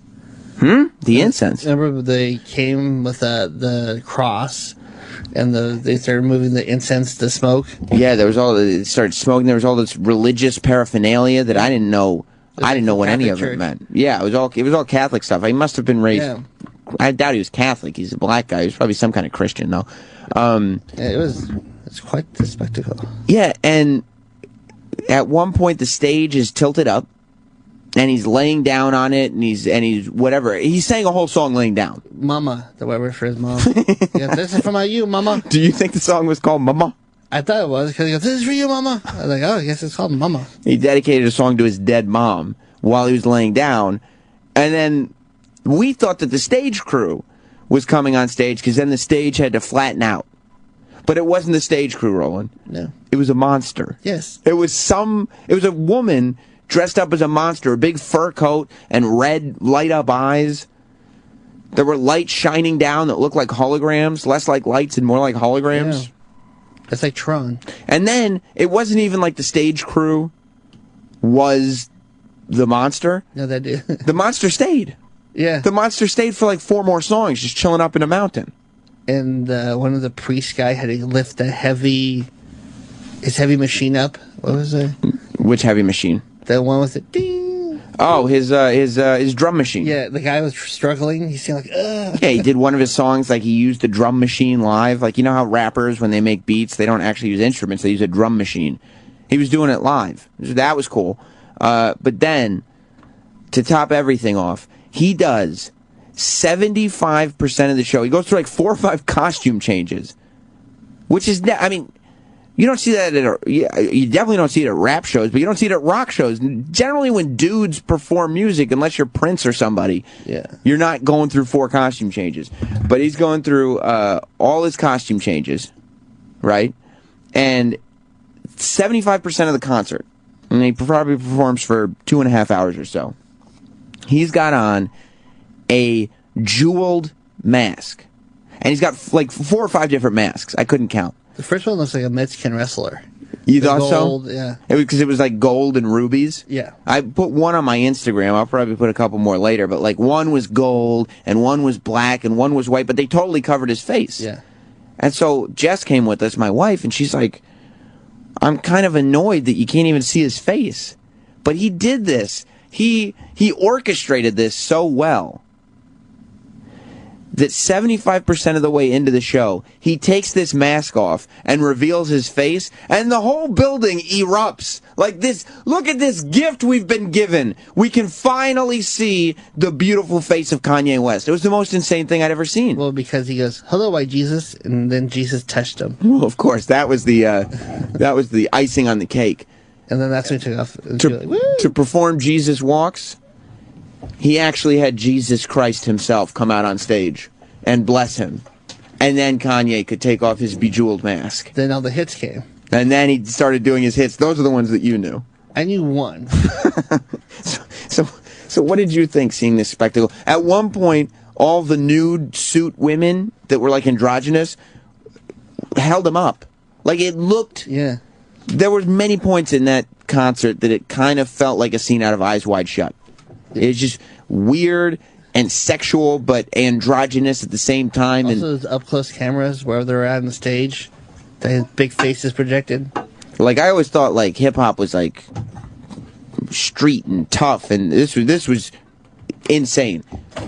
It's quite the show. He had a big circular video screen above this mountain that would sometimes make it look like it snowed, and then snow would come down, and then he would shine lights on the mountain, and it would turn into a volcano, and then the mountain would split open. And the fire came out. Yeah. The fire was really hot, though. We were close. Yeah, the fire was hot as fire. Whoa. Yeah, and then the fire started coming up. Were you surprised that the fire was hot? I was like, come down, Chachi, let's fire. Garth in Indiana. My mouth is dry. I need water. Brian in Texas. What? Brian in Texas? You there? This Brian? Yeah, Brian. Sorry about that. Hey, isn't his first first song off this album called "The Holy Grail"? No, that was Jay-Z's album. Well, he's got the same shit going on too. Yeah, but man, probably to a lesser extent. Yeah, I mean, this totally different. Yeah, this was like a whole thing happening, and I guess at every show, I didn't know what he was doing with the masks, because people were around us starting to get annoyed. Like, yeah, we want to see his face if we're gonna be here watching him perform. Or was it Kanye? Right. Ooh. Could it be a mystery man? But he orchestrated it to the point where I guess when you're in front of him, you don't hate him. Because there's no way, like, I don't hear, when I'm on the internet or on other forms of media, television or whatever, I don't hear people talking about Kanye West being great, like, very often at all. Everybody talks about what an asshole he is, right? But at these shows, he did 2 nights at the Barclays Center in Brooklyn, here in New York. He's doing another 2 nights at Madison Square Garden. He's filled all of them up. I can tell you from the show I went to, there was not one naysayer in the building. Would you say that, Roland? Yeah, I mean, they were just saying Yeezus and Yova.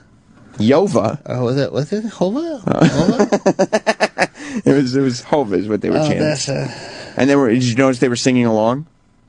Oh, I never seen so many people drop N-bombs around me. Like the business guys in suits just like raising their hands. White guys? Yeah. That's what it seemed like. It did to me. It felt like watching all the white guys in their business suits, because Roland and the people at the Barclays helped us out and got us these great standing spots in the VIP section. But the VIP section is not real fans. Like, the VIP section is all people who wear suits to work and, like, kind of secretly like Kanye West because it's cool. But it was totally, like, I totally felt like I'm in public and I can yell the N-word. That's what they were all thinking. There's one song we went in, and then the guy next to me was like, like right, I was like, whoa. Yeah, like, are you sure? There's like 3 black people in the section, so we just all had to wait until they were kind of away. Here's what I did. I went, woo! Did you enjoy it? I did. You did? Yeah, I just was watching the spectacle. You looked so confused most of the time. I was, because the monster actually confused me. The monster really did it for you. And then the naked, or when he's walking, you think he's leaving, then he stops, then he runs right back and starts rapping. The one part where I think he lost a lot of the audience was in the middle of the show, he stops and he gets to do just a monologue. Yeah. And you can tell it's not scripted. And a whole bunch of them have ended up on YouTube. These are the things that end up on TMZ, and he talks about Obama or whoever he talks about. Bruno Mars being pretty. Right. And so he stops the music and he starts talking. And he just starts talking about award shows. Because if you remember, Kanye West had some controversy about award shows. But he goes on to this whole monologue, first talking about how pissed off he is that Bruno Mars keeps getting awards. And I was like, I didn't even fathom that you would be bothered by Bruno Mars. Who cares what Bruno Mars is doing? And he goes, no, they're trying to give the prettiest motherfuckers all the awards because they so damn pretty. And people went, okay, woo! And they're like, okay. But half the people, they were all like, half the audience was white women. Yeah. Who all love Bruno Mars. They're like, I mean, he's kind of good.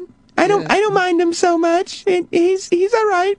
Yeah, and then I think what lost is when his tech guy, tried to rap him well, the tech guy goes, okay, it's almost time to put the video back on, and he goes, no, You ruined my train of thought. So he goes into another train of thought. He told him in his earpiece. So he goes on to another train of thought, and he starts shitting on a whole bunch of Italian designers whose names nobody knew what he was talking about. Yeah, he goes, I can't get into this blah, blah, blah fashion show. Donatella Valencia knows my shit. And we're all going, who? And then he names his crew, and he goes, we went in there and bought shoes. And we're like, yeah, we can't afford that. Yeah. We getting off the plane in Paris. Yeah, and we going to design pants.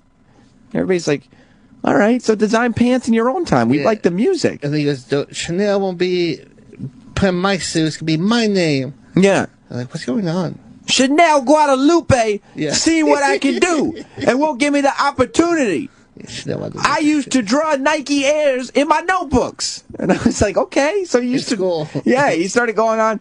When I was in high school, I used to draw pictures of Jordans in my notebook. I was like, okay, I think maybe the Led Zeppelin logo might have been more common, probably from my generation. The Yeezus. The Korn logo with the R backwards, something. But no, okay, Nike Air, Jordans. About his shoes. I go, but your shoes are no longer available. Yeah, we can't get your shoes, dude. Don't promote them. They cost like $800. Yeah, I got right there. I was like, what's going on? You're like... Back to that ding song. Ding, ding. It was... I mean, Bruce sometimes will interrupt. Bruce Springsteen will interrupt a concert to talk, right? No, he has at one point, and then he goes on. That's it. But it'll be like, oh, okay, I know what he's saying. Yeah, but about like feeding the charity banks and help out and this and that. It won't be like, they won't give me the opportunity to design more sneakers. I don't think Bruce ever goes, I land a plane and all my people, we go buy clothes. I got a great idea for a new shirt, and nobody's letting me design it. Yeah, that was a weird one. Because we all bought the shoes. I'm like, what's going on? That was the one where even the fans were starting to go like, how long is he going to go with this? Like, I think that's why they try to wrap him up again. They're like, go back. Yeah. I want to design socks for a living. It's like, well, you got a great job. We paid to watch you perform music. I don't know why you keep talking about socks. Yeah, that was a weird one. Rich in Florida. Yeah, I think you and Roland just gave credence to why everybody says that his music sucks. Y'all just spent the past 20 minutes talking about his concert and never once talked about how the concert was awesome, the stage production, blah, blah, blah, but never once mentioned any songs or anything like that. Yeah. And I think that's why people say his music sucks. I don't think anybody challenges the fact that he's an entertainer. And listening to y'all, if it said Kanye was going to be at that concert and doing a concert, and he didn't show up, but he had somebody else up there with all the theatrics and somebody doing his songs, do you think that it still would have been exciting? No, I mean, everybody would have known that it was lame. You can't substitute an artist, but... But you know what I'm saying, right? You know what I'm saying? Yeah, no, I know what you're saying, but like that's like saying if you found a great cover band, like if you found an excellent... Whatever. If you had Brother Joe does a great U2 cover band, and it sounds like U2, right?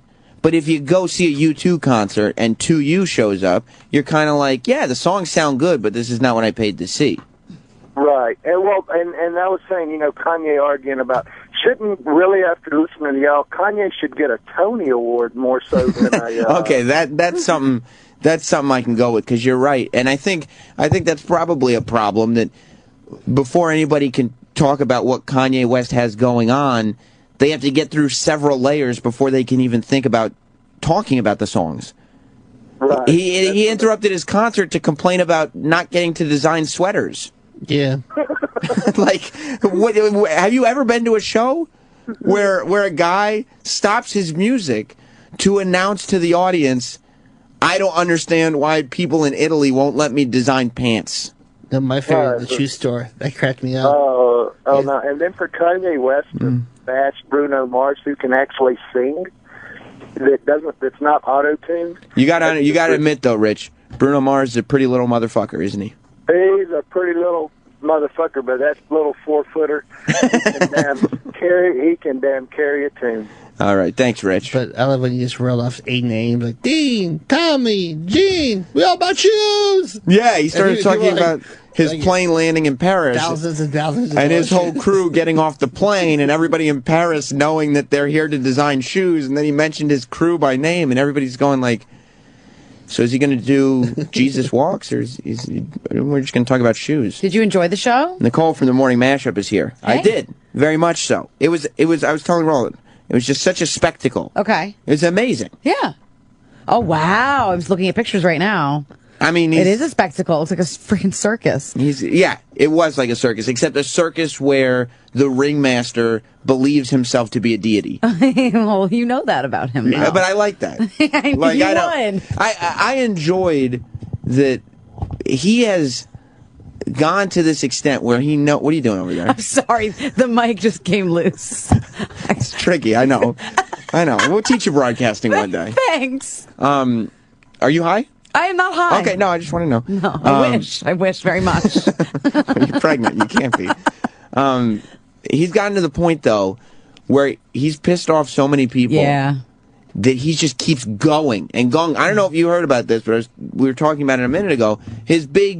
He did 75% of the show, he's wearing a mask. Yeah, and it looks like an S&M mask. Yes. Is it an S&M Except mask? it's got jewels on it. Oh. Like it's a really expensive S&M mask, and there's no mouth or eyes or nose. I think one's Chanel, the white one. Yeah? Chanel. Chanel, I'm sure it's Givenchy, knowing him. I don't know what that is. I don't know. Exactly. He held 8 designers. I'm like, I don't know. Yeah, Givenchy sounds like one of those designers that won't let him make pants. Yeah. You're right. I need to hear Model. To me, I look at him now and I'm just like, you're a little bitch. You're Whoa, such a whoa, you're what such a a- little bitch. Jesus. And I'll say it because I don't even ever want to interview him because I just think he's a little bitch. I would interview him, and I would be like, can I have 6 hours to talk to you? Exactly. Like, I would just want to sit in a room with him and be like, so what do you think of... Yeah. And just let him talk shit about something. Did you feel as uncomfortable watching his new video with Kim as I did? Like I thought it was like a joke. Like it was like a spoof of her gyrating on that fake motorcycle with the fake scenery behind it. It made me nauseous. He did make a weird video. Look, I'm a Kanye West fan. Me too. That's why I'm so annoyed that he's acting like a little bitch this past year. That's how I feel. I like it. Okay. I like the Sorry. severity of what you're saying. Don't be sorry. Don't ever be sorry. Billy in Brooklyn. What's up, Sam Rock? Hey, Right. so Kanye is substantially different now compared to the Kanye, rapping on the Chappelle show wearing a backpack, Yeah, he used to rap about getting fired from his job at the Gap. Exactly. So there had to have been a catalyst in between then and now to cause this blowout. I mean, he's like off the hinge. He's a performance artist. So what do you think happened? I don't know. I think that somewhere along the line, because when he first came out and he was rapping with backpacks and wearing pants that fit, it was different. Yes, it was. Like nobody was doing that then. And I feel like he has just gone full force. I have to reinvent everything and do everything. I just have to flip the script on everything. Just be totally different. And at points, it's like the opposite of what people expect. Therefore, it's the opposite of what people want. When you get famous, the worst thing you can ever do is start to believe your own bullshit, and he believes his own bullshit now. Yeah, but he believed his own bullshit before he was famous, too. Like, when he came, before he was famous, he was like, don't you guys know? I'm the motherfucking shit. True. I'm the best. And everybody was like, no, you're not. Yeah. So then he becomes famous. And he goes, I told you I was going to become famous. And they're like, yeah, but you're not the best. And then he arguably becomes one of the best. And so now it's really like, fuck everyone. Yeah. He even has a Confederate flag t-shirt. Yeah, and then he claims that he owns the Confederate flag now. First of all, I don't know why he has a Confederate flag t-shirt. T-shirt. T-shirt. Oh, you got a Stanley T in here, don't you? And then his mom dies, Kanye West. Yeah. And so she doesn't, there's not even a mother there to ground him. He's just like, whatever, I'm the fucking man. I don't think she grounded him. I think she's like, yeah, baby, go on. Go You on. are the shit. Go on with your bad self, Kanye. You is God. Yes, you is Yeezus. Have some more pancakes, darling. That's 100% what happened. I think so. Listen, Nicole, you don't need to wait for the holidays to hate Steven Singer. No. You can start hating him right now. Go to IHateStevenSinger.com. Hate him. You know, Nicole, you've had your lesbian days. You have to get the woman in your life a great gift. I do. Right? You want it to be a great gift for the holidays. Well, Steven knows what every woman wants. Nicole, true or false? It's diamonds. True. True. Yes, diamonds. Kanye West played the song Diamonds last night. He did it fabulously. Great song. The beautiful sparkle, the simple elegance of the diamond. That's Kanye West's show. Simple elegance. Just understated. Exactly. Steven's going to make it easy and affordable. Check out his diamond stud earrings starting at just $199. These are really beautiful, high-quality, bright white diamonds. Go online to IHateStevenSinger.com right now and see all of Steven's amazing diamond jewelry. Steven makes holiday shopping so easy and affordable. Just go online to IHateStevenSinger.com and check out his beautiful selection of diamonds for her. Go to IHateStevenSinger.com now. Get your holiday shopping done today. Shipping is always fast and free. Steven makes shopping fun, whether it's in the showroom at the other corner of 8th and Walnut, on the phone at 1-888-I-HATE-STEVEN-SINGER, or online at IHateStevenSinger.com. And do it fast, because next week is Hanukkah. It comes early this year. Hanukkah is how it's pronounced. Sorry, my bad. Yeah, and by the way, I loved the concert. It was like one of the best concerts I've ever been to. And honestly, as much as you think he's a little bitch, he is a little bitch. You would have had a blast too. I don't think anybody can go to that concert if they're not super cynical and not be like, okay, that was a fucking awesome show. He's a talented bitch. That's what he is. You bet. You make this easy, Nicole. Yeah. It's always a pleasure having you here. Love you. Ron and Fez are coming up next. Thanks to Vince Vaughn, who stopped by today and here. Goodbye, everybody. Opie and Anthony show is now over. For real this time. Check out the O&A show on Facebook at facebook.com/Opie and Anthony. And catch Opie and Anthony live Monday through Friday from 6 to 10 a.m. Eastern. Ron and Fez are next. Hey.